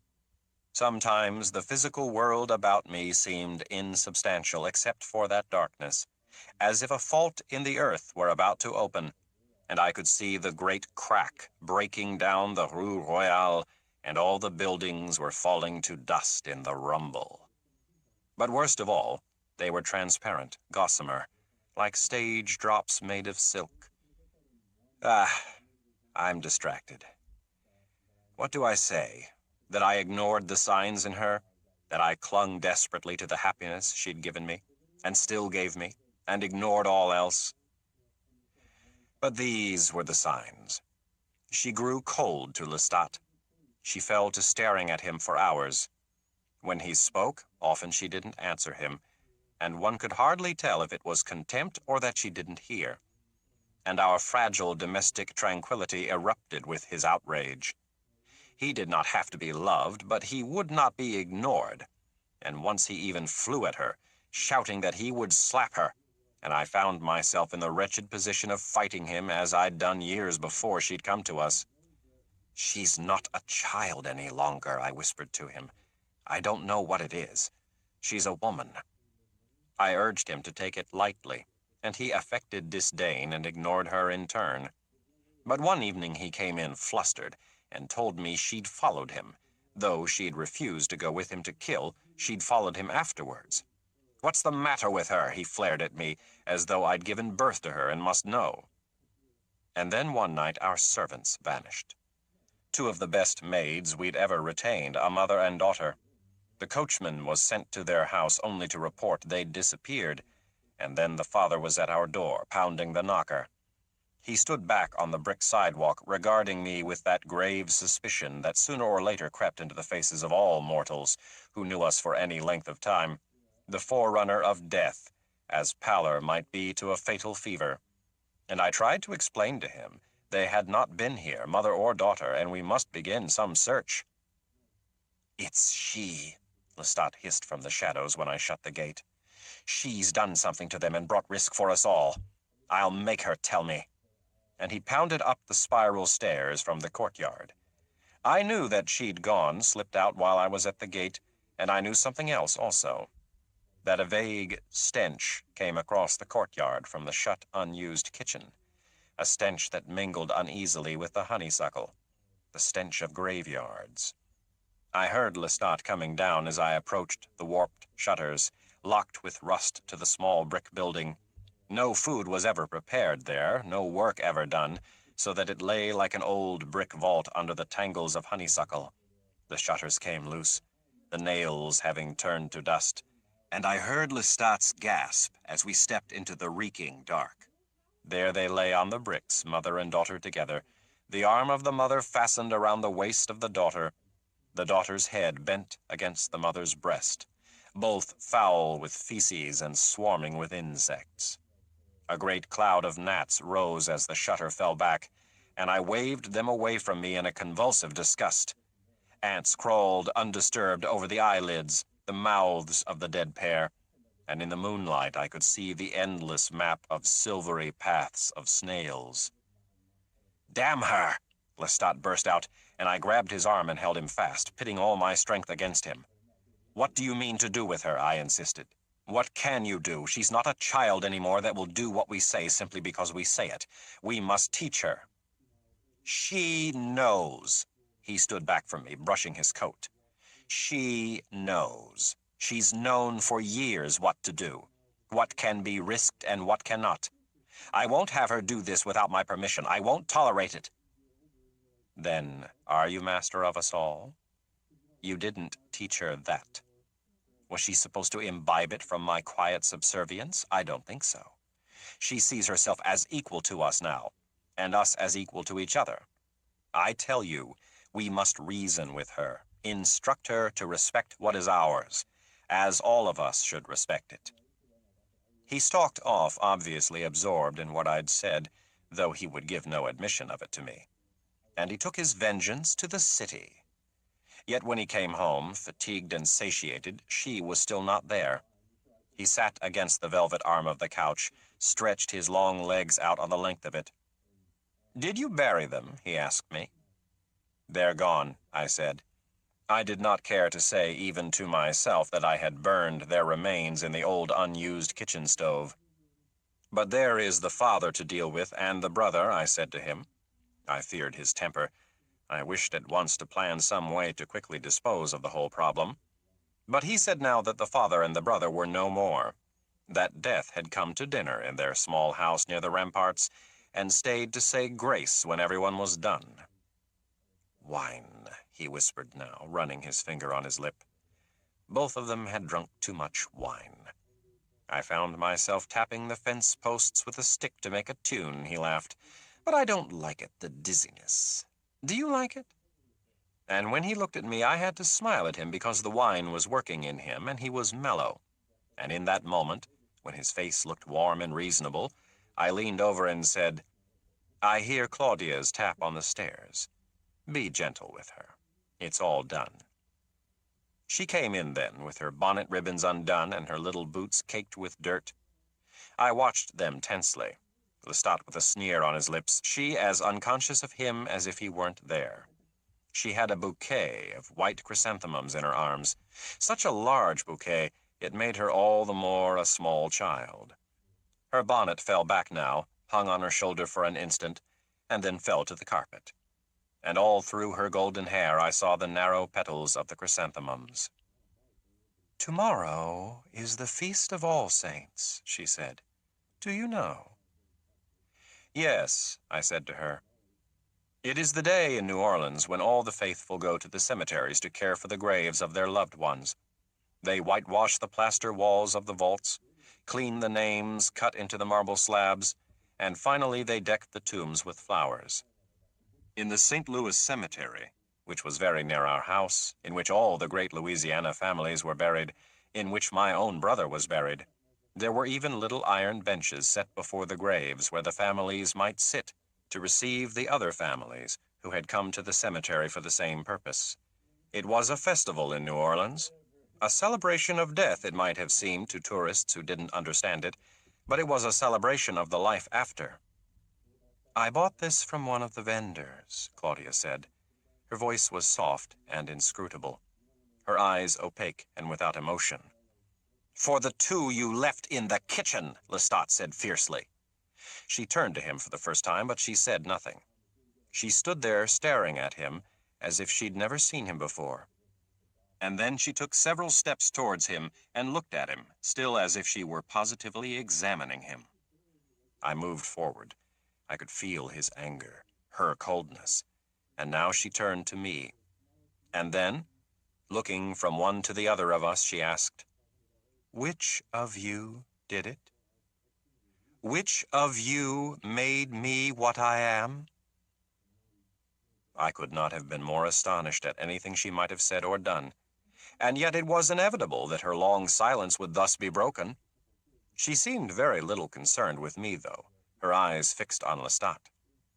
"You speak of us as if we always existed as we are now," she said, her voice soft, measured, the child's tone rounded with a woman's seriousness. "You speak of them out there as mortals, us as vampires. But it was not always so. Louis had a mortal sister. I remember her. And there is a picture of her in his trunk. I've seen him look at it. He was mortal the same as she, and so was I. Why else this size, this shape?" She opened her arms now and let the chrysanthemums fall to the floor. I whispered her name. I think I meant to distract her. It was impossible. The tide had turned. Lestat's eyes burned with a keen fascination, a malignant pleasure. "You made us what we are, didn't you?" she accused him. He raised his eyebrows now in mock amazement. "What you are?" he asked. "And would you be something other than what you are?" He drew up his knees and leaned forward, his eyes narrow. "Do you know how long it's been? Can you picture yourself? Must I find a hag to show you your mortal countenance now if I had let you alone?" She turned away from him, stood for a moment, as if she had no idea what she would do, and then she moved towards the chair beside the fireplace, and, climbing on it, curled up like the most helpless child. She brought her knees up close to her, her velvet coat open, her silk dress tight around her knees, and she stared at the ashes in the hearth. But there was nothing helpless about her stare. Her eyes had independent life, as if the body were possessed. "You could be dead by now if you were mortal," Lestat insisted to her, pricked by her silence. He drew his legs around and set his boots on the floor. "Do you hear me? Why do you ask me this now? Why do you make such a thing of it? You've known all your life you're a vampire." And so he went on in a tirade, saying much the same things he'd said to me many times over. Know your nature. Kill. Be what you are. But all of this seemed strangely beside the point. For Claudia had no qualms about killing. She sat back now and let her head roll slowly to where she could see him across from her. She was studying him again, as if he were a puppet on strings. "Did you do it to me? And how?" she asked, her eyes narrowing.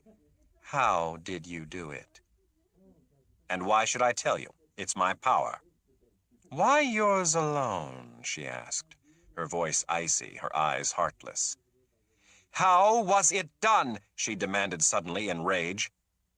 It was electric. He rose from the couch, and I was on my feet immediately, facing him. "Stop her," he said to me. He wrung his hands. "Do something about her. I can't endure her." And then he started for the door, but turned, and coming back, drew very close so that he towered over Claudia, putting her in a deep shadow. She glared up at him fearlessly, her eyes moving back and forth over his face with total detachment. "I can undo what I did, both to you and to him," he said to her, his finger pointing at her across the room. "Be glad I made you what you are," he sneered, "or I'll break you in 1,000 pieces." Well, The piece of the house was destroyed, though there was quiet. Days passed, and she asked no questions, though now she was deep into books of the occult, of witches and witchcraft, and of vampires. This was mostly fancy, you understand. Myth, tales, sometimes mere romantic horror tales. But she read it all. Till dawn she read, so that I had to go and collect her and bring her to bed. Lestat, meantime, hired a butler and maid, and had a team of workers in to make a great fountain in the courtyard with a stone nymph pouring water eternal from a wide-mouthed shell. He had goldfish brought, and boxes of rooted water lilies set into the fountain so their blossoms rested upon the surface and shivered in the ever-moving water. A woman had seen him kill on the Naiades road, which ran to the town of Carrollton, and there were stories of it in the papers, associating him with a haunted house near Naiades and Melpomene, all of which delighted him. He was the Naiades Road ghost for some time, though it finally fell to the back pages, and then he performed another grisly murder in another public place and set the imagination of New Orleans to working. But all this had about it some quality of fear. He was pensive, suspicious, drew close to me constantly to ask where Claudia was, where she'd gone, and what she was doing. "She'll be all right," I assured him, though I was estranged from her and in agony, as if she'd been my bride. She hardly saw me now, as she'd not seen Lestat before, and she might walk away when I spoke to her. "She had better be all right," he said nastily. "And what will you do if she's not?" I asked, more in fear than accusation. He looked up at me with his cold gray eyes. "You take care of her, Louis. You talk to her," he said. "Everything was perfect, and now this. There's no need for it." But it was my choice to let her come to me, and she did. It was early one evening when I'd just awakened. The house was dark. I saw her standing by the French windows. She wore puffed sleeves and a pink sash and was watching with lowered lashes the evening rush in the Rue Royale. I could hear Lestat in his room, the sound of water splashing from his pitcher. The faint smell of his cologne came and went like the sound of music from the cafe 2 doors down from us. "He'll tell me nothing," she said softly. I hadn't realized she knew that I had opened my eyes. I came towards her and knelt beside her. "You'll tell me, won't you, how it was done?" "Is this what you truly want to know?" I asked, searching her face. "Or is it why it was done to you, and what you were before? I don't understand what you mean by how, for if you mean how it was done so that you in turn may do it—" "I don't even know what it is, what you're saying," she said with a touch of coldness. Then she turned full around and put her hands on my face. "Kill with me tonight," she whispered as sensuously as a lover, "and tell me all that you know. What are we? Why are we not like them?" She looked down into the street. "I don't know the answers to your questions," I said to her. Her face contorted suddenly, as if she were straining to hear me over a sudden noise, and then she shook her head. But I went on. "I wonder the same things you wonder. I do not know. How I was made? I'll tell you that Lestat did it to me. But the real how of it, I don't know." Her face had that same look of strain. I was seeing in it the first traces of fear, or something worse and deeper than fear. "Claudia," I said to her, putting my hands over her hands and pressing them gently against my skin, "Lestat has one wise thing to tell you. Don't ask these questions.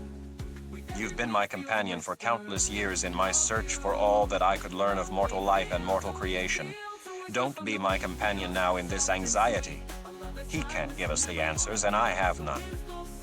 I could see she could not accept this, but I hadn't expected the convulsive turning away, the violence with which she tore at her own hair for an instant, and then stopped, as if the gesture were useless, stupid. It filled me with apprehension. She was looking at the sky. It was smoky, starless, the clouds blowing fast from the direction of the river.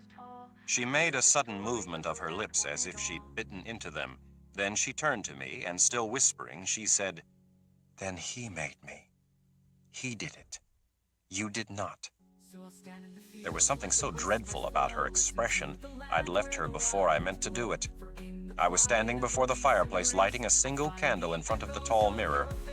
And there, suddenly, I saw something which startled me, gathering out of the gloom first as a hideous mask, then becoming its three-dimensional reality. A weathered skull. I stared at it.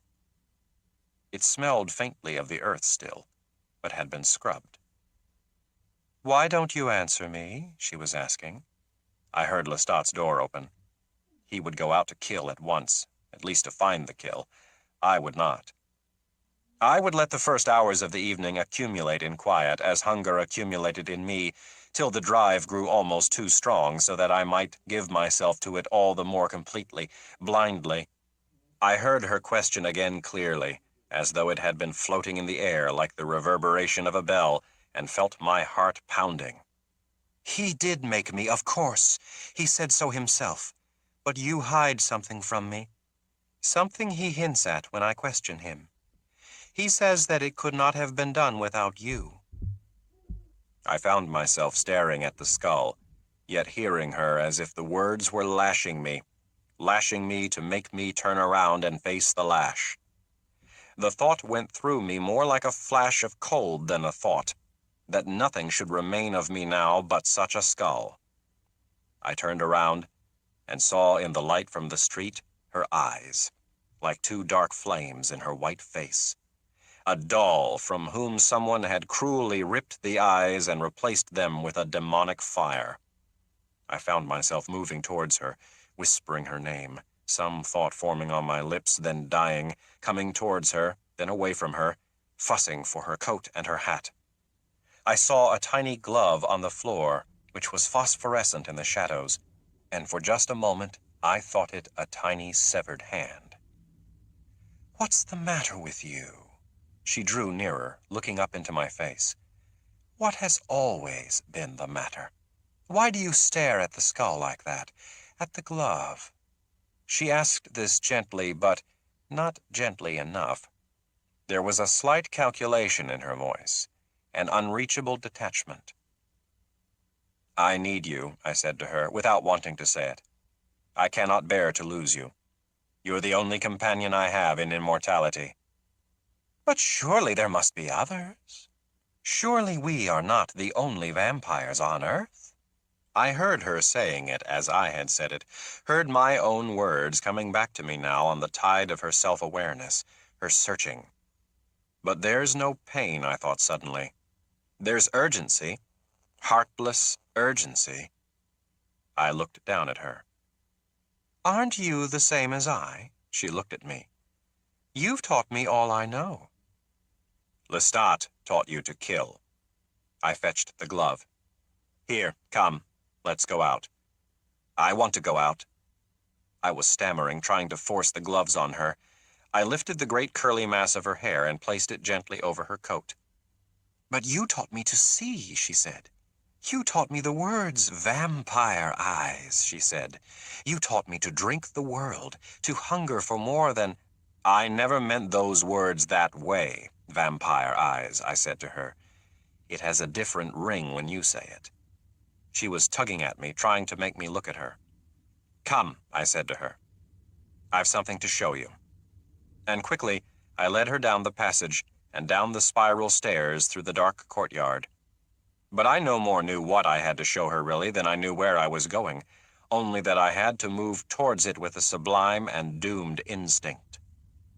We rushed through the early evening city, the sky overhead a pale violet now that the clouds were gone, the stars small and faint, the air around us sultry and fragrant even as we moved away from the spacious gardens, towards those mean and narrow streets where the flowers erupt in the cracks of the stones, and the huge oleander shoots out thick waxen stems of white and pink blooms, like a monstrous weed in the empty lots.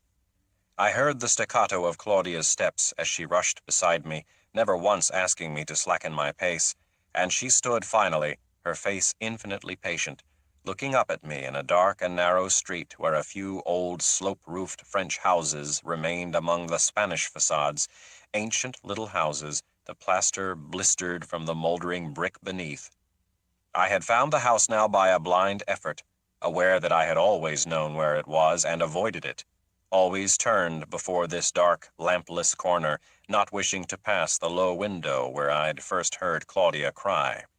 The house was standing still, sunk lower than it was in those days, the alleyway crisscrossed with sagging cords of laundry, the weeds high along the low foundation, the two dormer windows broken and patched with cloth.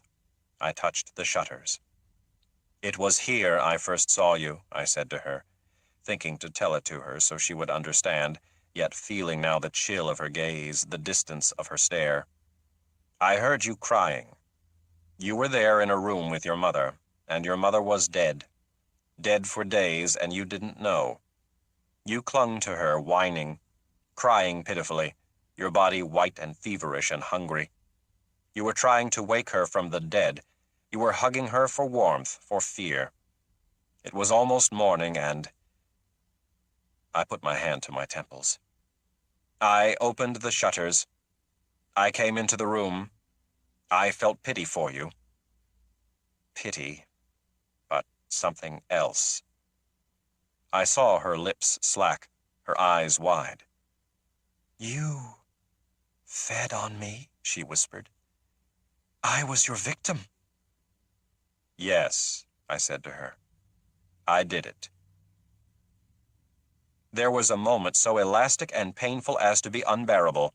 She stood stark still in the shadows, her huge eyes gathering the light, the warm air rising suddenly with a soft noise. And then she turned. I heard the clicking of her slippers as she ran. And ran, and ran. I stood frozen, hearing the sound grow smaller and smaller. And then I turned, the fear in me unraveling, growing huge and insurmountable, and I ran after her. It was unthinkable that I not catch her, that I not overtake her at once and tell her that I loved her, must have her, must keep her, and every second that I ran headlong down the dark street after her was like her slipping away from me drop by drop.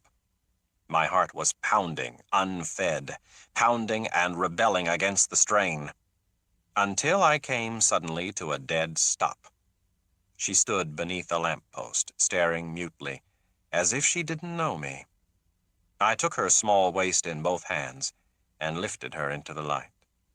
She studied me, her face contorted, her head turning, as if she wouldn't give me her direct glance, as if she must deflect an overpowering feeling of revulsion. "You killed me," she whispered. "You took my life." "Yes," I said to her, holding her so that I could feel her heart pounding. "Rather, I tried to take it, to drink it away. But you had a heart like no other heart I've ever felt, a heart that beat and beat until I had to let you go, had to cast you away from me lest you quicken my pulse till I would die. And it was Lestat who found me out. Louis the sentimentalist, the fool, feasting on a golden-haired child, a wholly innocent, a little girl. He brought you back from the hospital where they'd put you, and I never knew what he meant to do except teach me my nature. 'Take her, finish it,' he said, and I felt that passion for you again. Oh, I know I've lost you now forever. I can see it in your eyes. You look at me as you look on mortals, from aloft, from some region of cold self-sufficiency I can't understand. But I did it. I felt it for you again, a vile, unsupportable hunger for your hammering heart, this cheek, this skin. You were pink and fragrant as mortal children are, sweet with the bite of salt and dust. I held you again. I took you again. And when I thought your heart would kill me and I didn't care, he parted us, and, gashing his own wrist, gave it to you to drink. And drink you did, and drink until you nearly drained him and he was reeling. But you were a vampire then, and that very night you drank a human's blood, and have every night thereafter." Her face had not changed. The flesh was like the wax of ivory candles, only the eyes showed life. There was nothing more to say to her. I set her down. "I took your life," I said. "He gave it back to you." "And here it is," she said under her breath. "And I hate you both." The vampire stopped. "But why did you tell her?" asked the boy after a respectful pause. "How could I not tell her?" The vampire looked up in mild astonishment. She had to know it. She had to weigh one thing against the other. It was not as if Lestat had taken her full from life as he had taken me. I had stricken her. She would have died. There would have been no mortal life for her. But what's the difference? For all of us, it's a matter of years, dying. So what she saw more graphically then was what all men know, that death will come inevitably unless one chooses this. He opened his white hands now and looked at the palms. "And did you lose her? Did she go?" "Go? Where would she have gone? She was a child no bigger than that. Who would have sheltered her? Would she have found some vault, like a mythical vampire, lying down with worms and ants by day, and rising to haunt some small cemetery and its surroundings? But that's not why she didn't go. Something in her was as akin to me as anything in her could have been. That thing in Lestat was the same. We could not bear to live alone. We needed our little company. A wilderness of mortals surrounded us, groping blind, preoccupied, and the brides and bridegrooms of death. "Locked together in hatred," she said to me calmly afterwards. I found her by the empty hearth, picking the small blossoms from a long stem of lavender. I was so relieved to see her there that I would have done anything, said anything, and when I heard her ask me in a low voice if I would tell her all I knew, I did this gladly. For all the rest was nothing compared to that old secret, that I had claimed her life. I told her of myself as I've told you, of how Lestat came to me, and what went on the night he carried her from the little hospital.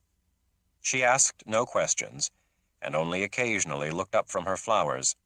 And then, when it was finished and I was sitting there, staring again at that wretched skull and listening to the soft slithering of the petals of the flowers on her dress and feeling a dull misery in my limbs and mind, she said to me, "I don't despise you." I wakened. She slipped off the high, rounded damask cushion and came towards me, covered with the scent of flowers, the petals in her hand. "Is this the aroma of mortal child?" she whispered. "Louis, lover."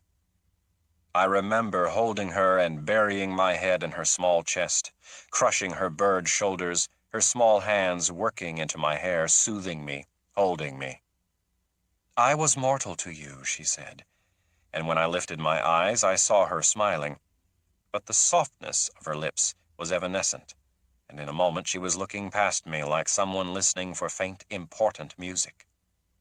"You gave me your immortal kiss," she said, though not to me, but to herself. "You loved me with your vampire nature." "I love you now with my human nature, if ever I had it," I said to her. "Ah, yes," she answered, still musing. "Yes, and that's your flaw, and why your face was miserable when I said, as humans say, 'I hate you,' and why you look at me as you do now. Human nature. I have no human nature, and no short story of a mother's corpse and hotel rooms where children learn monstrosity can give me one. I have none. Your eyes grow cold with fear when I say this to you, yet I have your tongue, your passion for the truth, your need to drive the needle of the mind right to the heart of it all, like the beak of the hummingbird, who beats so wild and fast that mortals might think he had no tiny feet, could never set, just go from quest to quest, going again and again for the heart of it. I am your vampire self more than you are, and now the sleep of 65 years has ended. The sleep of 65 years has ended. I heard her say it, disbelieving, not wanting to believe she knew and meant precisely what she'd said. for it had been exactly that since the night I'd tried to leave Lestat and failed, and, falling in love with her, forgot my teeming brain, my awful questions. And now she had the awful questions on her lips and must know. She'd strolled slowly to the center of the room and strewn the crumpled lavender all around her. She broke the brittle stem and touched it to her lips, and having heard the whole story, said, "He made me then, to be your companion. No chains could have held you in your loneliness, and he could give you nothing. He gives me nothing. I used to think him charming. I liked the way he walked, the way he tapped the flagstones with his walking stick and swung me in his arms, and the abandon with which he killed, which was as I felt. But I no longer find him charming, and you never have, and we've been his puppets, you and I, you remaining to take care of him, and I your saving companion. Now's time to end it, Louis. Now's time to leave him." Time to leave him. I hadn't thought of it, dreamed of it in so long. I'd grown accustomed to him, as if he were a condition of life itself. I could hear a vague mingling of sounds now, which meant he had entered the carriageway, that he would soon be on the back stairs, and I thought of what I always felt when I heard him coming. A vague anxiety, a vague need. And then the thought of being free of him forever rushed over me like water I'd forgotten, waves and waves of cool water. I was standing now, whispering to her that he was coming. "I know," she smiled. "I heard him when he turned the far corner." "But he'll never let us leave," I whispered, though I'd caught the implication of her words. Her vampire sense was keen. She stood on guard magnificently. "But you don't know him if you think he'll let us leave," I said to her, alarmed at her self-confidence. "He will not let us go." And she, still smiling, said, "Oh, really?" It was agreed then to make plans, at once. The following night my agent came with his usual complaints about doing business by the light of one wretched candle, and took my explicit orders for an ocean crossing. Claudia and I would go to Europe on the first available ship, regardless of what port we had to settle for. And paramount was that an important chest be shipped with us, a chest which might have to be fetched carefully from our house during the day and put on board, not in the freight, but in our cabin. And then there were arrangements for Lestat. I had planned to leave him the rents from several shops and townhouses and a small construction company operating in the Faubourg Marigny. I put my signature to these readily. I wanted to buy our freedom. To convince Lestat we wanted only to take a trip together, and that he could remain in the style to which he was accustomed. He would have his own money, and need come to me for nothing. For all these years I'd kept him dependent on me. Of course, he demanded his funds from me as if I were merely his banker, and thanked me with the most acrimonious words at his command. But he loathed his dependence. I hoped to deflect his suspicion by playing to his greed, and convinced that he could read any emotion in my face, I was more than fearful. I did not believe it would be possible to escape him. Do you understand what that means? I acted as though I believed it, but I did not. Claudia, meantime, was flirting with disaster, her equanimity overwhelming to me as she read her vampire books and asked Lestat questions. She remained undisturbed by his caustic outbursts, sometimes asking the same question over and over again in different ways, and carefully considering what little information he might let escape in spite of himself. "What vampire made you what you are?" she asked, without looking up from her book and keeping her lids lowered under his onslaught. "Why do you never talk about him?" she went on, as if his fierce objections were thin air. She seemed immune to his irritation. "You're greedy, both of you," he said the next night as he paced back and forth in the dark of the center of the room, turning a vengeful eye on Claudia, who was fitted into her corner in the circle of her candle flame, her books in stacks about her. "Immortality is not enough for you. No, you would look the gift horse of God in the mouth. I could offer it to any man out there in the street, and he would jump for it." Did you jump for it? She asked softly, her lips barely moving. But you would know the reason for it. Do you want to end it? I can give you death more easily than I gave you life. He turned to me, her fragile flame throwing his shadow across me.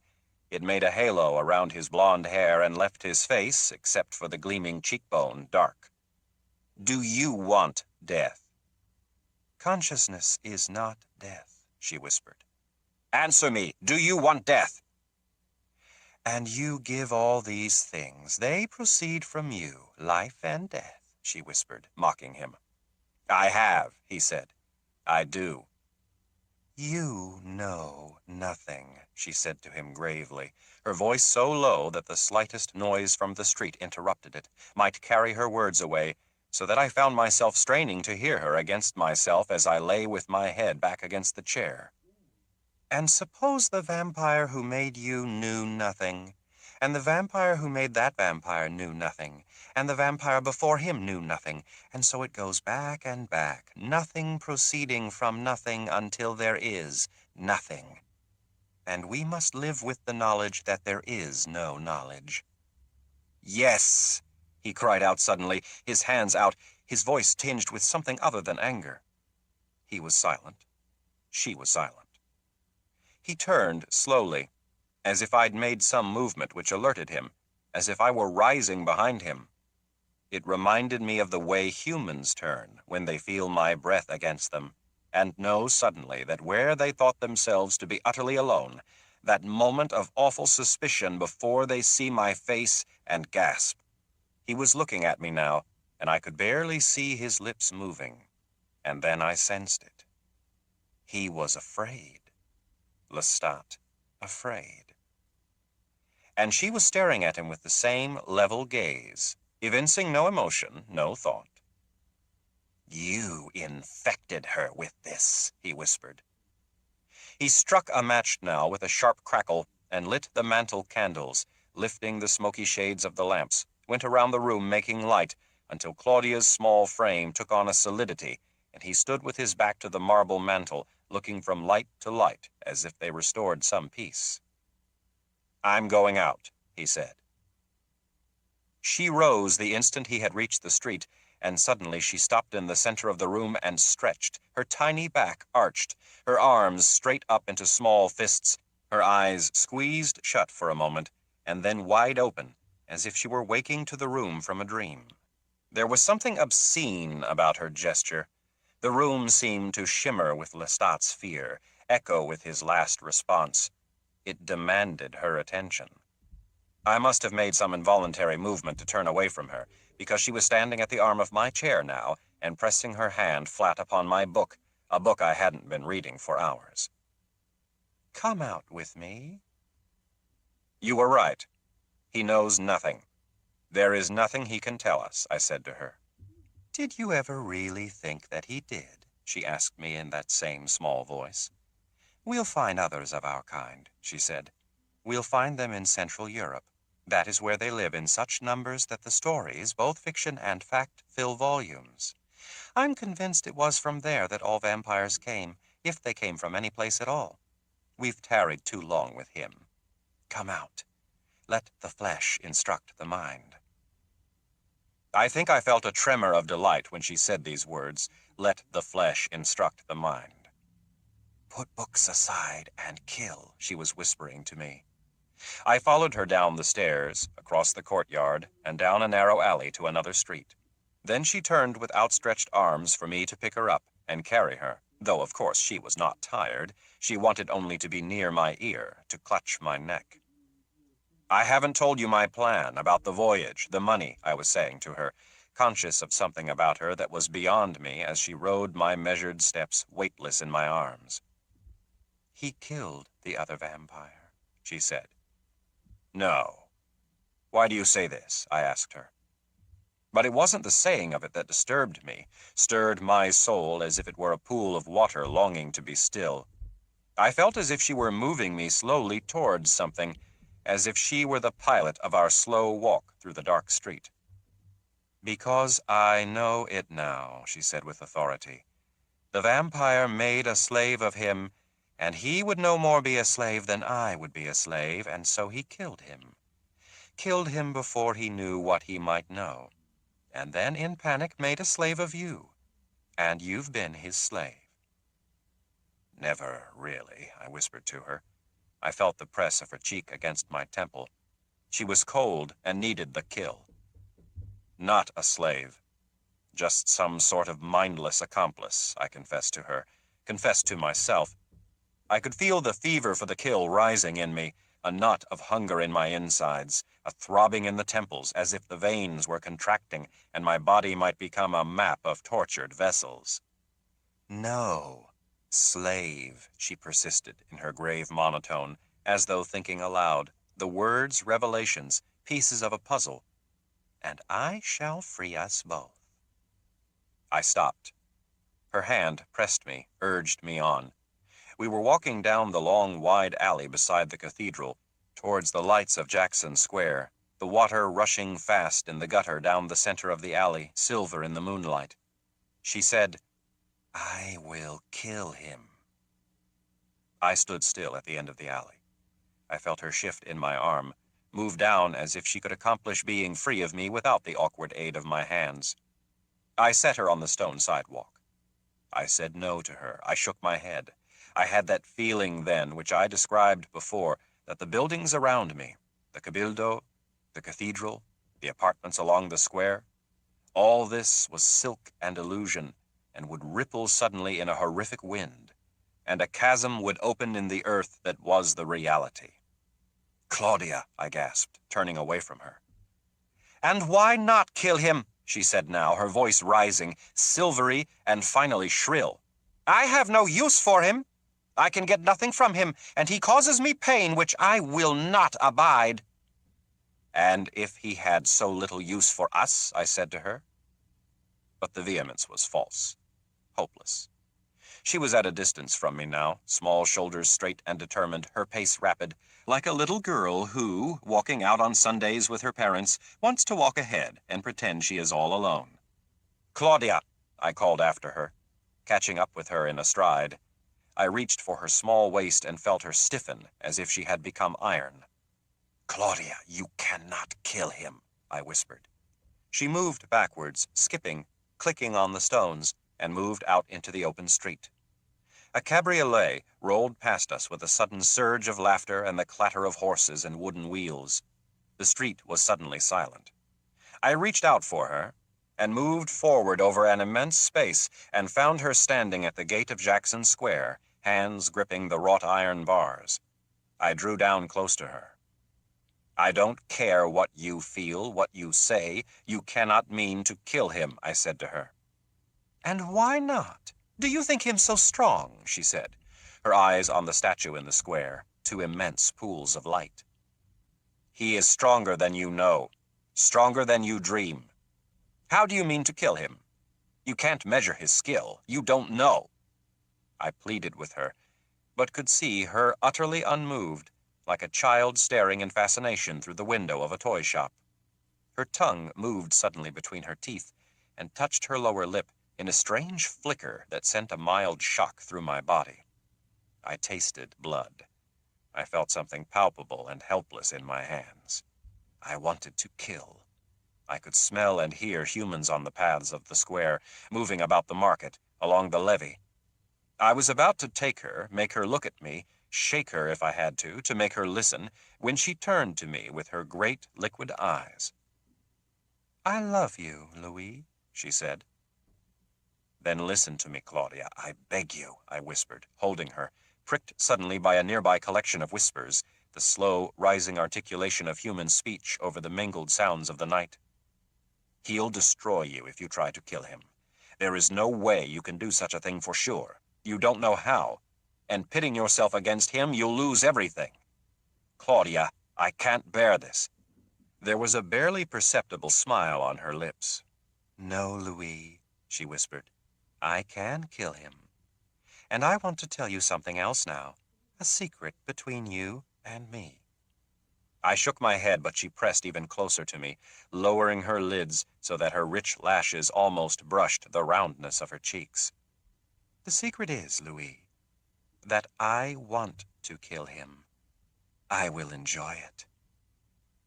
I knelt beside her, speechless, her eyes studying me as they'd done so often in the past, and then she said, I kill humans every night. I seduce them, draw them close to me, with an insatiable hunger, a constant, never-ending search for something I don't know what it is. She brought her fingers to her lips now and pressed her lips, her mouth partly open, so I could see the gleam of her teeth. And I care nothing about them, where they came from, where they would go, if I did not meet them on the way. But I dislike him. I want him dead, and will have him dead. I shall enjoy it. But Claudia, he is not mortal. He's immortal. No illness can touch him. Age has no power over him. You threaten a life which might endure to the end of the world. Ah, yes, that's it precisely, she said with reverential awe. A lifetime that might have endured for centuries. Such blood, such power. Do you think I'll possess his power and my own power when I take him? I was enraged now. I rose suddenly and turned away from her. I could hear the whispering of humans near me. They were whispering of the father and the daughter, of some frequent sight of loving devotion. I realized they were talking of us. It's not necessary, I said to her. It goes beyond all need, all common sense, all... What? Humanity? He's a killer, she hissed. Lone predator, she repeated his own term, mocking it. Don't interfere with me, or seek to know the time I choose to do it, nor try to come between us. She raised her hand now to hush me, and caught mine in an iron grasp, her tiny fingers biting into my tight, tortured flesh. If you do, you will bring me destruction by your interference. I can't be discouraged. She was gone then, in a flurry of bonnet ribbons and clicking slippers. I turned, paying no attention to where I went, wishing the city would swallow me, conscious now of the hunger rising to overtake reason. I was almost loath to put an end to it. I needed to let the lust, the excitement, blot out all consciousness, and I thought of the kill over and over and over, walking slowly up this street and down the next, moving inexorably towards it, saying, It's a string which is pulling me through the labyrinth. I am not pulling the string is pulling me. And then I stood in the Rue Conti, listening to a dull thundering, a familiar sound. It was the fencers above in the salon, advancing on the hollow wooden floor, forward, back again, scuttling, and the silver zinging of the foils. I stood back against the wall, where I could see them through the high, naked windows, the young men dueling late into the night, left arm poised like the arm of a dancer, grace advancing towards death, grace thrusting for the heart, images of the young Freniere, now driving the silver blade forward, now being pulled by it towards hell. Someone had come down the narrow wooden steps to the street, a young boy. A boy so young he had the smooth, plump cheeks of a child. His face was pink and flushed from the fencing, and beneath his smart gray coat and ruffled shirt there was the sweet smell of cologne and salt. I could feel his heat as he emerged from the dim light of the stairwell. He was laughing to himself, talking almost inaudibly to himself, his brown hair falling down over his eyes as he went along, shaking his head, the whispers rising, then falling off. And then he stopped short, his eyes on me. He stared, and his eyelids quivered, and he laughed quickly, nervously. Excuse me, he said now in French. You gave me a start. And then, just as he moved to make a ceremonial bow and perhaps go around me, he stood still, and the shock spread over his flushed face. I could see the heart beating in the pink flesh of his cheeks, smell the sudden sweat of his young, taut body. You saw me in the lamplight, I said to him, and my face looked to you like the mask of death. His lips parted and his teeth touched, and involuntarily he nodded, his eyes dazed. Pass by, I said to him. Fast. The vampire paused, then moved as if he meant to go on, but he stretched his long legs under the table, and leaning back, pressed his hands to his head as if exerting a great pressure on his temples. The boy, who had drawn himself up into a crouched position, his hands hugging his arms, unwound slowly. He glanced at the tapes and then back at the vampire. "But you killed someone that night," he said. "Every night," said the vampire. "Why did you let him go then?" asked the boy. "I don't know," said the vampire, but it did not have the tone of truly "I don't know," but rather "let it be."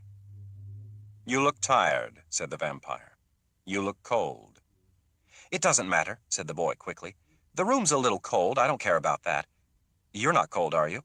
"No," the vampire smiled, and then his shoulders moved with silent laughter. A moment passed in which the vampire seemed to be thinking, and the boy to be studying the vampire's face. The vampire's eyes moved to the boy's watch. "She didn't succeed, did she?" the boy asked softly. "What do you honestly think?" asked the vampire. He had settled back in his chair. He looked at the boy intently. "That she was, as you said, destroyed," said the boy. And he seemed to feel the words so that he swallowed after he'd said the word destroyed. "Was she?" he asked. "Don't you think that she could do it?" asked the vampire. "But he was so powerful. You said yourself you never knew what powers he had, what secrets he knew. How could she even be sure how to kill him? How did she try?" The vampire looked at the boy for a long time, his expression unreadable to the boy, who found himself looking away as though the vampire's eyes were burning lights. "Why don't you drink from that bottle in your pocket?" asked the vampire. "It will make you warm." "Oh, that," said the boy. "I was going to, The vampire laughed. "You didn't think it was polite," he said, and he suddenly slapped his thigh. "That's true," the boy shrugged, smiling now, and he took the small flask out of his jacket pocket, unscrewed the gold cap, and took a sip. He held the bottle, now looking at the vampire. "No," the vampire smiled and raised his hand to wave away the offer. Then his face became serious again, and sitting back, he went on. "Lestat had a musician friend in the Rue du Maine. We had seen him at a recital in the home of a Madame Leclerc, who lived there also, which was at that time an extremely fashionable street. And this Madame Leclerc, with whom Lestat was also occasionally amusing himself, had found the musician a room in another mansion nearby, where Lestat visited him often. I told you he played with his victims, made friends with them, seduced them into trusting and liking him, even loving him, before he killed. So he apparently played with this young boy, though it had gone on longer than any other such friendship I had ever observed. The young boy wrote good music, and often Lestat brought fresh sheets of it home and played the songs on the square grand in our parlor. The boy had a great talent, but you could tell that his music would not sell because it was too disturbing. Lestat gave him money and spent evening after evening with him, often taking him to restaurants the boy could have never afforded, and he bought him all the paper and pens which he needed for the writing of his music. As I said, it had gone on far longer than any such friendship Lestat had ever had, and I could not tell whether he had actually become fond of a mortal in spite of himself, or was simply moving towards a particularly grand betrayal and cruelty. Several times he'd indicated to Claudia and me that he was headed out to kill the boy directly, but he had not. And of course I never asked him what he felt because it wasn't worth the great uproar my question would have produced. Lestat entranced with a mortal. He probably would have destroyed the parlor furniture in a rage.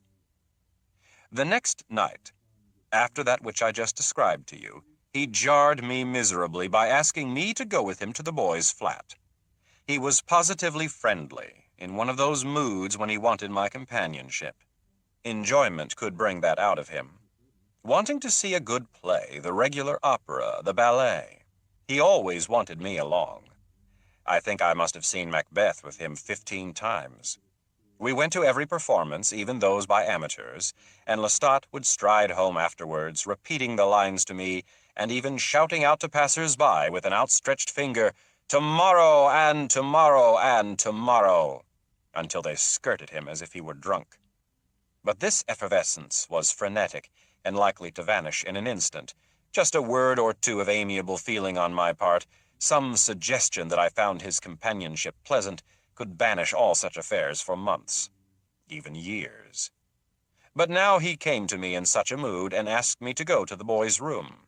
He was not above pressing my arm as he urged me, and I, dull, catatonic, gave him some miserable excuse, thinking only of Claudia, of the agent, of imminent disaster. I could feel it, and wondered that he did not feel it. And finally, he picked up a book from the floor and threw it at me, shouting, "Read your damn poems, then! Rot!" And he bounded out. This disturbed me. I cannot tell you how it disturbed me. I wished him cold, impassive, gone. I resolved to plead with Claudia to drop this. I felt powerless and hopelessly fatigued. But her door had been locked until she left, and I had glimpsed her only for a second while Lestat was chattering, a vision of lace and loveliness as she slipped on her coat, puffed sleeves again, and a violet ribbon on her breast, her white lace stockings showing beneath the hem of the little gown, and her white slippers immaculate. She cast a cold look at me as she went out. When I returned later, satiated, and for a while too sluggish for my own thoughts to bother me, I gradually began to sense that this was the night. She would try tonight. I cannot tell you how I knew this.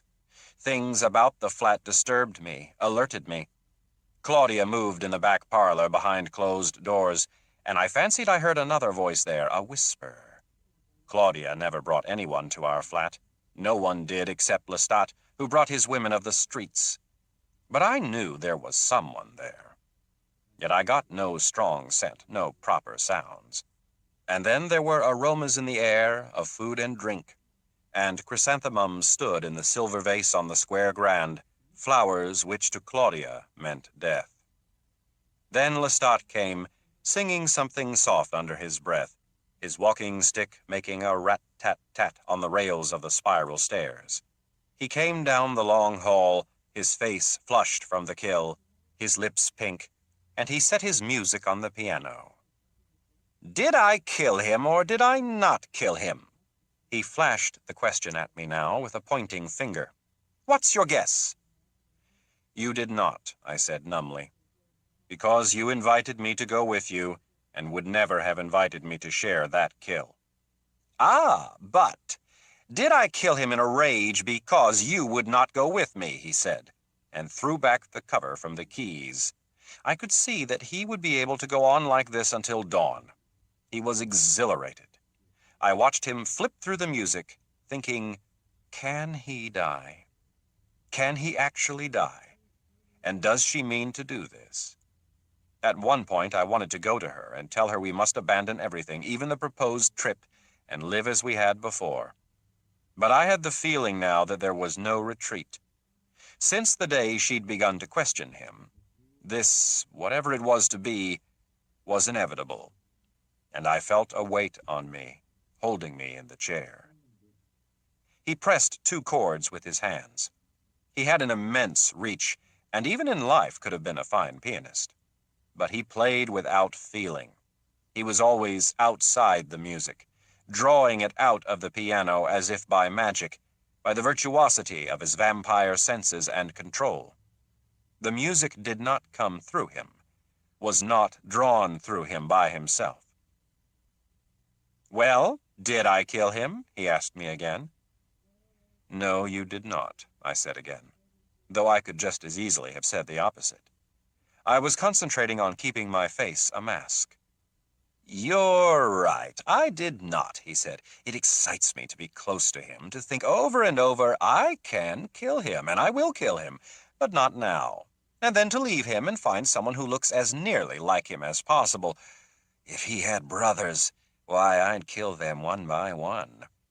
The family would succumb to a mysterious fever which dried up the very blood in their bodies, he said, now mocking a barker's tone. Claudia has a taste for families. Speaking of families, I suppose you heard. The Freniere place is supposed to be haunted. They can't keep an overseer, and the slaves run away. This was something I did not wish to hear in particular. Babette had died young, insane, restrained finally from wandering towards the ruins of Pointe du Lac, insisting she had seen the devil there and must find him. I'd heard of it in wisps of gossip. And then came the funeral notices. I'd thought occasionally of going to her, of trying some way to rectify what I had done, and other times I thought it would all heal itself. And in my new life of nightly killing, I had grown far from the attachment I'd felt for her, or for my sister, or any mortal. And I watched the tragedy finally, as one might from a theater balcony, moved from time to time, but never sufficiently to jump the railing and join the players on the stage. "Don't talk of her," I said. "Very well, I was talking of the plantation, not her. Her, your lady love, your fancy." He smiled at me. "You know, I had it all my way finally in the end, didn't I? But I was telling you about my young friend and how—" "I wish you would play the music," I said softly, unobtrusively, but as persuasively as possible. Sometimes this worked with Lestat. If I said something just right, he found himself doing what I'd said. And now he did just that. With a little snarl, as if to say, "You fool," he began playing the music. I heard the doors of the back parlor open, and Claudia's steps moved down the hall. "Don't come, Claudia," I was thinking, feeling. "Go away from it before we're all destroyed." But she came on steadily until she reached the hall mirror. I could hear her opening the small table drawer, and then the zinging of her hairbrush. She was wearing a floral perfume. I turned slowly to face her as she appeared in the door, still all in white, and moved across the carpet silently towards the piano. She stood at the end of the keyboard, her hands folded on the wood, her chin resting on her hands, her eyes fixed on Lestat. I could see his profile and her small face beyond, looking up at him.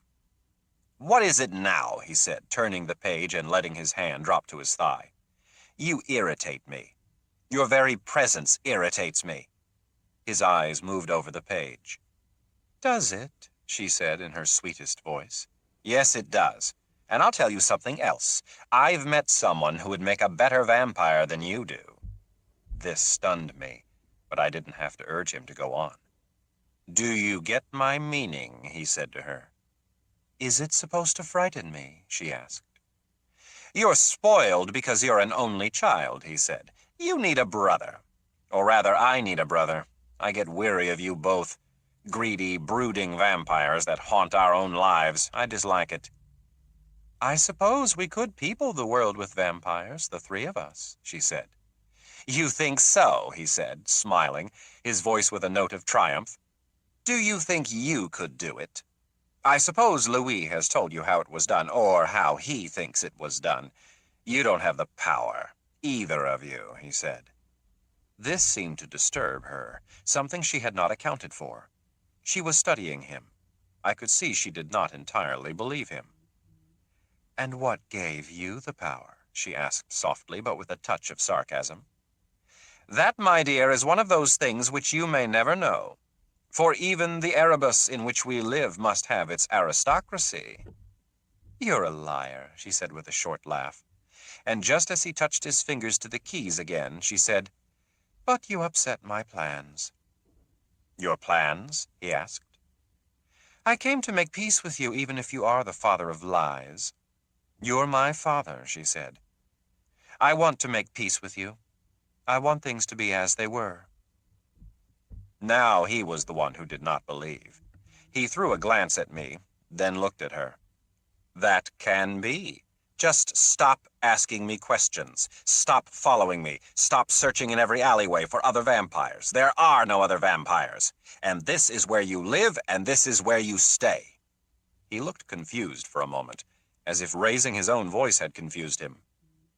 "I take care of you. You don't need anything." "And you don't know anything. And that is why you detest my questions. All that's clear. So now let's have peace, because there's nothing else to be had. I have a present for you." "And I hope it's a beautiful woman with endowments you'll never possess," he said, looking her up and down. Her face changed when he did this. It was as if she almost lost some control I'd never seen her lose. But then she just shook her head and reached out one small rounded arm and tugged at his sleeve. I meant what I said. I'm weary of arguing with you. Hell is hatred. People living together in eternal hatred. We're not in hell. You can take the present or not, I don't care. It doesn't matter. Only let's have an end to all this, before Louis in disgust leaves us both. She was urging him now to leave the piano, bringing down the wooden cover again over the keys, turning him on the piano stool until his eyes followed her to the door. You're serious? Present? What do you mean, present? You haven't fed enough, I can tell by your color, by your eyes. You've never fed enough at this hour. Let's say that I can give you a precious moment. Suffer the little children to come unto me, she whispered, and was gone. He looked at me. I said nothing. I might as well have been drugged. I could see the curiosity in his face, the suspicion. He followed her down the hall, and then I heard him let out a long, conscious moan, a perfect mingling of hunger and lust. When I reached the door, and I took my time, he was bending over the settee. Two small boys lay there, nestled among the soft velvet pillows, totally abandoned to sleep as children can be, their pink mouths open, their small round faces utterly smooth. Their skin was moist, radiant, the curls of the darker of the two, damp and pressed to the forehead. I saw at once by their pitiful and identical clothes that they were orphans, and they had ravaged a meal set before them on our best china. The tablecloth was stained with wine, and a small bottle stood half full among the greasy plates and forks. But there was an aroma in the room I did not like. I moved closer, better to see the sleeping ones, and I could see their throats were bare but untouched. Lestat had sunk down beside the darker one. He was by far the more beautiful. He might have been lifted to the painted dome of a cathedral. No more than 7 years old, he had that perfect beauty that is of neither sex but angelic. Lestat brought his hand down gently on the pale throat, and then he touched the silken lips. He let out a sigh, which had again that longing, that sweet, painful anticipation. Oh, Claudia, he sighed, you've outdone yourself. Where did you find them? She said nothing. She had receded to a dark armchair and sat back against two large pillows, her legs out straight on the rounded cushion, her ankles drooping so that you did not see the bottom of her white slippers, but the curved insteps and the tight, delicate little straps. She was staring at Lestat. Drunk on brandy wine, she said, a thimbleful, and gestured to the table. I thought of you when I saw them. I thought, if I share this with him, even he will forgive. He was warmed by her flattery. He looked at her now and reached out and clutched her white lace ankle. Ducky, he whispered to her and laughed, but then he hushed, as if he didn't wish to wake the doomed children.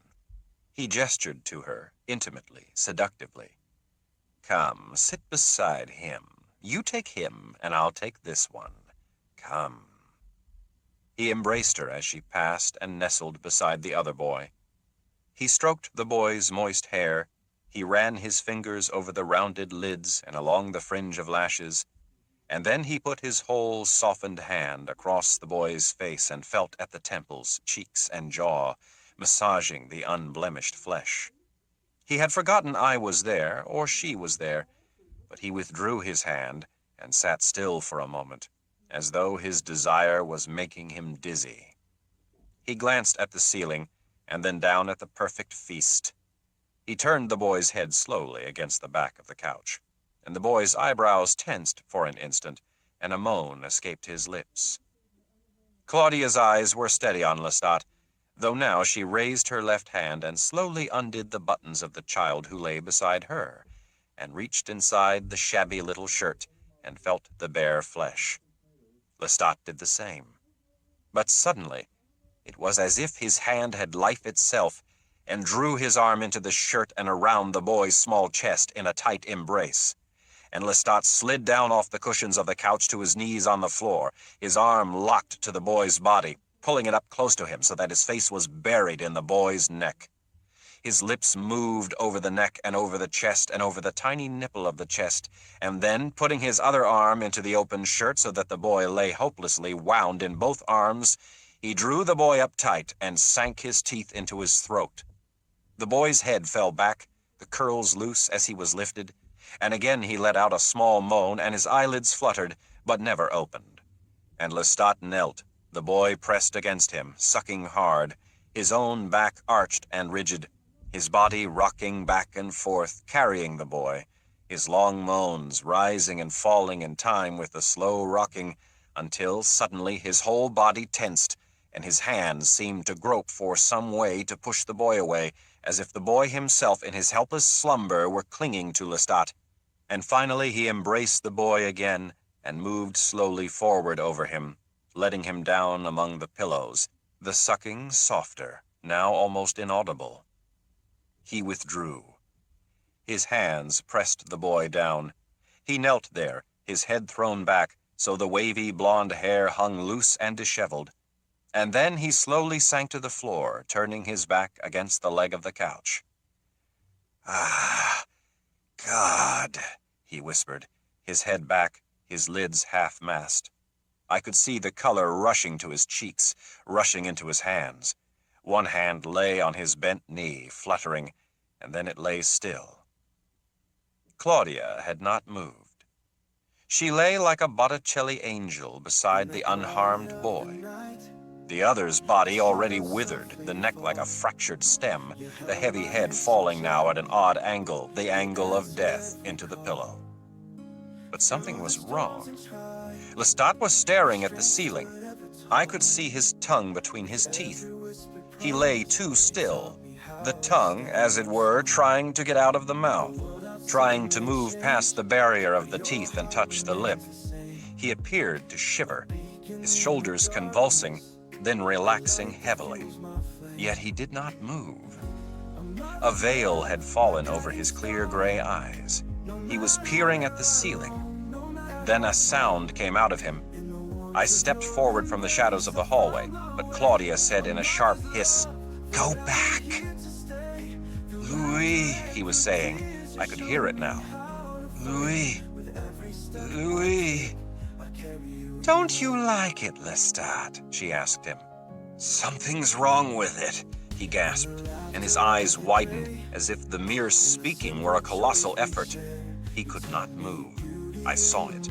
He could not move at all. "Claudia," he gasped again, and his eyes rolled towards her. "Don't you like the taste of children's blood?" she asked softly. "Louis," he whispered, finally lifting his head just for an instant. It fell back on the couch. "Louis, it's absinthe. Too much absinthe," he gasped. "She's poisoned them with it. She's poisoned me. Louis." He tried to raise his hand. I drew nearer, the table between us. "Stay back," she said again. And now she slid off the couch and approached him, peering down into his face as he had peered at the child. "Absinthe, father," she said, "and laudanum." "Demon," he said to her. "Louis, put me in my coffin." He struggled to rise. "Put me in my coffin." His voice was hoarse, barely audible. The hand fluttered, lifted, and fell back. "I'll put you in your coffin, father," she said, as though she were soothing him. "I'll put you in it forever." And then, from beneath the pillows of the couch, she drew a kitchen knife. "Claudia, don't do this thing," I said to her. But she flashed at me a virulency I'd never seen in her face, and as I stood there paralyzed, she gashed his throat, and he let out a sharp, choking cry. "God!" he shouted out. "God!" The blood poured out of him, down his shirt front, down his coat. It poured as it might never pour from a human being, all the blood with which he had filled himself before the child and from the child, and he kept turning his head, twisting, making the bubbling gash gape. She sank the knife into his chest now, and he pitched forward, his mouth wide, his fangs exposed, both hands convulsively flying towards the knife, fluttering around its handle, slipping off its handle. He looked up at me, the hair falling down into his eyes. "Louis! Louis!" He let out one more gasp and fell sideways on the carpet. She stood looking down at him. The blood flowed everywhere like water. He was groaning, trying to raise himself, one arm pinned beneath his chest, the other shoving at the floor. And now, suddenly, she flew at him, and clamping both arms about his neck, bit deep into him as he struggled. "Louis! Louis!" he gasped over and over, struggling, trying desperately to throw her off. But she rode him, her body lifted by his shoulder, hoisted and dropped, until she pulled away. And, finding the floor quickly, she backed away from him, her hands to her lips, her eyes for the moment clouded, then clear. I turned away from her, my body convulsed by what I'd seen, unable to look any longer. "Louis," she said, but I only shook my head. For a moment, the whole house seemed to sway, but she said, "Look what's happening to him." He had ceased to move. He lay now on his back, and his entire body was shriveling, drying up, the skin thick and wrinkled, and so white that all the tiny veins showed through it. I gasped, but I could not take my eyes off it, even as the shape of the bones began to show through, his lips drawing back from his teeth, the flesh of his nose drying to 2 gaping holes. But his eyes, they remained the same, staring wildly at the ceiling, the irises dancing from side to side, even as the flesh cleaved to the bones, became nothing but a parchment wrapping for the bones, the clothes hollow and limp over the skeleton that remained. Finally, the irises rolled to the top of his head, and the whites of his eyes went dim. The thing lay still, a great mass of wavy blonde hair, a coat, a pair of gleaming boots, and this horror that had been Lestat, and I staring helplessly at it. For a long time, Claudia merely stood there. Blood had soaked the carpet, darkening the woven wreaths of flowers. It gleamed sticky and black on the floorboards. It stained her dress, her white shoes, her cheek. She wiped at it with a crumpled napkin, took a swipe at the impossible stains of the dress, and then she said, "Louis, you must help me get him out of here." I said, "No." I'd turned my back on her, on the corpse at her feet. "Are you mad, Louis? It can't remain here," she said to me. "And the boys, you must help me. The other one's dead from the absinthe." "Louis!" I knew that this was true, necessary, and yet it seemed impossible. She had to prod me then, almost lead me every step of the way. We found the kitchen stove still heaped with the bones of the mother and daughter she'd killed, a dangerous blunder, a stupidity. So she scraped them out now into a sack and dragged the sack across the courtyard stones to the carriage. I hitched the horse myself, shushing the groggy coachman, and drove the hearse out of the city, fast in the direction of the Bayou Saint-Jean, towards the dark swamp that stretched to Lake Pontchartrain. She sat beside me, silent, as we rode on and on until we'd passed the gas-lit gates of the few country houses, and the shell road narrowed and became rutted, the swamp rising on either side of us, a great wall of seemingly impenetrable cypress and vine. I could smell the stench of the muck, hear the rustling of the animals. Claudia had wrapped Lestat's body in a sheet before I would even touch it, and then to my horror she had sprinkled it over with the long-stemmed chrysanthemums. So it had a sweet funereal smell as I lifted it last of all from the carriage. It was almost weightless, as limp as something made of knots and cords, as I put it over my shoulder and moved down into the dark water, the water rising and filling my boots, my feet seeking some path in the ooze beneath, away from where I'd laid the 2 boys. I went deeper and deeper in with Lestat's remains, though why I did not know, and finally, when I could barely see the pale space of the road and the sky, which was coming dangerously close to dawn, I let his body slip down out of my arms into the water. I stood there, shaken, looking at the amorphous form of the white sheet beneath the slimy surface. The numbness which had protected me since the carriage left the Rue Royale threatened to lift and leave me flayed suddenly, staring, thinking, this is Lestat. This is all of transformation and mystery dead, gone into eternal darkness. I felt a pull suddenly, as if some force were urging me to go down with him, to descend into the dark water and never come back. It was so distinct and so strong that it made the articulation of voices seem only a murmur by comparison. It spoke without language, saying, "You know what you must do. Come down into the darkness. Let it all go away." But at that moment I heard Claudia's voice. She was calling my name. I turned, and through the tangled vines I saw her, distant and tiny, like a white flame on the faint luminescent shell road. That morning she wound her arms around me, pressed her head against my chest in the closeness of the coffin, whispering she loved me, that we were free now of Lestat forever. "I love you, Louis," she said over and over as the darkness finally came down with the lid and mercifully blotted out all consciousness. When I awoke, she was going through his things. It was a tirade, silent, controlled, but filled with a fierce anger. She pulled the contents from cabinets, emptied drawers onto the carpets, pulled one jacket after another from his armoires, turning the pockets inside out, throwing the coins and theater tickets and bits and pieces of paper away. I stood in the door of his room, astonished, watching her. His coffin lay there, heaped with scarves and pieces of tapestry. I had the compulsion to open it. I had the wish to see him there. "Nothing," she finally said in disgust.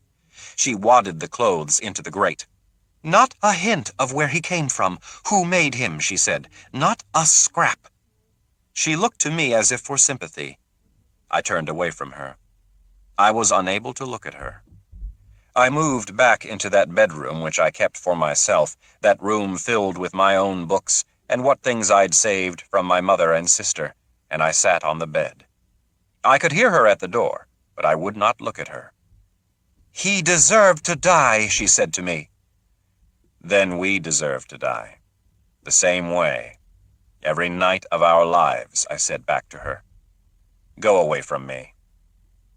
It was as if my words were my thoughts, my mind alone only formless confusion. "I'll care for you because you can't care for yourself, but I don't want you near me. Sleep in that box you bought for yourself. Don't come near me." "I told you I was going to do it. I told you," she said. Never had her voice sounded so fragile, so like a little silvery bell. I looked up at her, startled but unshaken. Her face seemed not her face. Never had anyone shaped such agitation into the features of a doll. "Louis, I told you," she said, her lips quivering. "I did it for us, so we could be free." I couldn't stand the sight of her. Her beauty, her seeming innocence, and this terrible agitation. I went past her, perhaps knocking her backwards, I don't know. And it was almost to the railing of the steps when I heard a strange sound. Never in all the years of our life together had I heard this sound. Never since the night long ago when I had first found her, a mortal child clinging to her mother. She was crying. It drew me back now against my will. Yet it sounded so unconscious, so hopeless, as though she meant no one to hear it, or didn't care if it were heard by the whole world. I found her lying on my bed in the place where I often sat to read, her knees drawn up, her whole frame shaking with her sobs. The sound of it was terrible. It was more heartfelt, more awful than her mortal crying had ever been. I sat down slowly, gently, beside her, and put my hand on her shoulder. She lifted her head, startled, her eyes wide, her mouth trembling. Her face was stained with tears, tears that were tinted with blood. Her eyes brimmed with them, and the faint touch of red stained her tiny hand. She didn't seem to be conscious of this, to see it. She pushed her hair back from her forehead. Her body quivered then with a long, low, pleading sob. "Louis, if I lose you, I have nothing, she whispered. I would undo it to have you back. I can't undo what I've done. She put her arms around me, climbing up against me, sobbing against my heart. My hands were reluctant to touch her, and then they moved as if I couldn't stop them, to enfold her and hold her and stroke her hair. I can't live without you, she whispered. I would die rather than live without you. I would die the same way he died. I can't bear you to look at me the way you did. I cannot bear it if you do not love me. Her sobs grew worse, more bitter, until finally I bent and kissed her soft neck and cheeks. Winter plums. Plums from an enchanted wood, where the fruit never falls from the boughs, where the flowers never wither and die. All right, my dear, I said to her. All right, my love. And I rocked her slowly, gently in my arms, until she dozed, murmuring something about our being eternally happy, free of Lestat forever, beginning the great adventure of our lives. The great adventure of our lives. What does it mean to die when you can live until the end of the world? And what is the end of the world except a phrase? Because who knows even what is the world itself? I had now lived in 2 centuries, seen the illusions of one utterly shattered by the other, been eternally young and eternally ancient, possessing no illusions, living moment to moment in a way that made me picture a silver clock ticking in a void. The painted face, the delicately carved hands looked upon by no one, looking out at no one, illuminated by a light which was not a light, like the light by which God made the world before he had made light. Ticking, ticking, ticking, the precision of the clock in a room as vast as the universe. I was walking the streets again, Claudia gone her way to kill, the perfume of her hair and dress lingering on my fingertips, on my coat, my eyes moving far ahead of me like the pale beam of a lantern. I found myself at the cathedral. What does it mean to die when you can live until the end of the world? I was thinking of my brother's death, of the incense and the rosary.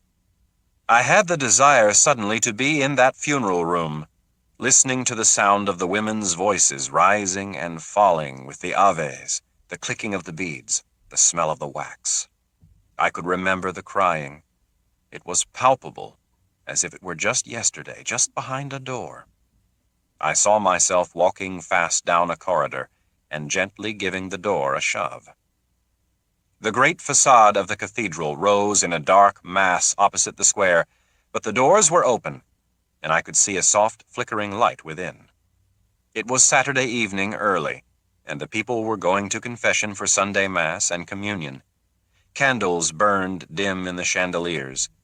At the far end of the nave, the altar loomed out of the shadows, laden with white flowers. It was to the old church on this spot that they had brought my brother for the final service before the cemetery. And I realized suddenly that I hadn't been in this place since, never once come up the stone steps, crossed the porch, and passed through the open doors. I had no fear. If anything, perhaps, I longed for something to happen, for the stones to tremble as I entered the shadowy foyer and saw the distant tabernacle on the altar. I remembered now that I had passed here once when the windows were ablaze and the sound of singing poured out into Jackson Square. I had hesitated then, wondering if there were some secret Lestat had never told me, something which might destroy me were I to enter. I'd felt compelled to enter, but I had pushed this out of my mind, breaking loose from the fascination of the open doors, the throng of people making one voice. I had had something for Claudia, a doll I was taking to her, a bridal doll I'd lifted from a darkened toy shop window and placed in a great box with ribbons and tissue paper. A doll for Claudia. I remembered pressing on with it, hearing the heavy vibrations of the organ behind me, my eyes narrow from the great blaze of the candles. Now I thought of that moment, that fear in me at the very sight of the altar, the sound of the Pange Lingua, and I thought again persistently of my brother. I could see the coffin rolling along up the center aisle, the procession of mourners behind it. I felt no fear now. As I said, I think if anything I felt a longing for some fear, for some reason for fear as I moved slowly along the dark stone walls. The air was chill and damp in spite of summer. The thought of Claudia's doll came back to me. Where was that doll? For years, Claudia had played with that doll. Suddenly I saw myself searching for the doll in the relentless and meaningless manner one searches for something in a nightmare, coming on doors that won't open or drawers that won't shut, struggling over and over against the same meaningless thing, not knowing why the effort seems so desperate, why the sudden sight of a chair with a shawl thrown over it inspires the mind with horror. I was in the cathedral. A woman stepped out of the confessional and passed the long line of those who waited. A man who should have stepped up next did not move, and my eye, sensitive even in my vulnerable condition, noted this, and I turned to see him. He was staring at me. Quickly I turned my back on him. I heard him enter the confessional and shut the door. I walked up the aisle of the church, and then, more from exhaustion than from any conviction, went into an empty pew and sat down. I had almost genuflected from old habit. My mind seemed as muddled and tortured as that of any human. I closed my eyes for a moment and tried to banish all thoughts. Hear and see, I said to myself, and with this act of will my senses emerged from the torment. All around me in the gloom I heard the whisper of prayers, the tiny click of the rosary beads, soft the sighing of the woman who knelt now at the 12th station. Rising from the sea of wooden pews came the scent of rats. A rat moving somewhere near the altar. A rat in the great wood-carved side altar of the Virgin Mary. The gold candlesticks shimmered on the altar. A rich white chrysanthemum bent suddenly on its stem, droplets glistening on the crowded petals, a sour fragrance rising from a score of vases, from altars and side altars, from statues of virgins and Christs and saints. I stared at the statues. I became obsessed suddenly and completely with the lifeless profiles, the staring eyes, the empty hands, the frozen folds. Then my body convulsed with such violence that I found myself pitched forward, my hand on the pew before me. It was a cemetery of dead forms, of funereal effigy and stone angels. I looked up and saw myself in a most palpable vision ascending the altar steps, opening the tiny sacrosanct tabernacle, reaching with monstrous hands for the consecrated ciborium, and taking the body of Christ and strewing its white wafers all over the carpet, and walking then on the sacred wafers, walking up and down before the altar, giving Holy Communion to the dust. I rose up now in the pew and stood there staring at this vision. I knew full well the meaning of it. God did not live in this church. These statues gave an image to nothingness. I was the supernatural in this cathedral. I was the only supermortal thing that stood conscious under this roof. Loneliness. Loneliness to the point of madness. The cathedral crumbled in my vision. The saints listed and fell. Rats ate the Holy Eucharist and nested on the sills. A solitary rat with an enormous tail stood tugging and gnawing at the rotting altar cloth until the candlesticks fell and rolled on the slime-covered stones. And I remained standing, untouched, undead, reaching out suddenly for the plaster hand of the Virgin and seeing it break in my hand so that I held the hand crumbling in my palm, the pressure of my thumb turning it to powder. And then suddenly through the ruins, up through the open door through which I could see a wasteland in all directions, even the great river frozen over and stuck with the encrusted ruins of ships, up through these ruins now came a funeral procession, a band of pale white men and women, monsters with gleaming eyes and flowing black clothes, the coffin rumbling on the wooden wheels, the rats scurrying across the broken and buckling marble, the procession advancing, so that I could see then Claudia in the procession, her eyes staring from behind a thin black veil, one gloved hand locked upon a black prayer book, the other on the coffin as it moved beside her. And there, now in the coffin, beneath a glass cover, I saw to my horror the skeleton of Lestat, the wrinkled skin now pressed into the very texture of his bones, his eyes but sockets, his blonde hair billowed on the white satin. The procession stopped. The mourners moved out, filling the dusty pews without a sound, and Claudia, turning with her book, opened it and lifted the veil back from her face, her eyes fixed on me as her finger touched the page. "And now art thou cursed from the earth," she whispered, her whisper rising in echo in the ruins. "And now art thou cursed from the earth, which hath opened her mouth to receive thy brother's blood from thy hand. When thou tillest the ground, it shall not henceforth yield unto thee her strength. A fugitive and a vagabond shalt thou be in the earth, and whoever slayeth thee, vengeance shall be taken on him sevenfold." I shouted at her. I screamed, the scream rising up out of the depths of my being like some great rolling black force that broke from my lips and sent my body reeling against my will. A terrible sighing rose from the mourners, a chorus growing louder and louder as I turned to see them all about me, pushing me into the aisle against the very sides of the coffin, so that I turned to get my balance and found both my hands upon it.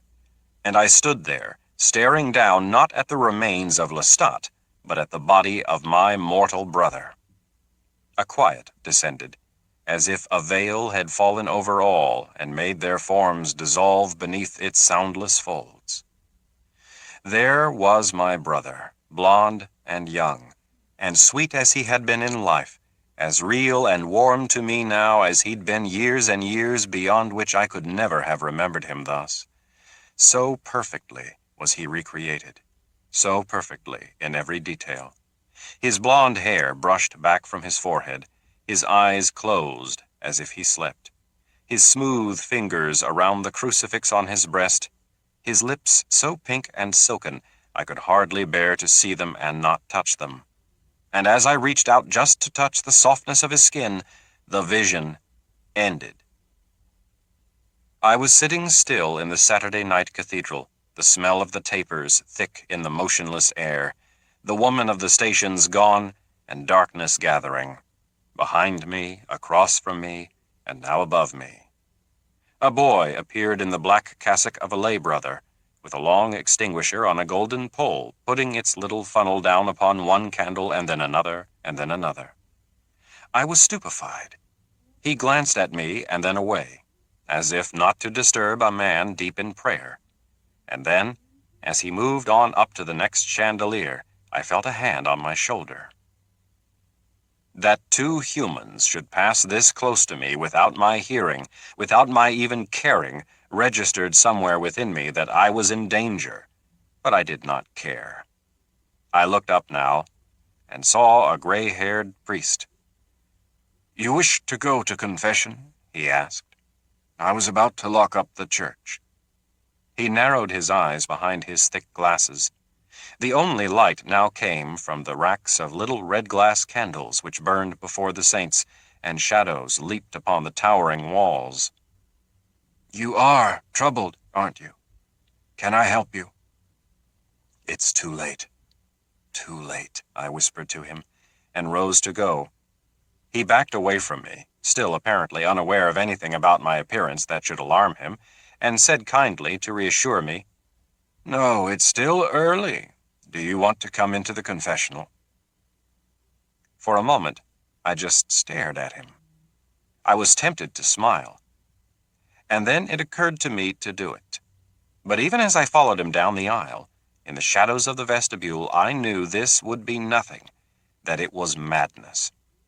Nevertheless, I knelt down in the small wooden booth, my hands folded on the prie-dieu, as he sat in the booth beside it and slid back the panel to show me the dim outline of his profile. I stared at him for a moment, and then I said it, lifting my hands to make the sign of the cross.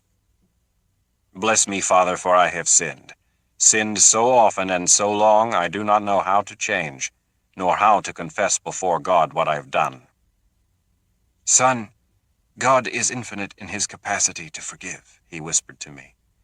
"Tell him in the best way you know how, and from your heart." Murders, Father. Death after death. The woman who died 2 nights ago in Jackson Square, I killed her. And thousands of others before her, 1 and 2 a night, Father, for 70 years. I have walked the streets of New Orleans like the Grim Reaper and fed on human life for my existence. I am not mortal, Father, but immortal and damned, like angels put in hell by God. I am a vampire. The priest turned. "What is this? Some sort of sport for you? Some joke?" "You take advantage of an old man," he said, and he slid the wooden panel back with a splat. Quickly, I opened the door and stepped out to see him standing there. "Young man, do you fear God at all? Do you know the meaning of sacrilege?" He glared at me. Now I moved closer to him, slowly, very slowly, and at first he merely stared at me, outraged. Then, confused, he took a step back. The church was hollow, empty, black, the sacristan gone, and the candles throwing ghastly light only on the distant altars. They made a wreath of soft gold fibers about his gray head and face. "Then there is no mercy," I said to him, and suddenly clamping my hands on his shoulders, I held him in a preternatural lock from which he couldn't hope to move, and held him close beneath my face. His mouth fell open in horror. "Do you see what I am? Why, if God exists, does he suffer me to exist?" I said to him. "You talk of sacrilege!" He dug his nails into my hands, trying to free himself, his missal dropping to the floor, his rosary clattering in the folds of his cassock. He might as well have fought the animated statues of the saints. I drew my lips back and showed him my virulent teeth.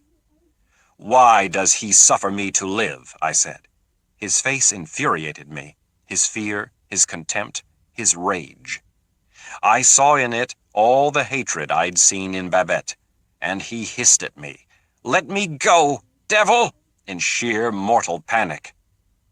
I released him, watching with a sinister fascination as he floundered, moving up the center aisle as if he plowed through snow. And then I was after him, so swift that I surrounded him in an instant with my outstretched arms, my cape throwing him into darkness, his legs scrambling still. He was cursing me, calling on God at the altar. And then I grabbed him on the very steps to the communion rail and pulled him down to face me there, and sank my teeth into his neck. The vampire stopped. Some time before, the boy had been about to light a cigarette, and he sat now with the match in one hand, the cigarette in the other, still as a store dummy, staring at the vampire. The vampire was looking at the floor. He turned suddenly, took the book of matches from the boy's hand, struck the match, and held it out. The boy bent the cigarette to receive it. He inhaled and let the smoke out quickly. He uncapped the bottle and took a deep drink, his eyes always on the vampire. He was patient again, waiting until the vampire was ready to resume. "I didn't remember Europe from my childhood, not even the voyage to America, really. That I had been born there was an abstract idea, yet it had a hold over me which was as powerful as the hold France can have on a colonial. I spoke French, read French, remembered waiting for the reports of the Revolution, and reading the Paris newspaper accounts of Napoleon's victories. I remember the anger I felt when he sold the colony of Louisiana to the United States. How long the mortal Frenchman lived in me, I don't know. He was gone by this time, really. But there was in me that great desire to see Europe and to know it, which comes not only from the reading of all the literature and the philosophy, but from the feeling of having been shaped by Europe more deeply and keenly than the rest of Americans. I was a Creole who wanted to see where it had all begun. And so I turned my mind to this now. to divesting my closets and trunks of everything that was not essential to me. And very little was essential to me, really, and much of that might remain in the townhouse, to which I was certain I would return sooner or later, if only to move my possessions to another similar one and start a new life in New Orleans. I couldn't conceive of leaving it forever. Wouldn't. But I fixed my mind and heart on Europe. It began to penetrate for the first time that I might see the world if I wanted. That I was, as Claudia said, free. Meantime, she made a plan. It was her idea, most definitely, that we must go first to Central Europe, where the vampire seemed most prevalent. She was certain we could find something there that would instruct us, explain our origins. But she seemed anxious for more than answers, a communion with her own kind. She mentioned this over and over. My own kind. And she said it with a different intonation than I might have used. She made me feel the gulf that separated us. In the first years of our life together, I had thought her like Lestat, imbibing his instinct to kill, though she shared my tastes in everything else. Now I knew her to be less human than either of us, less human than either of us might have dreamed. Not the faintest conception bound her to the sympathies of human existence. Perhaps this explained why, despite everything I had done or failed to do, she clung to me. I was not her own kind, merely the closest thing to it. But wouldn't it have been possible, asked the boy suddenly, to instruct her in the ways of the human heart, the way you'd instructed her in everything else? To what avail? Asked the vampire frankly. So she might suffer as I did? Oh, I'll grant you I should have taught her something to prevail against her desire to kill Lestat. For my own sake I should have done that. But you see, I had no confidence in anything else. Once fallen from grace, I had confidence in nothing. The boy nodded. I didn't mean to interrupt you. You were coming to something, he said. Only to the point that it was possible to forget what had happened to Lestat by turning my mind to Europe. And the thought of the other vampires inspired me also. I had not been cynical for one moment about the existence of God, only lost from it, drifting preternatural through the natural world. But we had another matter before we left for Europe. Oh, a great deal happened indeed. It began with the musician. He had called while I was gone that evening to the cathedral, and the next night he was to come again. I had dismissed the servants and went down to him myself, and his appearance startled me at once. He was much thinner than I'd remembered him and very pale, with a moist gleam about his face that suggested fever, and he was perfectly miserable. When I told him Lestat had gone away, he refused at first to believe me, and began insisting Lestat would have left him some message, something. And then he went off up the Rue Royale, talking to himself about it, as if he had little awareness of anyone around him. I caught up with him under a gas lamp. He did leave you something, I said, quickly feeling for my wallet. I didn't know how much I had in it, but I planned to give it to him. It was several $100s. I put it into his hands. They were so thin I could see the blue veins pulsing beneath the watery skin. Now he became exultant, and I sensed at once that the matter went beyond the money. Then he spoke of me. He told you to give this to me, he said, holding on to it as though it were a relic. He must have said something else to you. He stared at me with bulging, tortured eyes. I didn't answer him at once, because during these moments I had seen the puncture wounds in his neck. 2 red scratch-like marks to the right, just above his soiled collar. The money flapped in his hand. He was oblivious to the evening traffic of the street, the people who pushed close around us. Put it away, I whispered. He did speak of you, that it was important you go on with your music. He stared at me as if anticipating something else. Yes? Did he say anything else? He asked me. I didn't know what to tell him. I would have made up anything if it would have given him comfort and also kept him away. It was painful for me to speak of Lestat. The words evaporated on my lips. and the puncture wounds amazed me. I couldn't fathom this. I was saying nonsense to the boy finally, that Lestat wished him well, that he had to take a steamboat up to St. Louis, that he would be back, that war was imminent and he had business there, the boy hungering after every word, as if he couldn't possibly get enough and was pushing on with it for the thing he wanted. He was trembling. The sweat broke out fresh on his forehead as he stood there pressing me, and suddenly he bit his lip hard and said, "But why did he go?" as if nothing had sufficed. "What is it?" I asked him. "What did you need from him? I'm sure he would want me to." "He was my friend." He turned on me suddenly, his voice dropping with repressed outrage. "You're not well," I said to him. "You need rest. There's something," and now I pointed to it, attentive to his every move, "on your throat." He didn't even know what I meant. His fingers searched for the place, found it, rubbed it. "What does it matter? I don't know. The insects, they're everywhere," he said, turning away from me. "Did he say anything else?" For a long while I watched him move up the Rue Royale, a frantic, lanky figure in rusty black, for whom the bulk of the traffic made way. I told Claudia at once about the wound on his throat. It was our last night in New Orleans. We'd board the ship just before midnight tomorrow for an early morning departure. We had agreed to walk out together. She was being solicitous, and there was something remarkably sad in her face, something which had not left after she had cried. "What could the marks mean?" she asked me now. "That he fed on the boy when the boy slept? That the boy allowed it?" "I can't imagine," she said. "Yes, that must be what it is." But I was uncertain. I remembered now Lestat's remark to Claudia that he knew a boy who would make a better vampire than she. Had he planned to do that?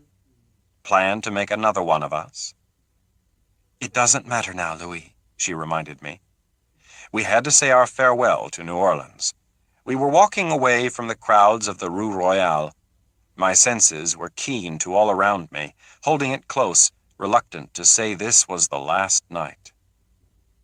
The old French city had been for the most part burned a long time ago, and the architecture of these days was, as it is now, Spanish, which meant that, as we walked slowly through the very narrow street where one cabriolet had to stop for another, we passed whitewashed walls and great courtyard gates that revealed distant lamp-lit courtyard paradises like our own, only each seemed to hold such promise, such sensual mystery. Great banana trees stroked the galleries of the inner courts, and masses of fern and flower crowded the mouth of the passage.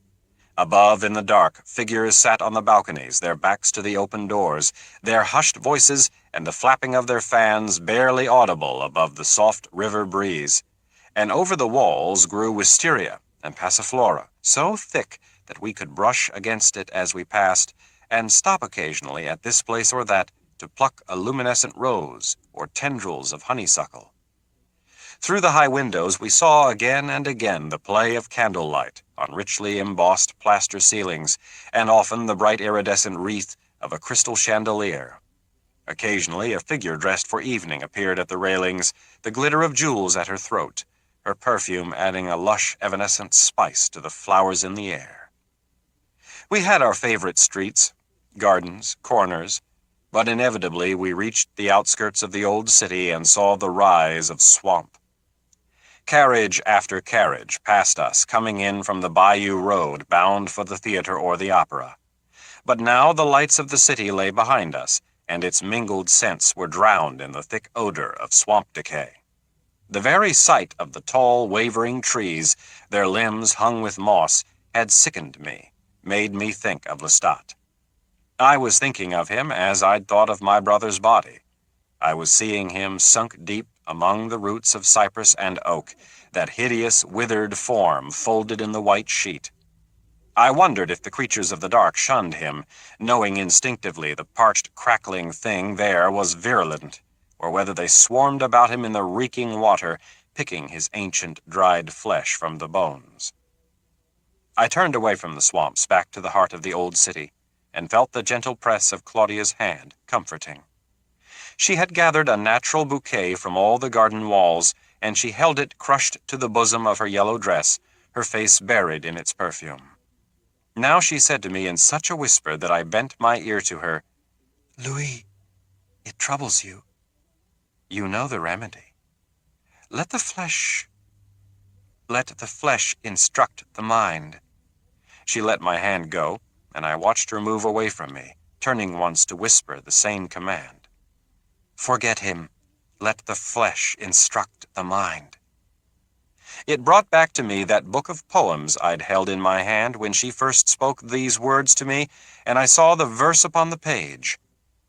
Her lips were red, her looks were free, her locks were yellow as gold, her skin was as white as leprosy, the nightmare life in death was she, who thicks man's blood with cold.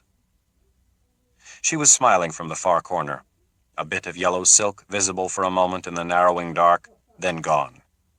My companion forever. I was turning into the Rue du Maine, moving past darkened windows. A lamp died very slowly behind a broad scrim of heavy lace, the shadow of the pattern on the brick expanding, growing fainter, then vanishing into blackness. I moved on, nearing the house of Madame Leclerc, hearing faint but shrill the violins from the upstairs parlor, and then the thin metallic laughter of the guests. I stood across from the house in the shadows, seeing a small handful of them moving in the lighted rooms. From window to window to window moved one guest, a pale lemon-colored wine in his stem glass, his face turned towards the moon, as if he sought something from a better vantage, and found it finally at the last window, his hand on the dark drape. Across from me a door stood open in the brick wall, and a light fell on the passage at the far end. I moved silently over the narrow street and met the thick aromas of the kitchen rising on the air past the gate. The slightly nauseating smell of cooking meat. I stepped into the passage. Someone had just walked fast across the courtyard and shut a rear door. But then I saw another figure. She stood by the kitchen fire, a lean black woman with a brilliant tignon around her head, her features delicately chiseled and gleaming in the light like a figure in diorite. She stirred the mixture in the kettle. I caught the sweet smell of the spices and the fresh green of marjoram and bay leaf. And then, in a wave, came the horrid smell of the cooking meat, the blood and flesh decaying in the boiling fluids. I drew near and saw her set down her long iron spoon and stand with her hands on her generous, tapered hips, the white of her apron sash outlining her small, fine waist. The juices of the pot foamed on the lip and spit in the glowing coals below.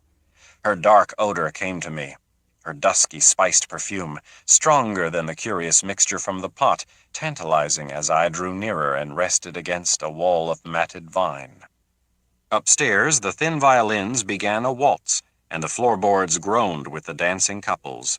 The jasmine of the wall enclosed me, and then receded like water, leaving the clean-swept beach. And again I sensed her salt perfume. She had moved to the kitchen door, her long black neck gracefully bent as she peered into the shadows beneath the lighted window. "Monsieur," she said, and stepped out now into the shaft of yellow light. It fell on her great round breasts and long, sleek, silken arms, and now on the long, cold beauty of her face. "You're looking for the party, monsieur?" she asked.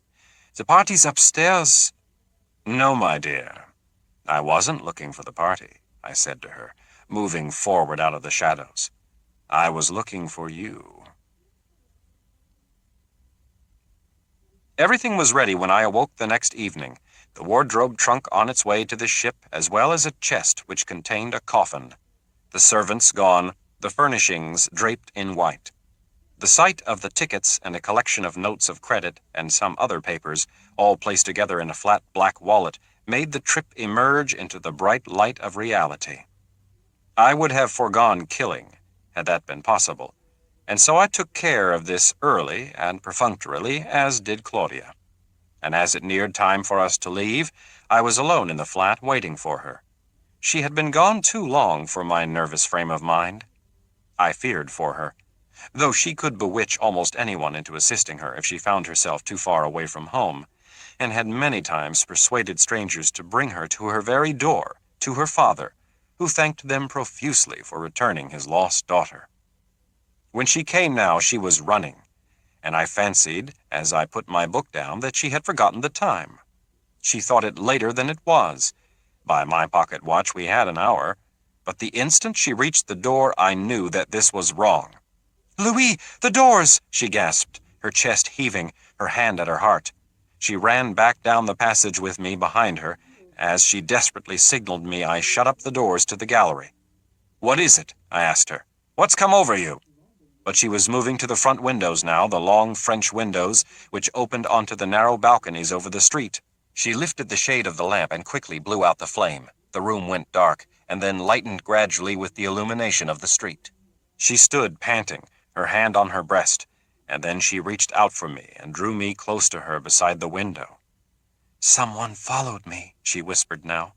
"I could hear him block after block behind me. At first, I thought it was nothing." She stopped for breath, her face blanched in the bluish light that came from the windows across the way.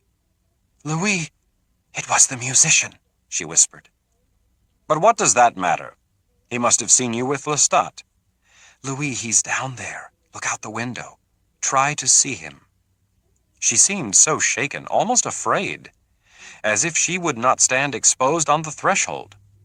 I stepped out on the balcony, though I held her hand as she hovered by the drape, and she held me so tightly that it seemed she feared for me.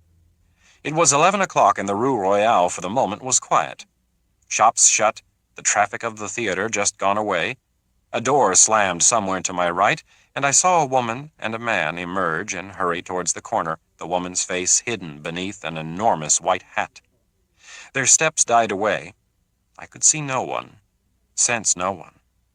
I could hear Claudia's labored breathing. Something stirred in the house. I started, then recognized it as the jingling and rustling of the birds. We'd forgotten the birds.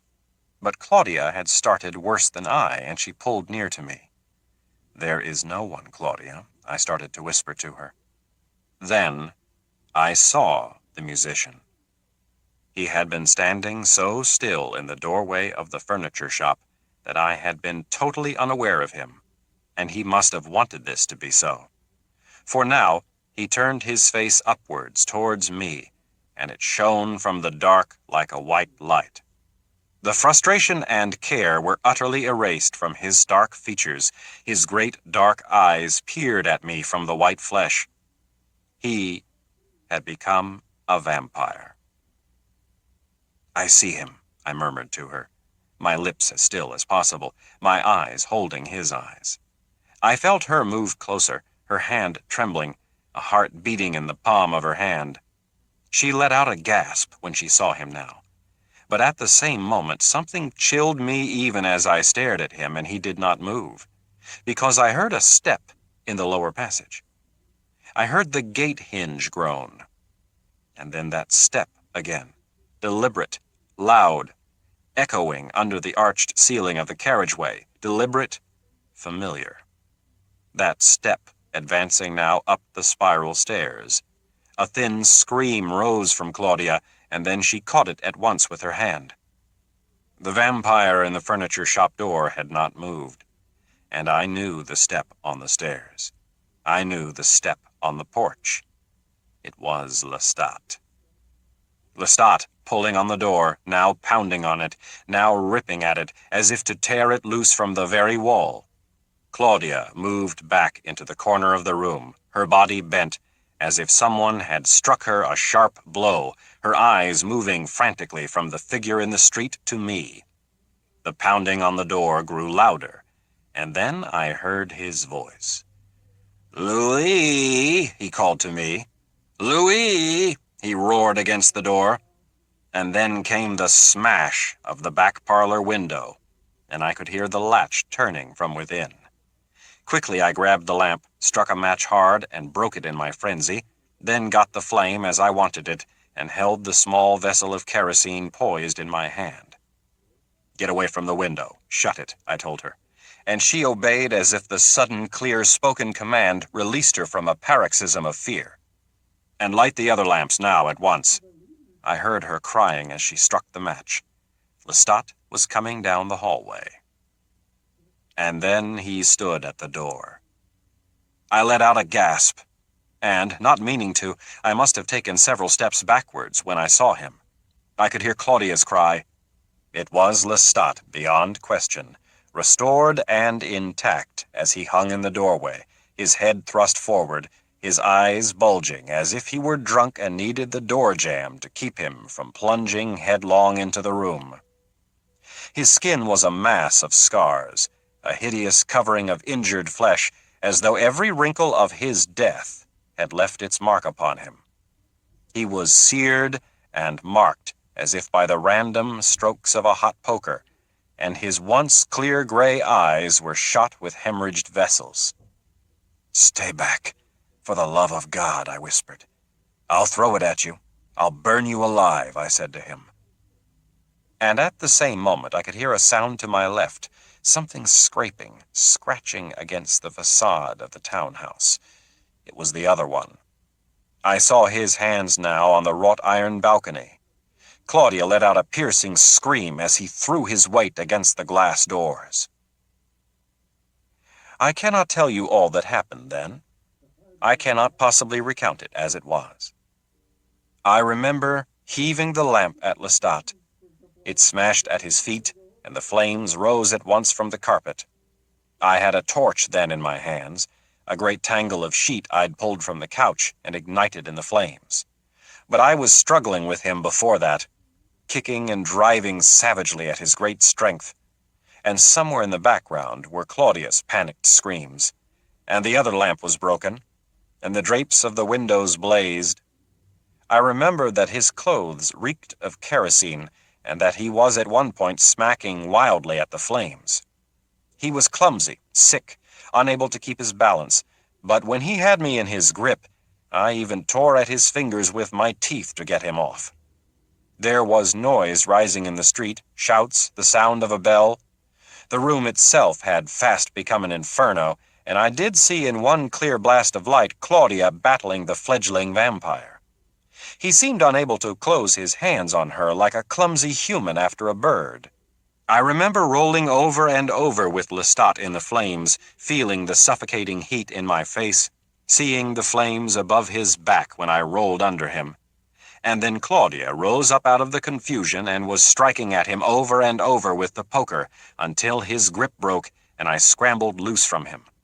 I saw the poker coming down again and again on him and could hear the snarls rising from Claudia in time with the poker, like the stress of an unconscious animal. Lestat was holding his hand, his face a grimace of pain, and there, sprawled on the smoldering carpet, lay the other one, blood flowing from his head. What happened then is not clear to me. I think I grabbed the poker from her and gave him one fine blow with it to the side of the head. I remember that he seemed unstoppable, invulnerable to the blows. The heat by this time was singeing my clothes, had caught Claudia's gossamer gown, so that I grabbed her up and ran down the passage, trying to stifle the flames with my body. I remember taking off my coat and beating at the flames in the open air, and men rushing up the stairs and past me. A great crowd swelled from the passage into the courtyard, and someone stood on the sloped roof of the brick kitchen. I had Claudia in my arms now and was rushing past them all, oblivious to the questions, thrusting a shoulder through them, making them divide. And then I was free with her, hearing her pant and sob in my ear, running blindly down the Rue Royale, down the first narrow street, running and running until there was no sound but the sound of my running, and her breath. And we stood there, the man and the child, scorched and aching, and breathing deep in the quiet of the night.